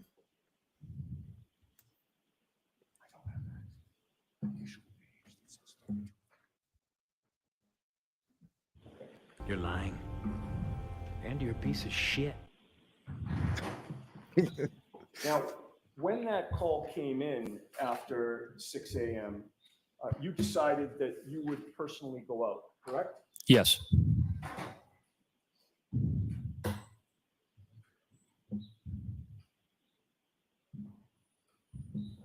Okay. I actually have the front page of your police report. May I approach, Your Honor? Yes. Here we go. Show Mr. Lally. So were you lying then or are you lying now? Homie, stop it. Knock it off. Thank you. I'd ask you to read that silently to yourself, take a good look at it, and look up at me when you're done. Like a child in the corner. Get him. You've had enough time to review it? Yes. Getting back to the location, which you said was important, what is the location listed in your very police report? On the face sheet, it says 32, but in my narrative is 34. Oh, the face sheet is important, is it not? Yes. People see the face sheet before they get to the narrative, correct? Yep. Sure. Is accuracy important? Yes. And the very first thing that's entered with regard to the location is inaccurate, right? Say it again. The very first entry with regard to the location on your police report on the face sheet is inaccurate. My Would you agree man. with that? I guess so, yes. And with regard to the name down the bottom of that report, I left the report in front of you so you could look at it again. Would you read that silently to yourself and look up at me? Okay. Does that refresh your memory as to what name is listed? Yes. What name is that? John O'Keefe. No. I can have that back for a minute. This guy is unfucking believable. Now, you decided that you wanted to go to the call, or you decided it would be a good thing for you to go to the call personally, correct? Yes. So you called Officer Kelly Deaver into dispatch, I did. and you did that because you wanted her to cover the desk for you so that you could personally respond to the call, correct? Correct. Responding to the call wasn't your duty assignment, but you made it your duty assignment, correct? Correct. And if you were going to leave, somebody had to cover. Correct.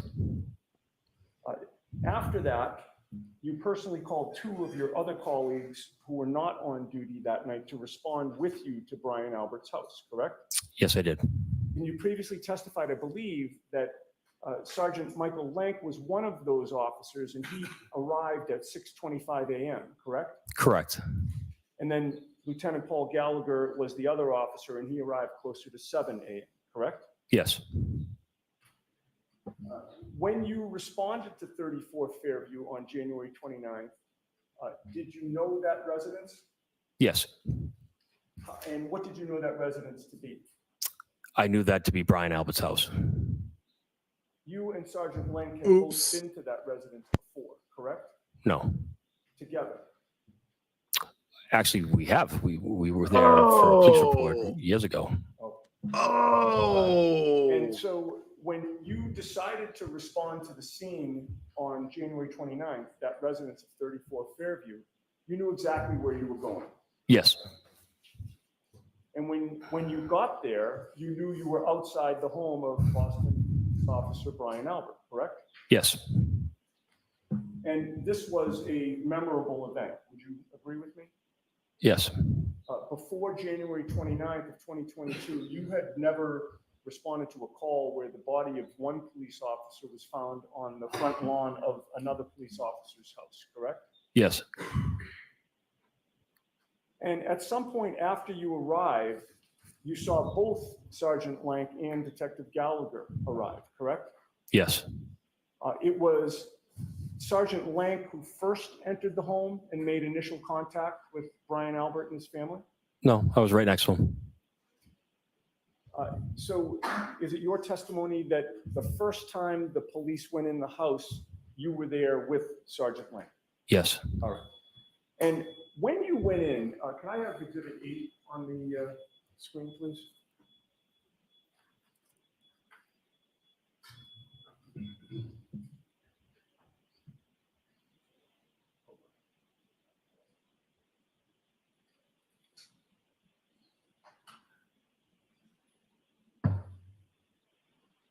Okay.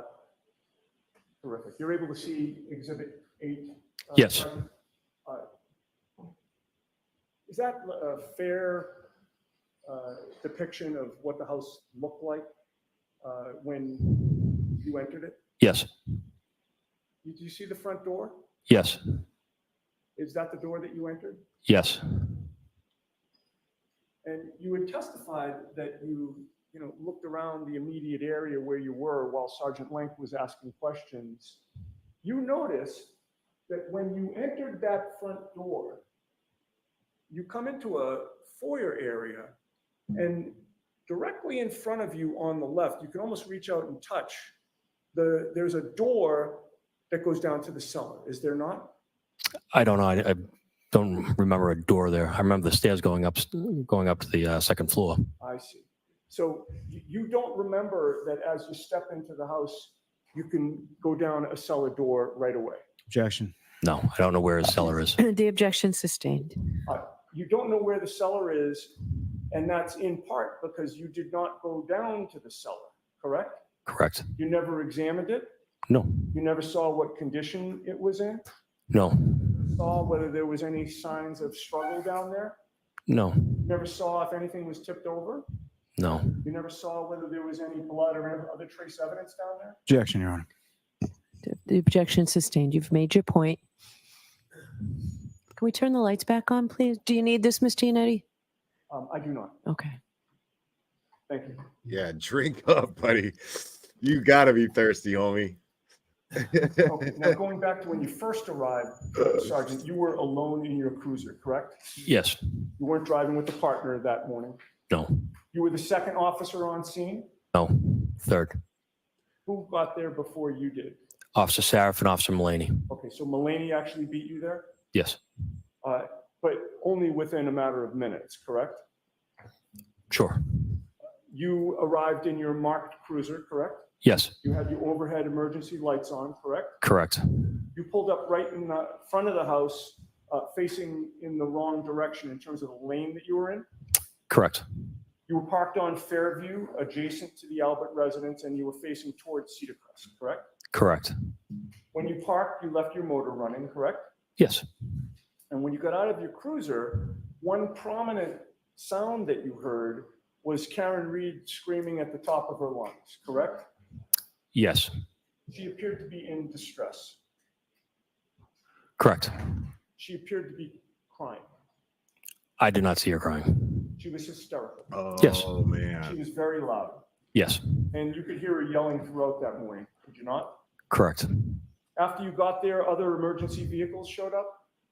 No. Did you see any other cruisers show up? If you want to call it an unmarked detective pickup truck or cruiser, sure. Okay, so there was one additional police vehicle that showed up? Sergeant Lang arrived in that, and then Lieutenant Paul Gallagher arrived in his unmarked cruiser. All buddies. Mhm. And also Officer Saraf's vehicle was there? And Mulaney's, correct. And Mulaney. So we're now up to 4 police vehicles on scene? Yes. They all have their lights on? No. Detective Sergeant Langs does not have any lights in it, and neither did Paul Gallagher's lights were not activated, I believe. I see. So you and Saraf and Mulaney had your lights on? Correct. And I actually miscounted. That would be 5 police vehicles, correct? Sure. All right. 3 with their lights on. What about ambulances? There were 2 ambulances that showed up, one for the first transport of Officer O'Keefe and second for Miss Reed, but they were never there at the same time. All right. When you first got there, was the first ambulance there? It was. And that ambulance also had its lights on? Yes. How many fire trucks were there when you were there? Just one. And that also had its lights on as well? Correct. And engine running? Yes. And Nicole and Brian were essentially sleeping. Parked around and in front of 34 Fairview, correct? Correct. And all the while, the first responders are talking over the noise of the storm, correct? Yes. And they're also talking over the screaming by Karen Reed, correct? Sure. At one point, Kerry Roberts even yelled at Karen, and I apologize for the language, but she yelled at her to shut the fuck up, correct? I have no idea. I don't recall that. The scene was very chaotic. What? What? Yes. All right. Could I have Exhibit 16 on the... Did I hear that right? That Kerry Roberts told Kara Reed to shut the fuck up? Oh, yes, of course. I'm sorry. Okay. Now, this has previously been admitted as sort of a side-to-side comparison between your cruiser dash cam and Officer Saraf's dash cam. Okay. And they've been synchronized. Okay. If we could start at 9 minutes in, please. So, Ms. Giannetti, this is not yet in evidence. I had it as Exhibit 16. Am I Right. correct? Right.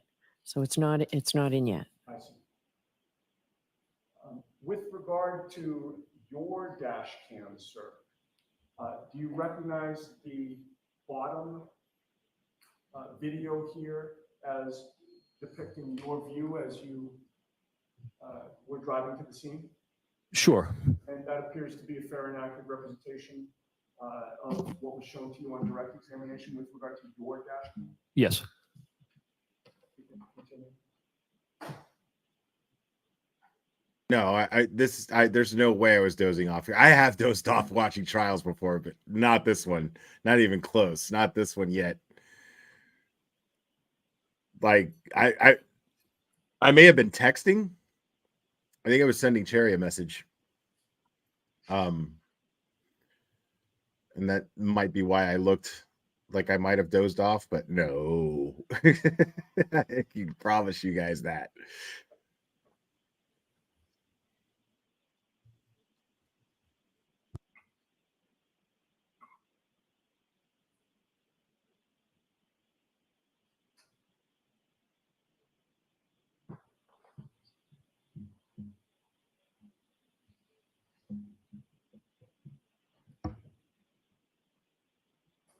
Okay, we can pause it there. Would you agree with me, Sergeant Good, that you're arriving on scene at approximately 6:16 a.m. on January 29th? Yes. And I'd ask you to review and compare your dash cam video with the top dash cam video for the next 30 seconds or a minute, please. And I'll ask you some questions after that. Sure.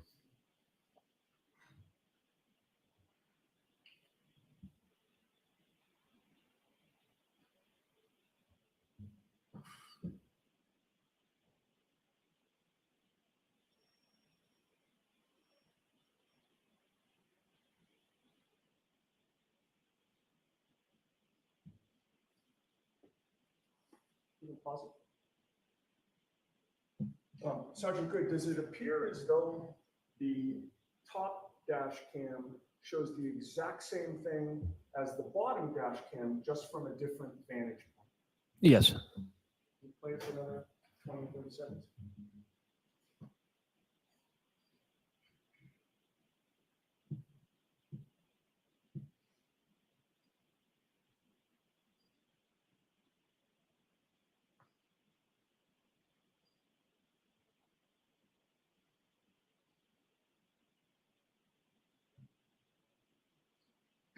can pause it there. Were you able to see when people are moving or when somebody's moving in the top version, they're also moving in the bottom version, just again, from different vantage points? Yes. So do these both appear to be fair and accurate representations of the dash cams that were going on at that time? Yes. I would offer that, Your Honor. Okay, I'd like to see Councilor Sidebar for just 1 second on this. Dude.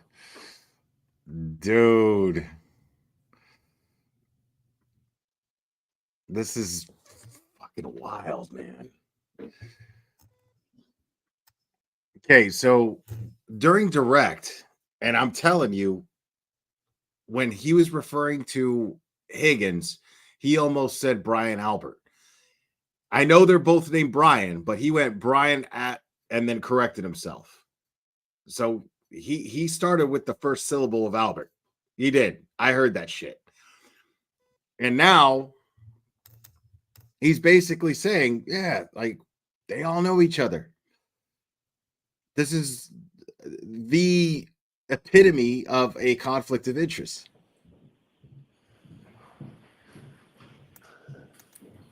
So this will now become Exhibit 16.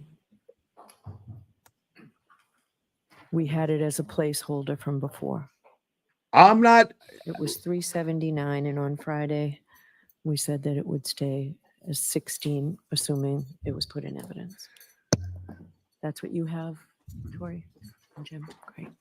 I'm not so quick to criticize Judge Bev today, as far as how she's handling the trial today. I think Bev is so far being pretty fair today. Thank you. Now, Sergeant Good, you've testified that you got there at about 6:16 a.m. and relying on Exhibit 16 that I placed before you, correct? Okay. Yes. You stayed on scene for over an hour and 40 minutes. Would you agree with that? Yes.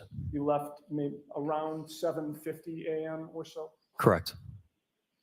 And during the beginning part of the 1 hour and 40 minutes that you were on scene, with all the vehicles that we've just seen at around 6:16 a.m. and for the first 10, 15 minutes with all those lights flashing, you never saw Brian Albert come out of his house, correct?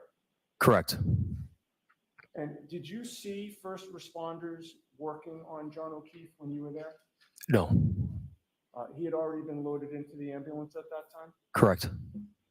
So you didn't see him actually being scooped up and put on a stretcher, correct? I don't recall. No. And with regard to the remainder of the time that you were on scene, up until all the way through 7:50 in the morning, did you ever see Brian Albert come out of his home? No. Did you ever see anyone come out of the Albert residence? Other than John McCabe and Matt McCabe, no. Yikes. Were you aware when you entered the Albert residence that morning that John O'Keefe was found on his front lawn wearing only one shoe, black in color? I was not aware of him missing a shoe. No. While you were there, you were listening to the questions that Sergeant Blank was asking Brian Albert? Yes. Did you ever hear Sergeant Blank ask Brian Albert that morning if he knew where the other shoe was that was black in color? Objection. Sustained.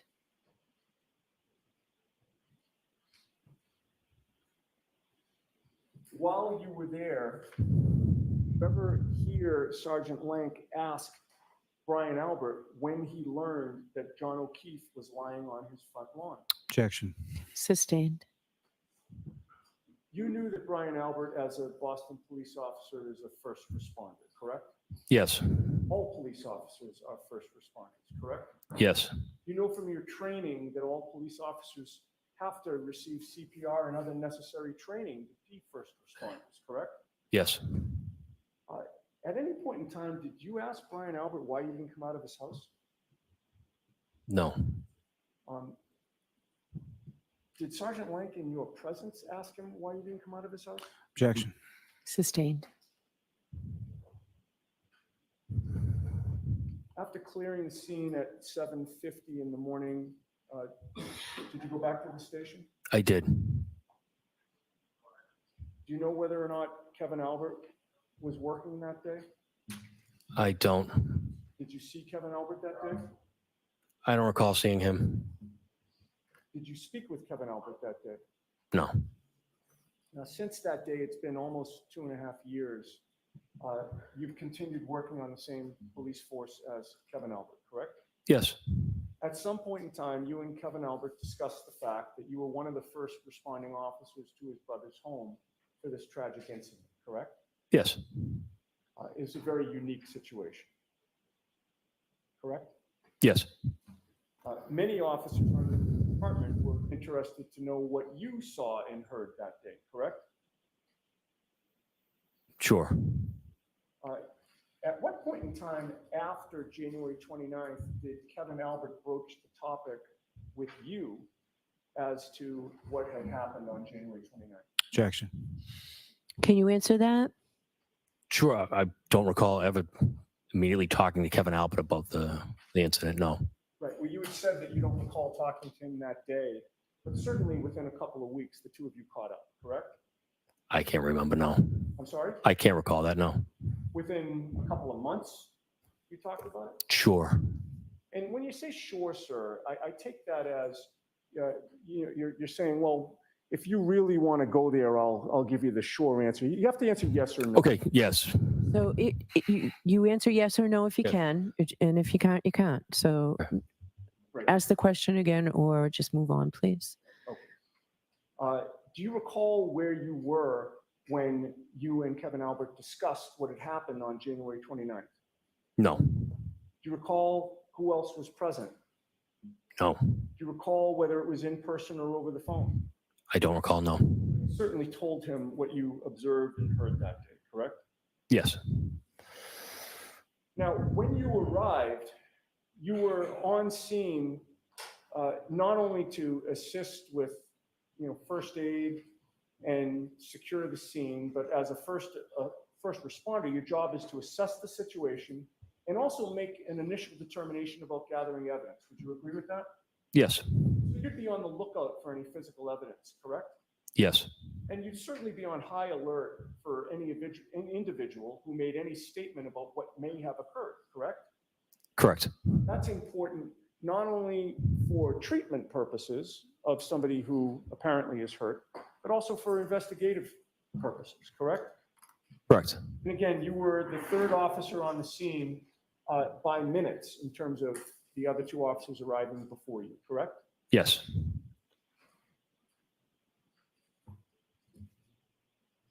And while you were on scene for over an hour and 40 minutes, and by the way, when I say on scene, it's clear to you that I'm asking you about 34 Fairview, correct? Yes. There was no scene at the Canton Police Department, correct? No, I'm talking about 34 Fairview. Of course. A scene is where something happened, correct? Yes. While you were on scene at 34 Fairview for an hour and 40 minutes, did you ever once hear Karen Reed say, I hit him, I hit him, I hit him, I hit him? I did not. And you wrote a report regarding this, correct? I did. You are trained over your 18 years that you include every important detail in that report, correct? Correct. Certainly a statement by Karen Reed screaming out, I hit him, I hit him, I hit him, I hit him, would have been an important detail that you would have included in your report, correct? Yes. You do not intentionally omit, I should say, any important details from your report, correct? Correct. You did not include that language, I hit him, I hit him, I hit him, I hit him, in your report, correct? Correct. And the reason you didn't include it is that you never heard those words come out of Karen Reed's mouth, correct? Correct. Okay, now getting back to potential physical evidence, if you're at a potential crime scene, you want to find what you can, correct? Correct. You want to properly secure any physical evidence, right? Correct. In order to assist the investigation, you're prepared to conduct a thorough search for evidence that may shed light on what had happened, correct? Correct. And you did participate in a thorough search in this case, did you not? The best we could in the elements that we had, we were dealing with. Yes. You know, you had previously, and I'm sorry, I don't mean to cut you off Nope. if I did. You had previously testified, and I think I'm quoting you, the leaf blower worked great, correct? Yes. You would agree with me that with that leaf blower, your department was able to actually get down to the bare ground, correct? Yes.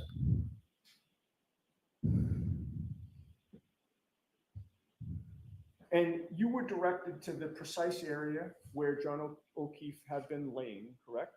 Yes. And so you knew the area that needed to be searched, correct? Yes. You certainly want to properly search around that area, correct? Correct. And after John O'Keefe was in the ambulance and then transported to the hospital, that was the very area that you were eyeballing, correct? Yes. And you visually searched that area as best you could in the conditions, correct? Yes.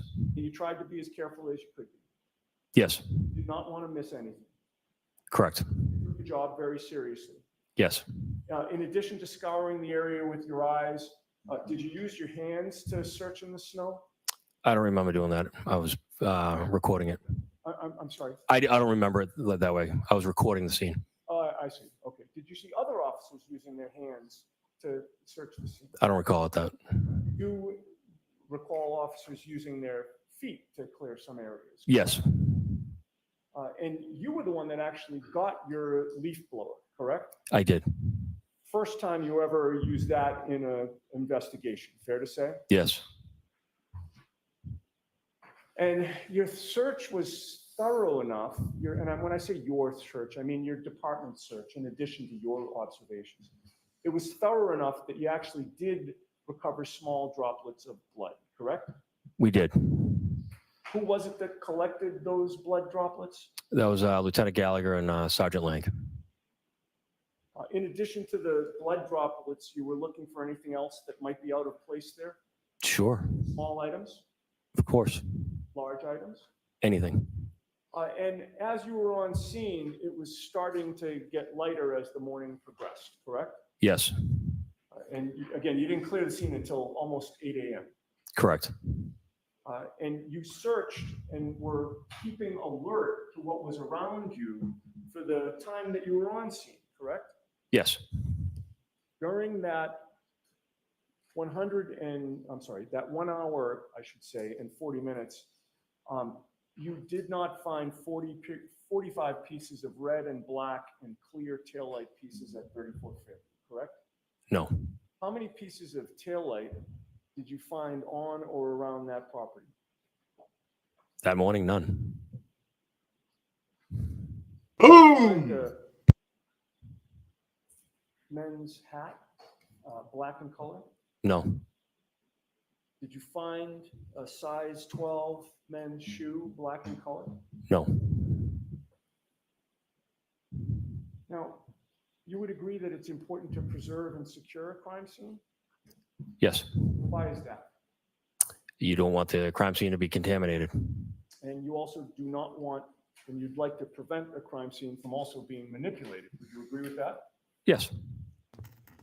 And what steps were taken, either by you or in your presence, to close off and secure the crime scene at 34th Fairfield? We had crime scene tape up while we were there, and then we also had Officer Mulaney on the road. And when you say you had Officer Mulaney on the road, you mean blocking off the road? Correct. Are you aware of something called a crime scene log? No. You recall What? being trained in the academy that when there is a crime scene that needs to be preserved, it is advisable to set up a log so that all personnel are required to sign in and sign out. Again, to prevent contamination and to prevent manipulation. Do you not recall that training? I don't recall that, no. With No regard chain to of custody the fact training. that Got it. It was actively snowing at the time. Did you consider putting a tent around the area to prevent and minimize the environmental intrusions like the snow? It would have been useless.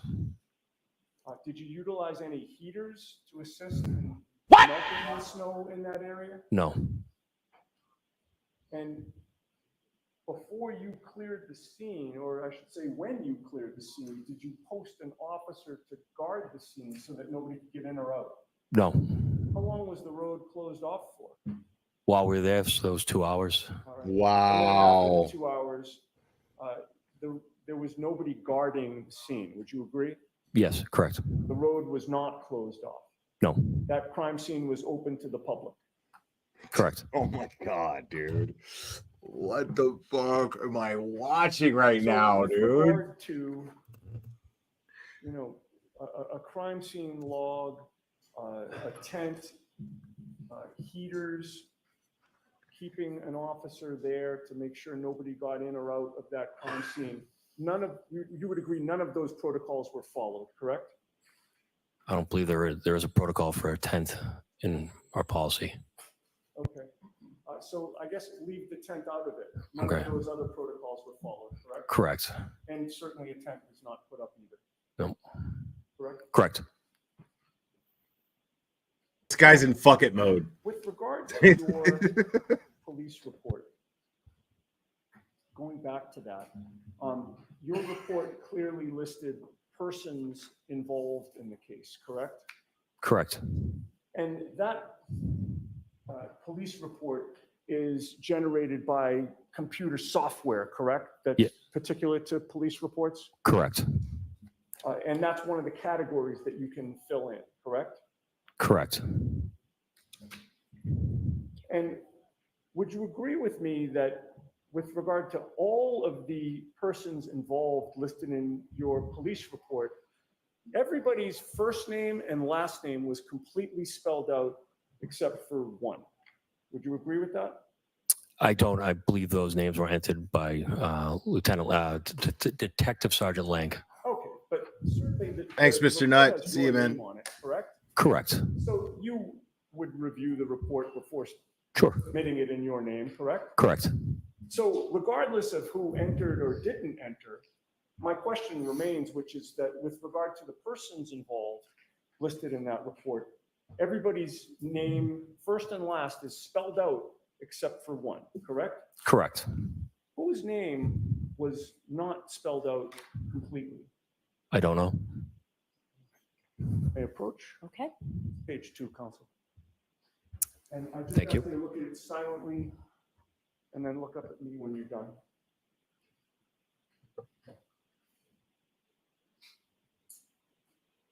This is the wildest shit ever. So no training on Sir?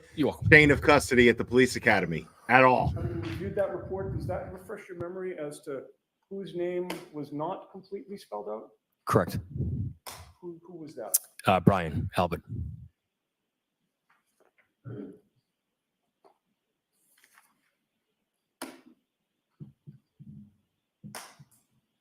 Did you omit Brian Albert's first name to mask the fact that he was involved?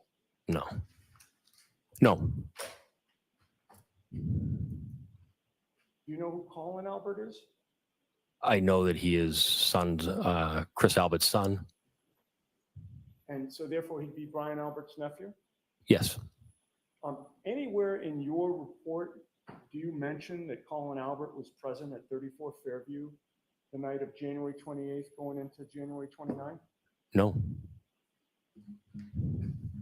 Now, would you agree with me that this report also lists home addresses for everyone in the persons involved section except for one person?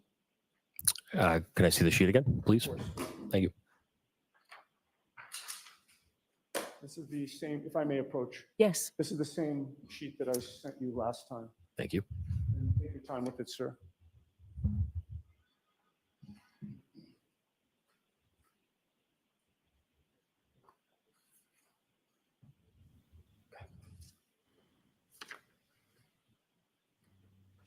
you. And Sergeant, do you know what I'm talking about? Yes. What am I talking about? Brian Higgins. Okay. So with regard to Brian Higgins, his home address was not listed on there, correct? Correct. And what address was listed for Brian Higgins? 1492 Washington Street. And what is significant about that address? It's the town of Canton. It's the Town of Canton Police Department, correct? Correct. My bad. I thought I was muted. Higgins was not an involved person because he was an investigator on the case, correct? Correct. He was not involved in this case in an official capacity, correct? Correct.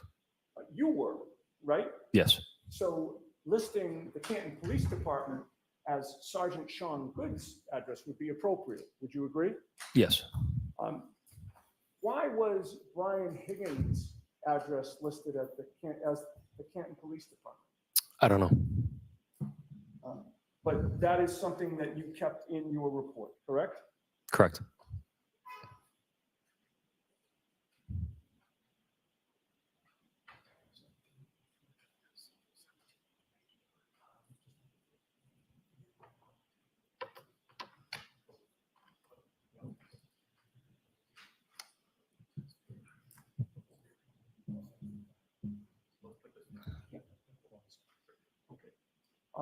Now, I also want to ask you something else about your police report. And I want to focus on whether it was altered after it was first submitted, okay? If I can... hold on, do you have your report with you? I do not. Okay. Do you have a copy for him, Mr. Yannetti?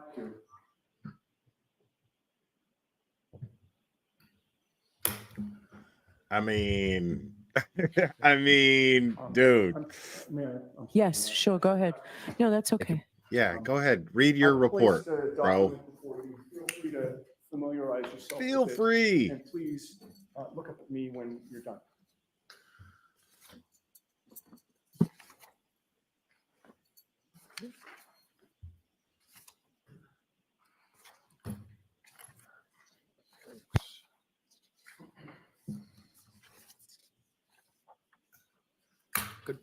Does that appear to be your police report, sir? Yes. Now, and with the court's permission, I'd actually like the officer to have the report in front of him when I ask him these questions. Okay, but nothing's going up on the screen, right? Not yet. Okay, so approach before it does. I will, I promise. Okay. Okay, so I'm directing your attention to the first page. Okay. You will agree with me that this report is submitted with regard to incident number 22-87-OF. Correct. And this is call number 22-449, correct? Correct. The date and time reported is listed as January 29th of 2022 at 06:08, correct? Correct. Which would be in military time, 6:08 a.m. Correct. The report date and time is listed as January 29th of 2022. Objection, Your Honor. All right, so why don't we come to sidebar now? And I'm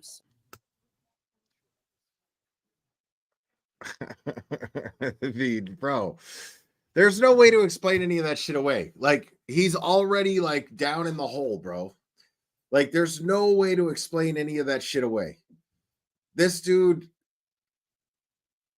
has already, like, we've already established through just the cross-examinations that have taken place today alone, it is established that this investigation is fucked.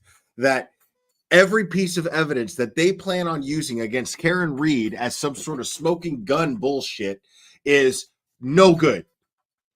I mean, this guy just sat up there and said that he had no training in the police academy as far as preservation of evidence. What? Like, that's like he specifically asked. Yannetti specifically asked him, like, when you were in the police academy, did you, what training? I don't recall. Wait, what? Did you receive training? I don't recall. What?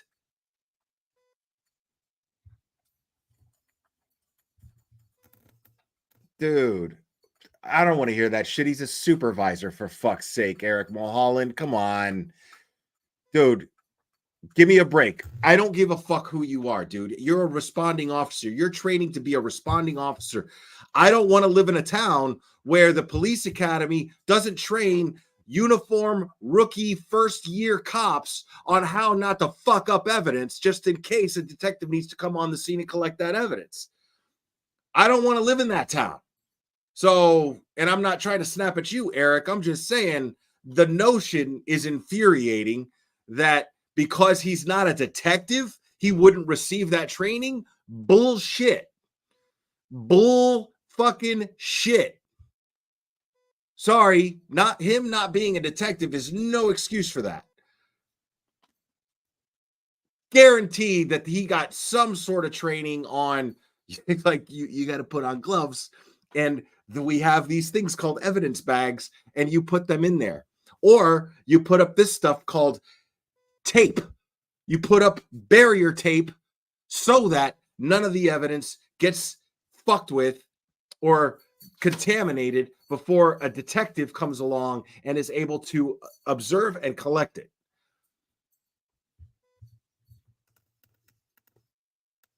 Oh, yeah, I forgot. Dude, I'm glad you're here, Eric Mulholland, because now I recognize you from Twitter. How fucking dumb do you feel now? Seriously, because I've been waiting for this moment to gloat. How fucking stupid do you feel now running your fucking mouth all over Twitter after this? When you're hearing these cops admit to not doing their fucking jobs. And yeah, I'm pissed. I'm pissed for every other cop out there that has to share the same job title as that fucking schmuck sitting on the stand right there and the fucking schmuck that sat up there before him. I'm pissed as hell for every cop. Every decent, honest cop. I don't want to hear that shit. Oh, he's not a detective, so bullshit. Bullshit. This investigation was fucked from the moment it started. From the moment 911 was dialed on a phone, this investigation has been fucked. If there is anybody 100% accountable for the lack of justice that John O'Keefe is getting, it is the Massachusetts State Police and the Canton Police Department. Absolutely 100%. No denying that.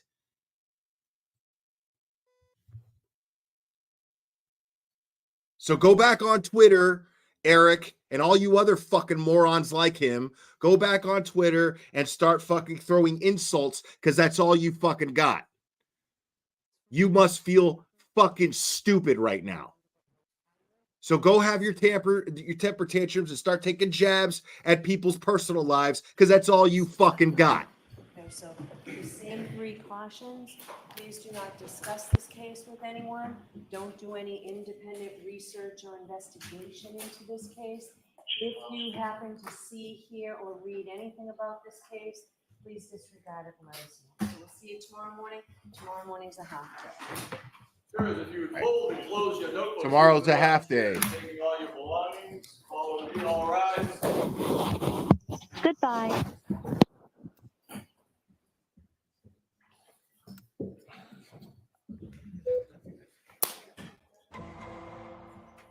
Oh, wait, that wasn't loud enough. I got to get it louder. Hold on. There we go. There we go. Yeah. Go fucking sit in the fucking loser's table at the fucking lunchroom, Eric Mulholland. Go take Krusty and fucking Plevin with you, because over here, the cool kids don't want you. Fuck off. All right, so someone needs to get Sergeant Lank for you. Okay, so the voir dire, I thought that we would have finished this earlier and I'd be able to give you more time, but I suggested 10, 15 minutes. What Mr. about Jackson tells me Katie? that's fine for him and the Commonwealth as well. So what I'd like to do is 10 to 10 minutes would be great from each of you, and then I'll hear argument because it means now I'm keeping Yeah. the staff longer than Yeah. necessary. So, all right. Is he here? Let's get this fucking Katie lying dumbass situated. They were getting him. Yeah, that's right.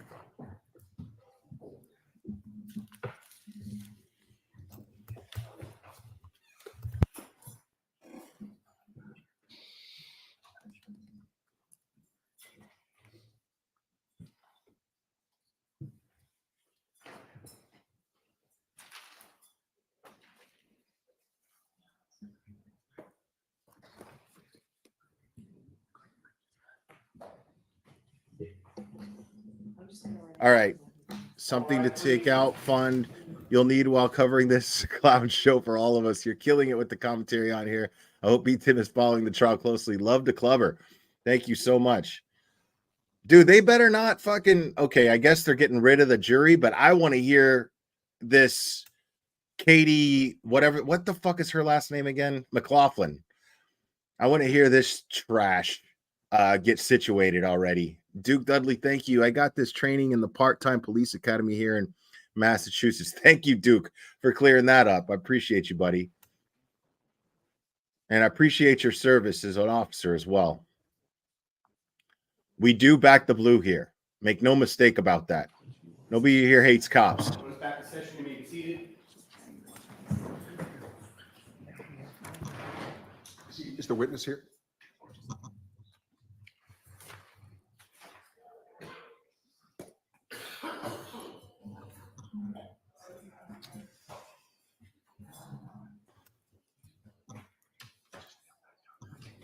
They want to bring perjury charges on her, I hope.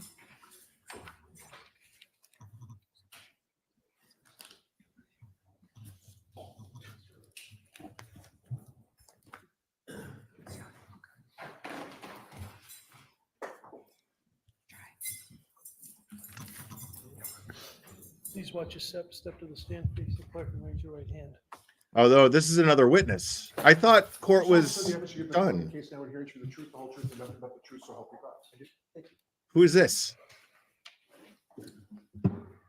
Mayor, Your Honor. Is that Lank? Thank you for joining us late in the afternoon, Sergeant Lank. Oh shit, it's I'd like Lank. to direct your attention to your relationship with the Albert family and some of the members of the Albert family.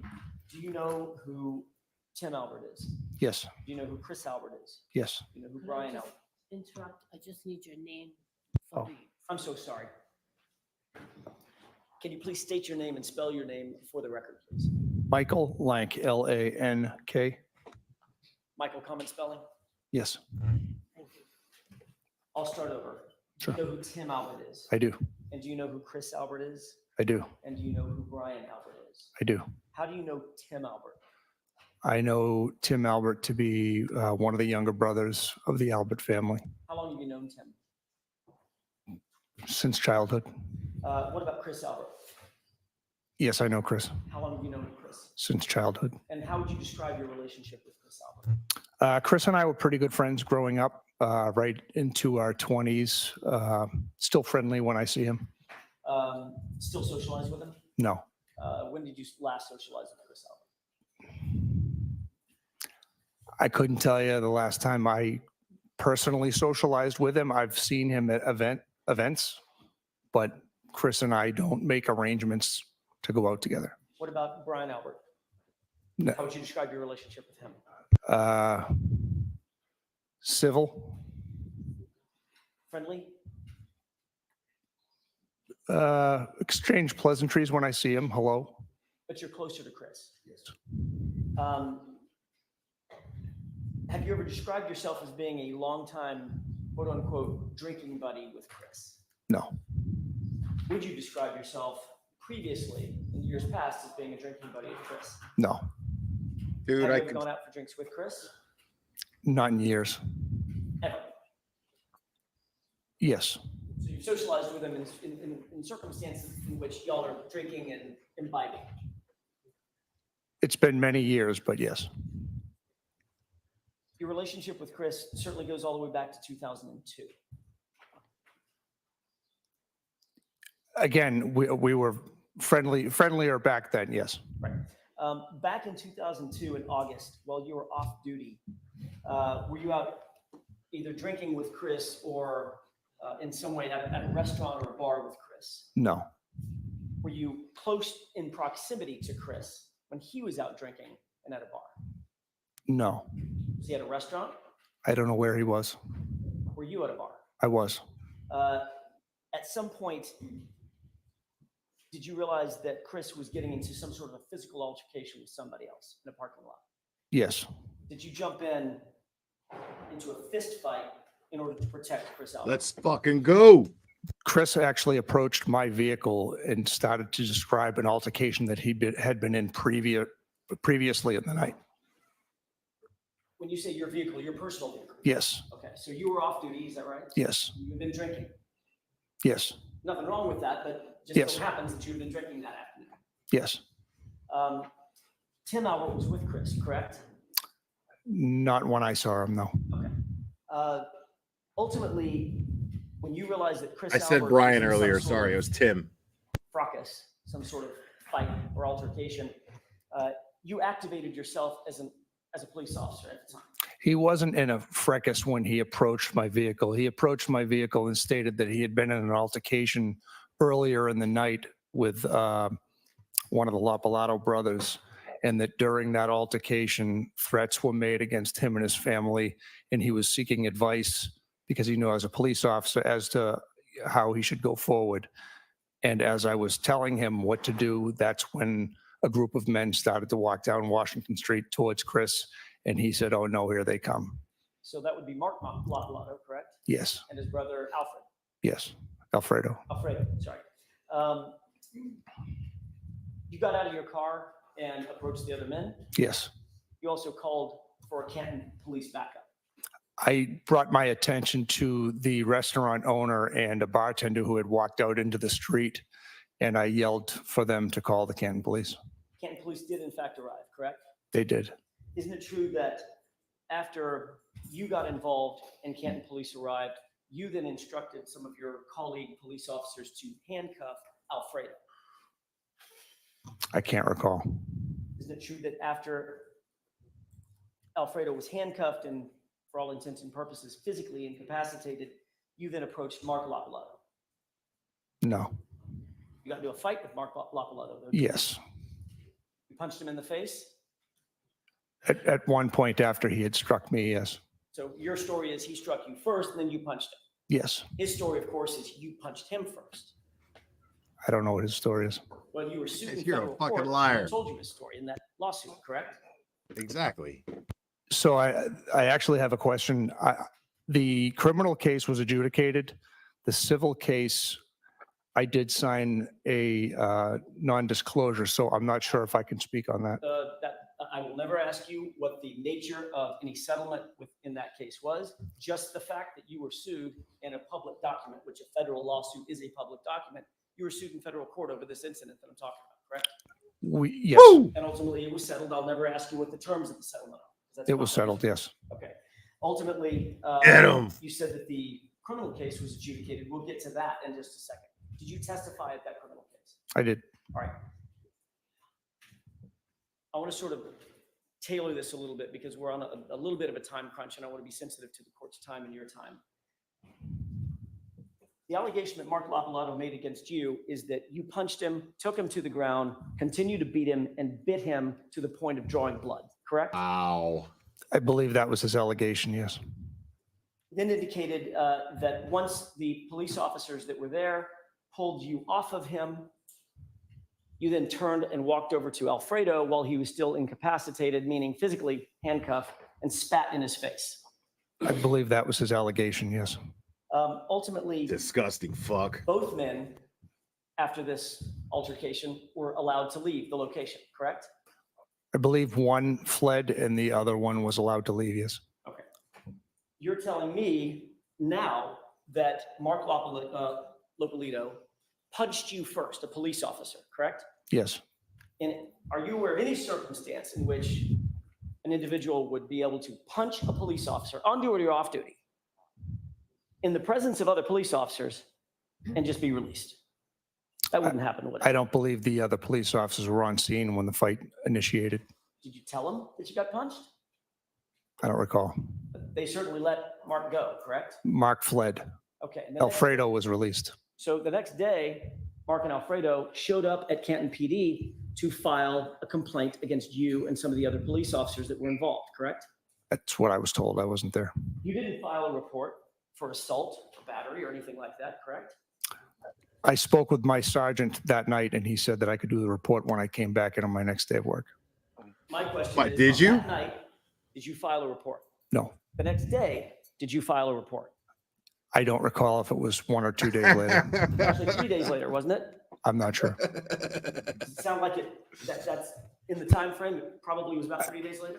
I honestly couldn't tell you. It's 22 years ago. I'm not really sure. But between the time this fight happened and you filed a report, Mark Lopolito and his brother Alfredo came into Canton PD and asked to swear out a complaint against you and fellow officers, correct? I believe so. And they were told to go away on that day. I couldn't speak to that. By the time they came back to file the complaint, then police reports had been written, right? I don't know. Once those police reports were written, after they indicated that they wanted to file a complaint, ultimately charges were brought against them, correct? Again, ultimately charges were brought. I don't know the exact timeline.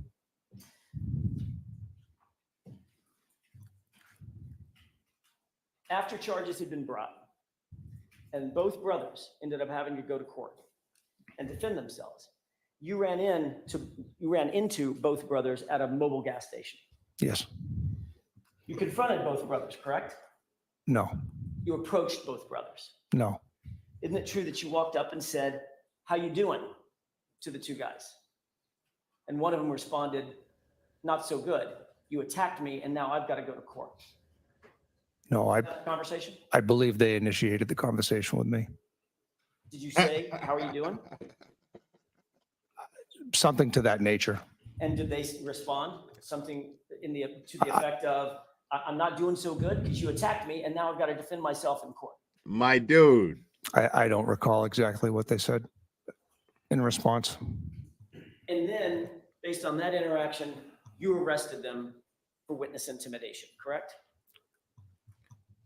Well, there was further interaction. It wasn't just the response to "how are you doing?" They made threats and they were ultimately arrested. Yes. So your claim now is that they made threats against you, a sitting police officer at the time, a working police officer. Yes. Okay. And you reported that threat to the DA's office. Yes. And charges were brought against them. I'm sorry. A report Recognizing was your brought badge, against them asshole. For that witness intimidation, correct? Correct. Ultimately, with regard to the assault charges for which they were arrested and tried, they were found not guilty in a public adjudication, criminal case, correct? Correct. And the DA's office threw out the witness intimidation charges because they were meritless. Isn't that right? The charges were thrown out. And all of this Meritless. history that we've just talked about came on the heels of you assisting Chris and Tim Albert in a fight they said they had been in earlier in the evening. Is that right? No. You just told us that Full the of reason you shit, got dude. involved in this melee, this fight to begin with, Frickus. Chris Albert approached you and said, "I was in a fight with some guys earlier tonight, and here they come." Yes. And you just said that he was with Tim Albert. I never saw Tim Albert that night. My mistake. Let's just leave it at Chris. He was with his fiance. Okay. Tomatoes, all of tomatoes. this situation emanated from you coming to the aid of Chris Albert, your friend, longtime childhood friend, correct? It had nothing to do with it being Chris Albert. Get the fuck out of my face with that Isn't bullshit, it true that man. it had everything to do with it being Chris Albert? No. So just a regular random guy off the street, you would have conducted yourself the exact same way. Absolutely. Bullshit.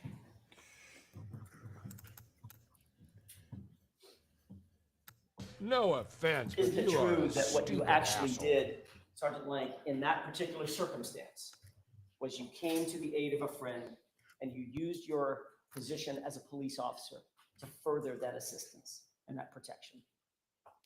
No.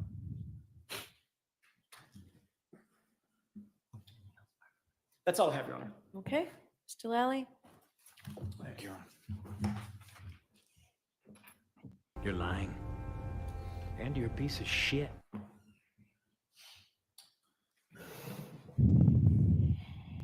Jesus, Whatever happened Bev. between Christopher Albert and these brothers on that particular evening, you weren't present for that? No. And your testimony that Tim Albert wasn't present at any point in time when you were there either, correct? No. Now, with regard to Tim Albert, I could see the what, if alcohol any, poisoning other on Lang's involvement face. have you had with him as far as through your official duties as a police officer? I was involved in an investigation where we had to take out charges against Tim Albert. So you've been involved in an investigation where charges were actually taken out against a member of the Albert family, correct? Correct. And do you recall roundabout when that was? I believe it was 2012. Do you recall who, if anyone, from your department was working with you on that investigation? It would have been Officer Good at the time. And that's now Sergeant Sean Good, is that correct? That's correct. Same Sean Good involved in this case, correct? Correct. Now, with regard to the federal suit that was brought, that was settled, correct? That's correct. There was no disposition on it, no finding of liability or anything of the like. Correct. Now, with respect to Brian, how would you describe your relationship with him? Again, civil. The two of you friends? Could you repeat that, please? Are the two of you friends? No. Do you socialize with Brian Albert? Have you at any point? I've been at events where Brian is at, and we will say hello, but that's pretty much the extent of it. Being Beavis or civil. No. Have you ever been to his house or inside his house? No. Now, with regard to, other than that day of January 29th, 2022, correct? Correct. You and Brian Albert, do you get along? Say that again? I said, he and Brian Albert, do they get along?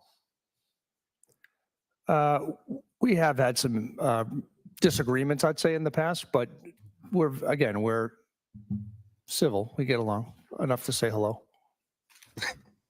Anything to do with your response, your interviews, or anything to do with January 29th, 2022, have anything to do with the Albert family or Brian Albert or Christopher Albert or anything to do with the Alberts whatsoever? No. That didn't change what you were doing, how you were doing it, or how you conducted yourself in this investigation. Is that correct? That's correct. Nothing further. Okay. I have one. Stop breaking the slight area law, to touch on. asshole! Okay. Concerning Tim Albert and this issue, or the investigation where charges were brought against Tim Albert, that was a circumstance in which Tim Albert, in broad daylight, slammed into a parked car belonging to a woman and then fled the scene, correct? No. Wow. Didn't you follow a trail of transmission fluid or something to find where he had gone? I did. And he fled directly to 34 Fairview, correct? Correct. He didn't live there. He went to his brother's house. Fine. No, that's not correct. He lived there at the time? Yes. Okay. So you follow the trail of whatever it is, fluid trail, all the way to where Tim Albert had fled to, and you basically had no choice. He had just slammed into the back of a car and then fled the scene. Isn't that right? I concluded my investigation by locating the vehicle that had heavy damage. Right, the vehicle that he hit. His vehicle. His vehicle had heavy damage, but so did the vehicle that he hit, correct? So what you had said a minute ago that he hit a parked car. That's incorrect. Oh, he hit a moving car. It was a vehicle that was, I believe it was stopped at a light. It wasn't a parked car. It was a vehicle that was stopped. Okay. Where do you get these fucking idiots, huh? Where do you get them? Running or parked or not, he hit a car. Yes. With a woman in it, fled the scene. Then you find him trying to hide out at 34 Fairview, correct? He had parked the car at 34 Fairview. And you didn't have much choice. I mean, there you have it. The evidence is right in front of you. You can't really cover that one up, right? I would say I did my Objection, job. Your Honor. Move to strike. So this is why. Could you answer the question, please? I would say I did my job. Okay. Did you engage in any kind of a DUI investigation? We spoke with him. Did you give him FSTs? I don't recall if I did. I know I didn't. I don't recall if Officer Good did. Did you give him a breathalyzer? I did not. Did you ask him for a blood test? I did not. So no DUI investigation was really undertaken, correct? Again, I can't recall what Officer Good did, but I was there. But you didn't do it. You didn't do what I just suggested, a full-blown DUI investigation, even though he hit another car and then fled the scene. We spoke with him and he gave an explanation.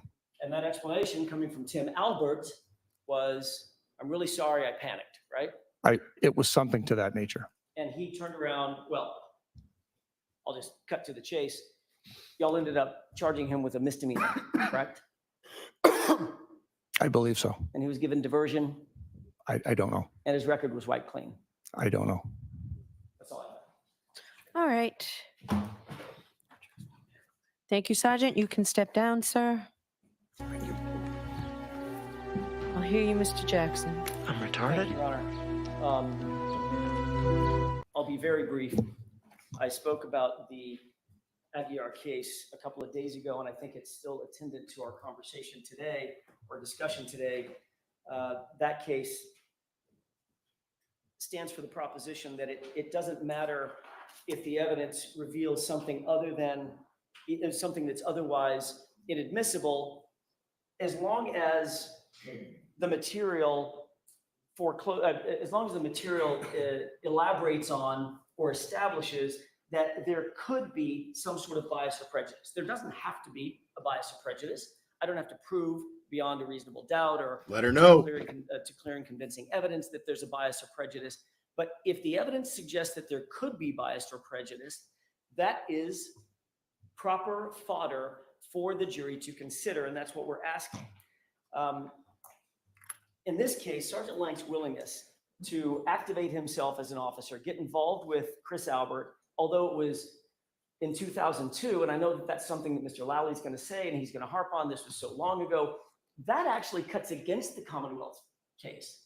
That shows how long these folks have been involved with each other and how deep their relationships run. For him to sort of deputize himself in that situation in order to help out his longtime friend, whom he socializes with, drinks with, grew up with, establishes a bias and a prejudice, in this case against Miss Reed, and in favor of the Alberts. And it's not like he had a tangential part to play in this, a role to play in this investigation. He was the very first officer to walk in that front door. He absolutely knew what he was going to find when he walked in the front door, which was the homeowners and possibly other witnesses. He engaged in a interview or a series of interviews that were not recorded. I have no idea what was said. The jurors are never going to find out exactly what was said other than to take his word for it. The jurors have to be able to weigh and balance his credibility against an officer that, for instance, even like Sergeant Good, for instance, who seems to come across far more unbiased, just sort of a straight shooter. Sergeant Lank is not that person. He never should have walked in that front door. He should have said to his supervisors, I have a relationship with the Albert family. I've known these folks for too long. I grew up with his brother or brothers. I've known them my whole life. I'm probably not the right person to make the decisions about this investigation. And unless and until the jurors know that and can weigh and balance it, they can toss it out if they want to, or they can adopt it if they want to. The point is they need to be able to hear the evidence. So I have a question for you. So the part about the complaint at the station yes, and being turned away, who are you going to get that in from other than the Lapolito brothers, which puts us a little far afield? So he didn't adopt it or said, I don't know, or that's what I've heard. So the Lapolito brothers, I think. I know, but that's so far removed now. I disagree. I think they're the ones that are closest to the situation. So we would ask who's better to tell the jurors that they walked in. I can get the police report. I can tell the court when it's dated. It's dated September 2nd or September 3rd, and the Lopolitos walked in on August 31st to make the complaint. No, I understand because you've outlined it, or Ms. Little outlined it, which is very helpful. I don't disagree that some of this is admissible. I just have to figure out how you intend to get it in. Okay. Because I have to be concerned I'll about take that. if it's a mini trial within a trial, and we're trying to avoid that. I think Hold on, if he were to testify as he did, that's what I understand. And the Commonwealth didn't object to that. That seems admissible to me. There you go. I would probably I'll take that. seek to do it with the court's permission through two pieces of evidence. One would be Mark or Alfredo, and I don't think I would use both of them. You would not. I would not. Okay, fair enough. I would seek to ask Mark to join us. He would testify to the altercation. He would testify to the complaint, and then I would seek to either get a stipulation to the date of the police reports. I don't even need the police reports in. If I can't get a stipulation, then I probably would just ask the court to be able to establish that the police report is a business record. Take So it for I would like to see those police reports tonight before I leave, okay? if I have them. I mean, come on. You should have them. I will do my best to get them to the court. I can't get them to the court tonight. We don't have them. Okay, So I'll start working on that immediately. all right. Anything else? I mean, but he also Mr. probably Whaley? just never expected her to even I hear just this would shit. submit, that defendant has him at his burn. There is no actual relevancy to any of this, and it is essentially a trial within a trial at this point. Oh, shut up. Bringing in other civilian witnesses to talk about an incident which happened 22 years ago to So involving. let's forget about bringing in the civilian witnesses. How about what we heard as to what Sergeant Lank would testify to? As to what You're Sergeant Lang entitled to testified shit. to is a single incident in which he did not witness anything to do with the Albert brothers. Christopher Albert was never at 34 Fairview Road on January 28th or Bullshit. Until much, much later in the day of January 29th, and certainly not at the same time that Sergeant Lank was. That's a fucking I think lie. counsel far overestimates what Sergeant Lank's involvement in this particular investigation was. He shows up on scene. He assists with the other officers, Lieutenant Gallagher and Sergeant Good, that you've already heard from. And with respect to, he takes a couple of initial statements, who all those witnesses then subsequently talked to troopers from the state police, testified grand jury, multiple grand juries, and will all be testifying as witnesses in this case. So any purported bias from an incident from 22 years ago involving a brother who wasn't even present at the home on the night in question does nothing but confuse the jury as You're to a what the issues are. fucking liar. And creating this sort of bias out of thin cloth that has no basis whatsoever in the facts of this case. Okay, so I disagree with you. There I you don't know go. yet. I want to see those police reports. I Atta don't know girl, yet Bev. what I'm going to allow in, but I disagree that it has nothing to do. If it weren't involving the Alberts, then under the grand jury case, the decision by Justice Gantz, Chief Justice Gantz at the time, it wouldn't come in, but it does. So it comes in for different purposes or different reasons. So I'd like those reports tonight or certainly by tomorrow morning before we come out. We'll do our best. Okay. All right. So we'll figure this out tomorrow morning. All right. Thank you very much. Dude. All right, please. Alan Jackson, y'all.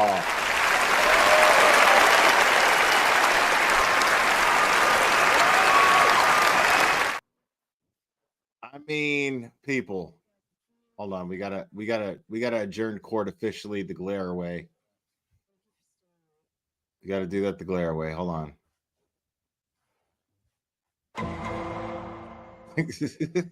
There we go. All right. But we never heard what happened with McLaughlin.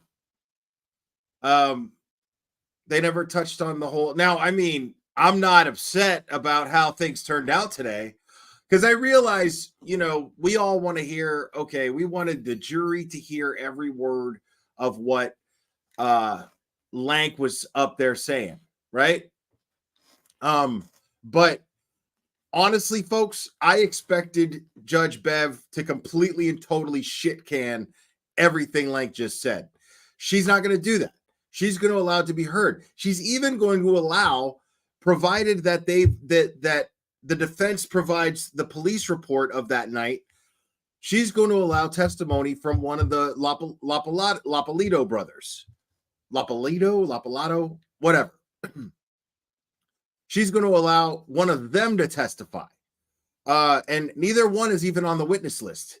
So this is a win, people. This is a win. And for the first time, for the first fucking time, this entire time that I've been following this case, Judge Bev absolutely said something that didn't make me absolutely fucking furious. So, I Judge Bev gets a pass for me today. No Judge Bev bat jabs for me for the next 12 hours, at the very least. I mean, look at this. People. Okay? Look. I mean, click on that right there. Now, that's not the police report. Or wait, it is the police report. Excuse me. If I know chasing, and I think I know chasing, she's that quick. Sabrina K, thank you so much. Auntie Bev just sent Lolly straight to bed without dinner. And hold on, I owe you guys a couple, but I'm just gonna give you one. I'm just gonna give you one because I saw a request for it in the chat. Here we go. I think we got a super chat. Super chat. I think we got a super chat. Super chat. Super chat. Super chat.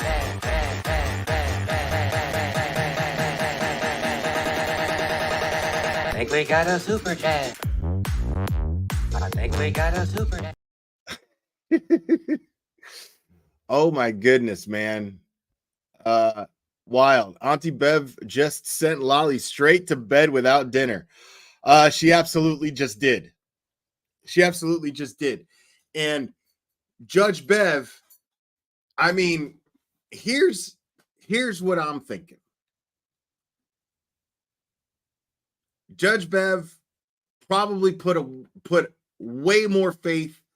I'm willing to ease back on the gas when I'm looking at Judge Bev side-eyed as far as being dirty. All right. I'm easing back on the gas on that. All right. Now, what I'm also looking at here though is, I mean, it's undeniable. It's a sinking ship. Today, the prosecution against Karen Reed is clearly a sinking ship. The hole is too big to plug. Don't do it, Cherry. Shut up, Cherry. The hole is too big to plug, and this ship is going down, and Bev is like, there's a lifeboat right there. There's a fucking lifeboat right there. When the feds come swooping in, I'm not going to be in handcuffs. So you motherfucker, you're on your own. So now basically what happened here was Jackson and Yannetti, they were basically Paul Crew. They had a football. They threw the football at Judge Bev's nuts, who's the referee, calling the game, and went, hey, how about you start calling a fair game now, huh? So that's how I'm taking that, because it just entertains me to do that. And oh my God, people, we're going nuts today. We're going nuts. This is how. I think we got a super chat. Super chat. I think we got a super chat. Super chat. Super chat. Super chat.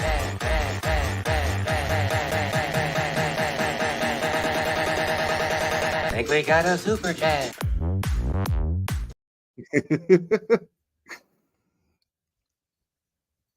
Yeah, no, totally. That's the best fucking.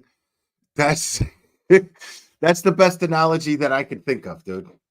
Is Paul Crew, longest yard, was like, all right, nobody get in Bev's way. Hold on, fucking let Bev through. I'm throwing this ball and I'm hitting her in the nuts. Not once, not twice, but 3 times, and maybe she'll start calling a fair game. That's how I'm taking that. And I'm not a lawyer, but because I'm not a lawyer, it awards me the luxury of perceiving it this way, because I don't know shit. But that's how I'm looking at it, and it's fun. It's way more fun to look at it that way. But Bev is absolutely like, all of a sudden we're seeing a different Bev. Tell me we aren't. Tell me we aren't seeing a completely different Judge Bev here. Now we got to take a look at what's going on outside the courtroom. As always, check in with Mr. Tom CPU.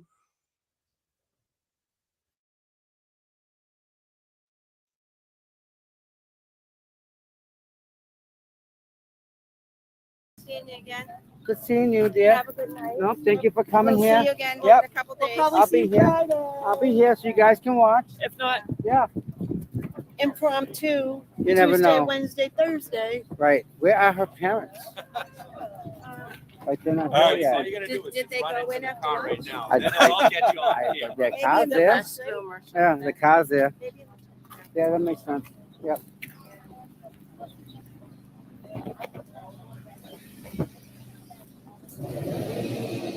Well, Grant almost knocked Lisa over. No, we can't have that. I gotta say, it was an accident. Yeah. I try and avoid everybody. You know, you try and get around. Over here. Yeah. Yep, that was awesome. Again. I saw it, Dana. It was nice. It was great. And at least Grant doesn't yell questions until he gets over here. Yeah. That's a plus. You know? I think he lets the other people ask questions. The other news reporters? Yeah. He lets them The ask. real reporters. Yeah, the ones that print stuff. Those would be the paid ones. reporters. Those two? Like that right there. She's doing a scene right now. And there's another reporter right here.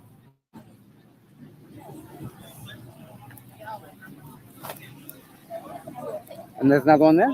I mean, look at them. There they are.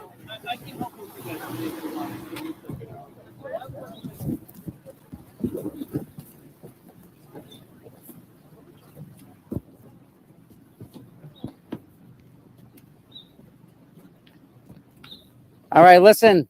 These are from some supporters. They asked me if I would give you each one. Oh, Can I have them here? You can have them here. It's okay here. I love Karen's parents. All so right, much. me mute this. They are the nicest people. I love Karen's parents so much. I love her dad talking to the press. And I love Tom respecting them and muting when he speaks to them.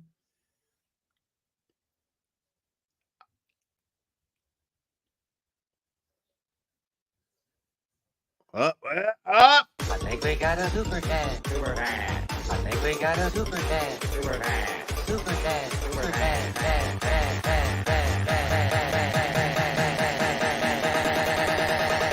I think we got a super chat. Jim Jerry Gunn. Thank you so much, buddy. Keep up the great coverage, Glare. I plan to. We're just getting started. We are just getting started, my dude. You can unmute now, Tom.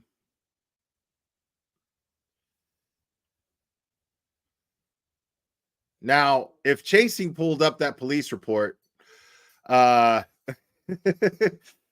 quick, I'm quite confident that Karen Reed's very expensive defense team can pull it up before the proceedings begin tomorrow. So.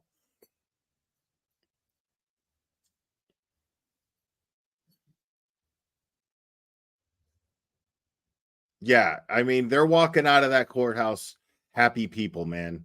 Look at them. They are happy. Ginger Freckles. Oh my goodness. I think we got a super chat. Super chat. I think we got a super chat. Super chat. Super chat. Super chat.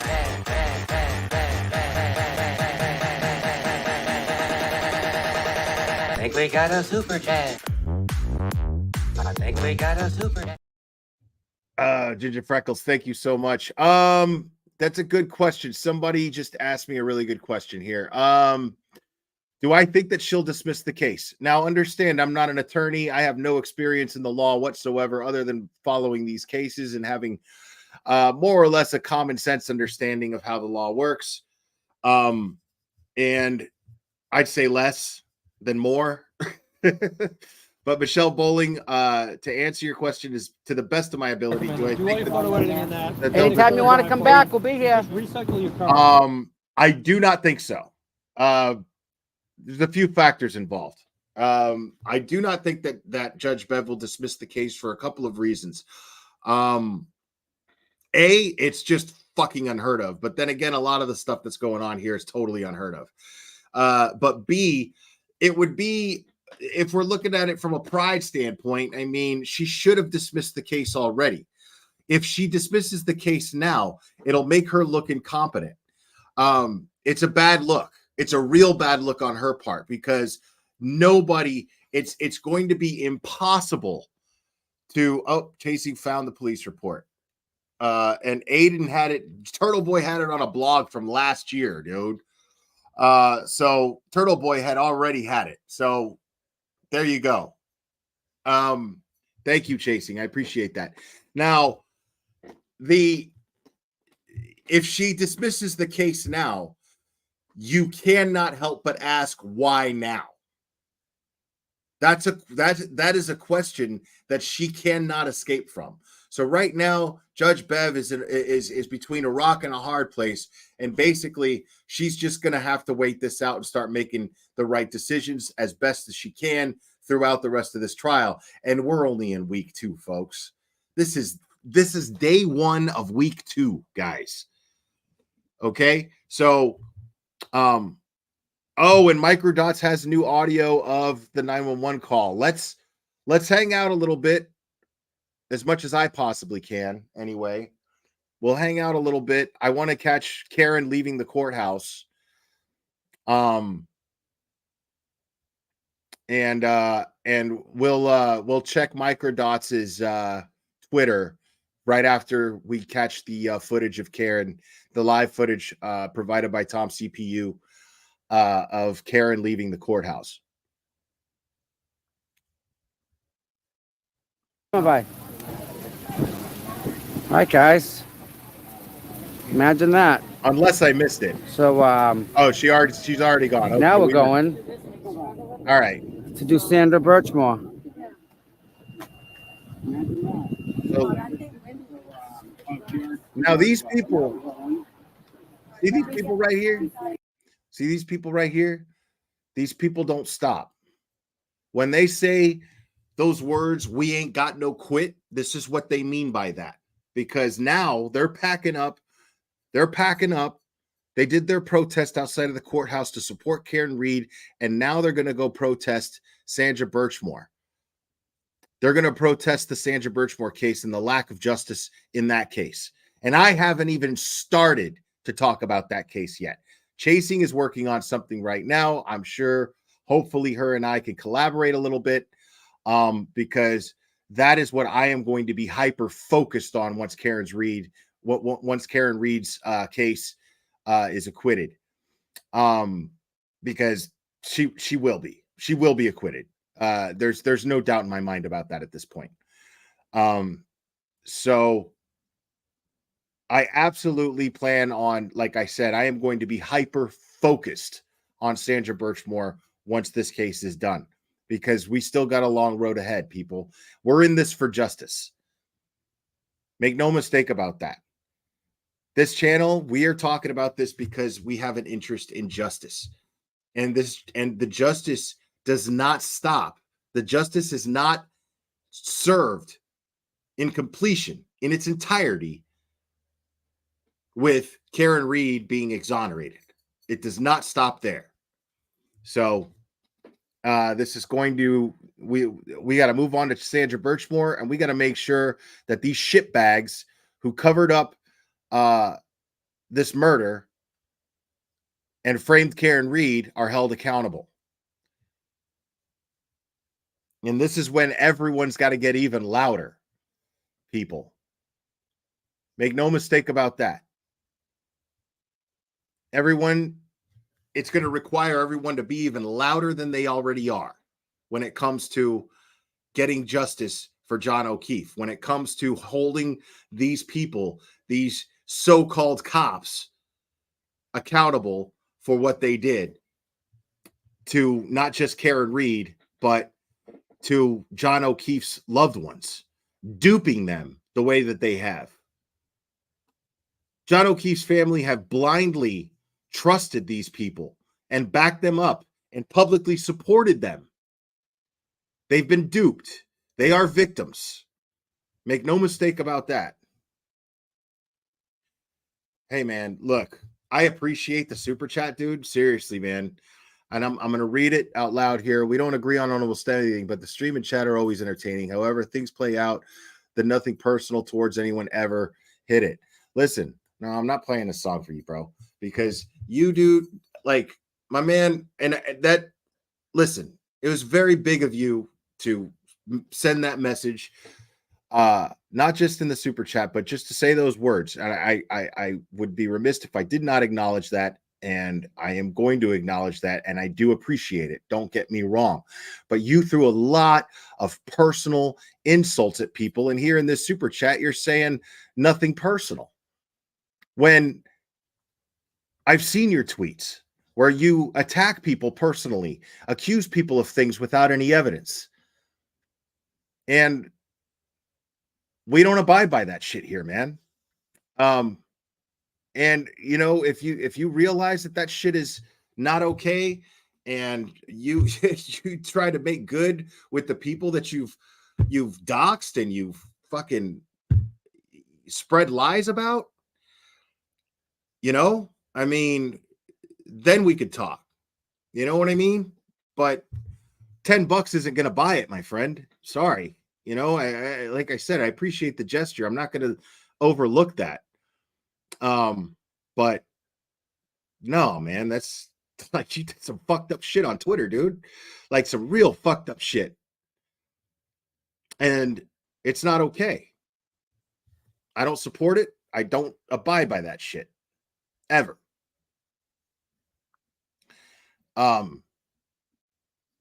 No, damage is done, sure, and we all do some bad shit, you know what I mean? But you know, whatever he does to try to make it right, fair enough. And you know what? If this man has the fucking balls to like take back what he said and actually apologize to certain people, then that's a big man right there. That is a big man right there, and that earns my respect. Absolutely. I've done some bad shit in my life, and I've worked real hard to make things right. You know, and I get it, but it cost me a hell of a lot more than $10 to do it. You know what I mean? Now, and I'm not talking about money. I don't want your money, man. You know, I'm not talking about that. Don't misunderstand what I'm saying. But let's take a look at microdots, because I want to know what that Carrie Roberts 911 call sounded like, because it sounded, I mean, it came in before, sounded like she was trying to report John missing.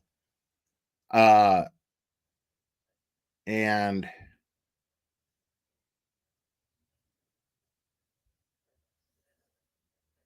here we go. Here we go, folks. All right.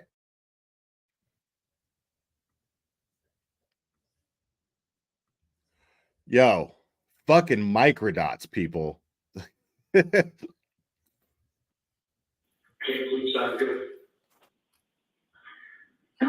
my name is Karen. I'm calling because my friend's boyfriend did not come home last night. We were at waterfall, and now she is calling me hysterical because she doesn't know where he is. You didn't take anybody outside the name of John O'Keefe, did you? John O'Keefe. Yeah, he's about to come, and we'll be on site, so. No. And he probably doesn't ride and have got his own house. I don't know, but. Yeah, no, we didn't want anybody else or anything. Okay, so what she's doing there is she's speculating, like, I don't know if he passed out at somebody's house or what. I don't know. And for those of you who are just tuning in here, this is Microdots is amazing. And Microdots took the 911 call placed by Carrie Roberts, which we didn't even know existed until today, and was entered into evidence by the Commonwealth. And this was played, but we couldn't understand it due to the poor acoustics inside the courtroom. So so now we're hearing it, and it's cleaned up as best as possible. Microdots is a wizard at this stuff. And guys,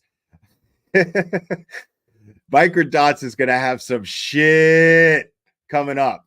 Just make sure to stay tuned for some Microdots, people. If you're not familiar with Microdots, familiarize yourself with Microdots. Absolutely. Microdots cleaned up the audio, and now we're going to be able to hear it. He added some captions here, and so this is going to be fascinating. Something like that. And where does he live? He lives on Meadow, downtown. He lives on Meadow, off Pleasant. Okay, and you so my home, you said his girlfriend? His girlfriend, yeah, they were out having drinks, and then she left, and expected him to come home at some point, and he never did. Yeah. And so I said to her, my husband had been out with her earlier in life, and he obviously came home, and he had custody with me to nephew from this year, passed away. Okay. And so she's home with me to have you, and they're all to be home. And so she's nervous because he never even happened. Yeah. So she's like, I feel like something happened. And I said, okay. Well, so probably in hospital, and you'll be happening. I personally think he probably take him out to the doctor. I don't know. Yeah, did he drive last night? No. No. Okay. I think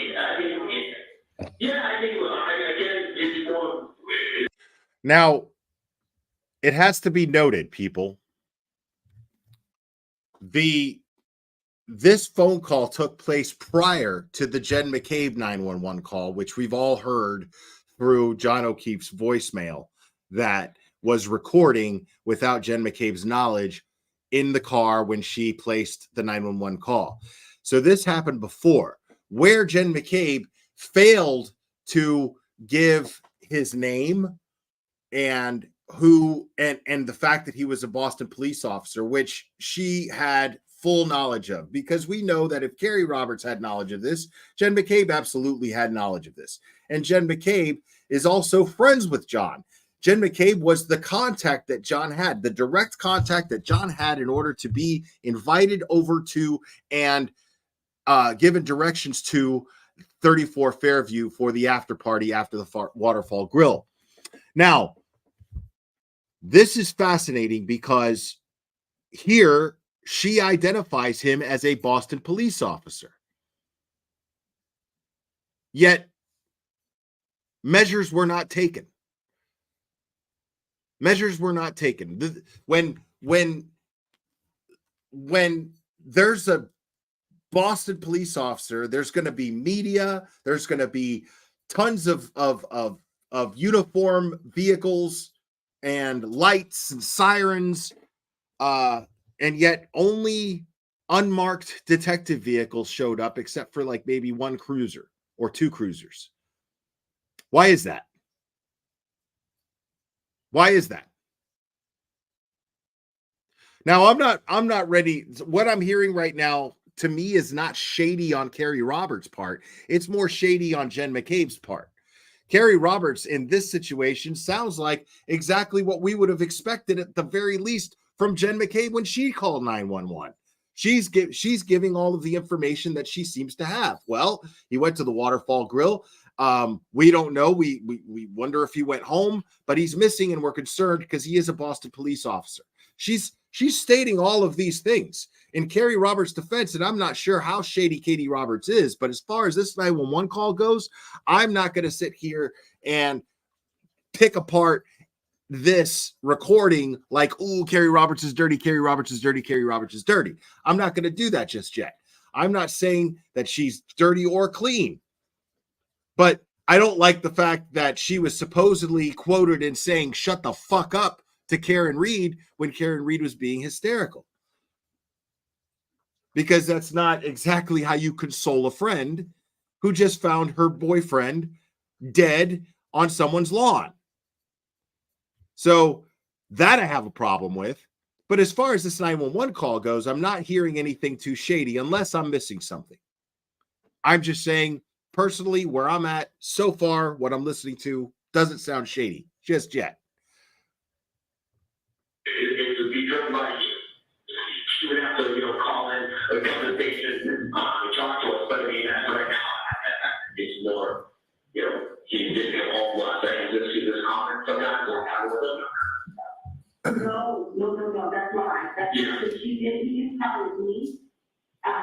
that's kind of why she's more freaking out. So I think I called the other hospital, I said, Okay. So she tried to call a hospital, but just before that, she clearly indicated that she doesn't really know anything. She's going based on what Jen McCabe is telling her. So basically what's happening here is Carrie Roberts is telling a 911 officer what Karen Reed told Jen McCabe and Jen McCabe told her. That's where she's at right now. And yet here she is giving all of the information that Jen McCabe failed to give in her 911 call. And yet she's even stating that it was Jen McCabe who gave her this information. So here, this phone call right here, this 911 call from Carrie Roberts is absolutely 100% indicating that Jen McCabe had the information that we already knew she had. I'm just confirming it. It's a done deal.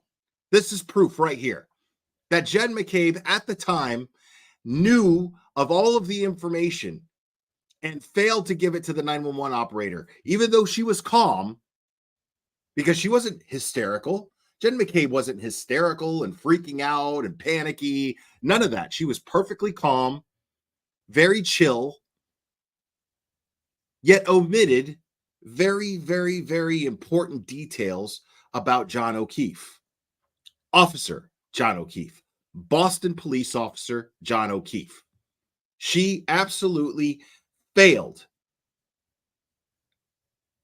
Jen McCabe omitted vital pieces of information about Boston police officer John O'Keefe during her 911 call that we're all very familiar with already. This is proof of that. Kansas police just to make sure, even if they don't know the difference, police officers are the ones that should go. If anybody puts it in up. Yeah. Okay. Apparently, I was going to sorry, I thought. Yeah, no. Unfortunately, I wasn't there. I was stuck here. But we haven't get any calls or anything like that. Nobody was arrested or anything like that. All righty. All right, well, thank you. All right, no problem. Good luck. All right. So that was more along the lines of Carrie Roberts. The impression that I'm getting from that phone call, the nature of that phone call was more along the lines of trying to gather information and find out where John O'Keefe was. She wasn't like, hey, like this guy's fucking dead somewhere and we don't know where he is, blah, blah, blah. She's like, we don't know where he is. I've called hospitals to check to see. I'm calling you guys to find out if somebody was arrested because he might have been driving. And if he was driving or if he was just drunk and walking down the street, maybe somebody picked him up. So I'm not getting a shady vibe from Carrie Roberts in this 911 call. This is exactly the kind of 911 call, the nature of a 911 call that I would expect someone to give, given the information that Carrie Roberts was already given, according to her. So here you have somebody who was woken up by her friend. Hey, Karen Reed, John's girlfriend, called me up freaking out. This is Jen McCabe talking, calling Carrie Roberts. Carrie Roberts wakes up early, like before fucking dawn, and is like, wait, what? Okay, fine. In the meantime, what I'll do, okay, I'm coming to pick you up. Cool. All right. What I'll do is I'll start calling hospitals and I'll call 911. I'll call the police station. And I've done that many times. I don't know the number to the police station. When there's not an emergency, I will call 911 and I will say, hey, this is not an emergency. So, but I just want to be able to, give you some information here. Could you connect me to somebody, this and this and this and this? That's how I will. If I'm calling the police, I'm calling 911 and I will let them know right off the bat that it's not an emergency. And it seems to be the nature of the phone call that we just heard was, okay, I'm just calling to find out if you guys might have picked this guy up. He's a Boston police officer. He was drinking and we don't know. We don't know where the fuck he is. So we're just wondering if maybe because he's a Boston cop, you guys might have picked him up, had him sleep it off in a cell like I seen on TV. So that's the vibe I'm getting from that phone call. I'm not getting a vibe of her trying to cover tracks or do anything shifty or shady at all. It sounds to me like she was brought into a situation that she's still trying to figure out why in the fuck she was brought into. That's what it sounds like to me. I'm not saying that's the case. I'm saying that phone call indicates that to me. That's all. That's all I'm saying. So I'm not ready to start throwing spears at fucking Carrie Roberts like dance. Throwing spears at her feet. Dance, woman. So yeah, I'm not seeing anything really telling about that 911 call.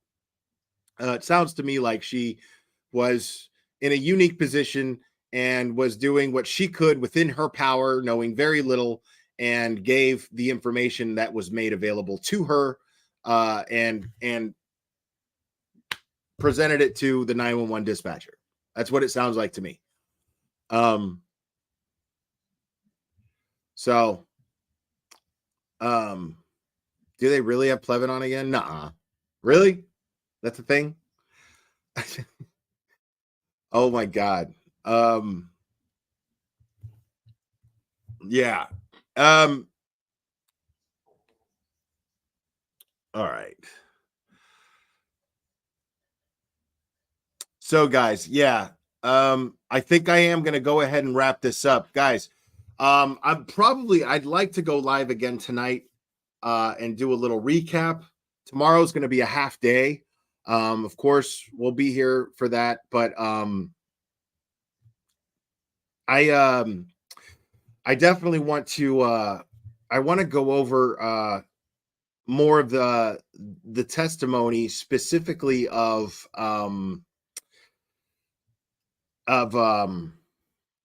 the first officer that testified today, and Sergeant Lank. So I'll probably go live again tonight. And I'm just trying to decide if I'm going to do that before or after I go to the gym. Oh my goodness, what? I think we got a super dad. Super dad. I think we got a super dad. Super dad. Super dad. Super dad. Dad, dad, dad, dad, dad. I think we got a super dad. I think we got a super dad. Jane DiMaggio, thank you for your coverage. Bev renewed my faith in her doing the right thing. Bev took the first steps in renewing my faith. I'm not quite where you are just yet, Jane, but thank you so much. I appreciate you, but I'm not quite there yet, but I feel you. Don't get me wrong. I do feel you, because Bev was, I was like, okay, Bev, okay, I see you, Bev. Today I was like, I see you, Bev. So today Bev gets a pass from me. No Bev jabs from me today. We'll see what happens tomorrow. And I see that Turtle Boy will be on Howie Carr. Guess that's what I'm doing. Guys, we keep that a tradition. So I'm going to end this live. I'm going to walk Clubber. I'm going to take care of a couple of things. And then I guess I'm doing a late night gym visit tonight. And yeah, I'm not letting Bev off the hook just yet. I'm not doing that. No, I'm not there yet. I'm not there yet, but I feel you, Jane. I feel you. Now, yeah, so, and what time did you say Turtle Boy was on Howie Carr? 6:33 tonight. Okay. So 6:33 tonight. I'll be live again at 6:30. I guess I will set that live in just a few minutes, and we'll go over that, and then we'll do a little bit of a recap of some of the testimony today. But I am going to wrap this up. You guys are amazing. Thank you guys for everything. Thank you for liking the stream. Please make sure to hit the like on this one. Make sure to subscribe if you're not subscribed already. And thank you guys to all your new subscribers. That means the whole world to me. There's plenty of room in this community, and I welcome all of you.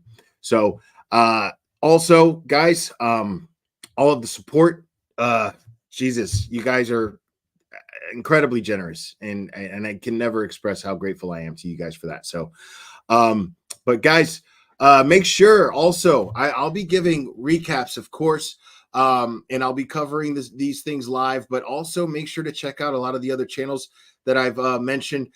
It goes without saying to follow Turtle Boy and watch his live streams as well. Turtle Boy has explicit knowledge of the history of like everybody in this case. And he's been doing a fantastic job. The man went to jail for fucking 2 months for it. So show the man some respect, support him. Absolutely. Please do that. Because if it wasn't for him, none of us would be here following this case so closely. And none of us would have the information that we have. So that can never, ever, ever be overlooked. And you cannot properly tell the John O'Keefe Karen Reed story without telling the Turtle Boy story and his involvement in it. It cannot be properly told without it. Whether you like Turtle Boy or not, it is just a simple fact. You cannot properly tell this story without telling the story of Turtle Boy's involvement. Can't be done. So, now, there's also attorney Melanie Little. There is the DUI guy, Larry. There is Tom CPU, who gets all the footage outside of these protests. There is Resistance to Silence, which is Dana, Tracy, Paul. You've got Scott McGinnis, who's always out there. He doesn't have a channel, but Scott McGinnis is always out there. So big shout out and love to him. There is the 13th juror, Brandy Churchwell. Amazing coverage as well. There is the Young Jerks, Mike Crawford. Thank you. Plenty of channels.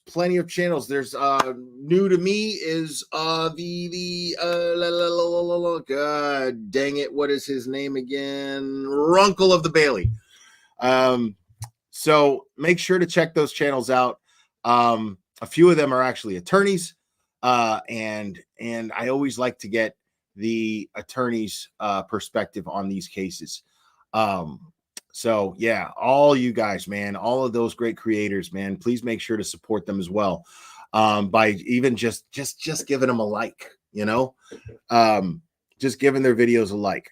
But I suggest you get their insight as well, because they're very insightful. Anyways, guys, I am going to wrap this up. I love you guys very much, and we will do this again very soon, my friends.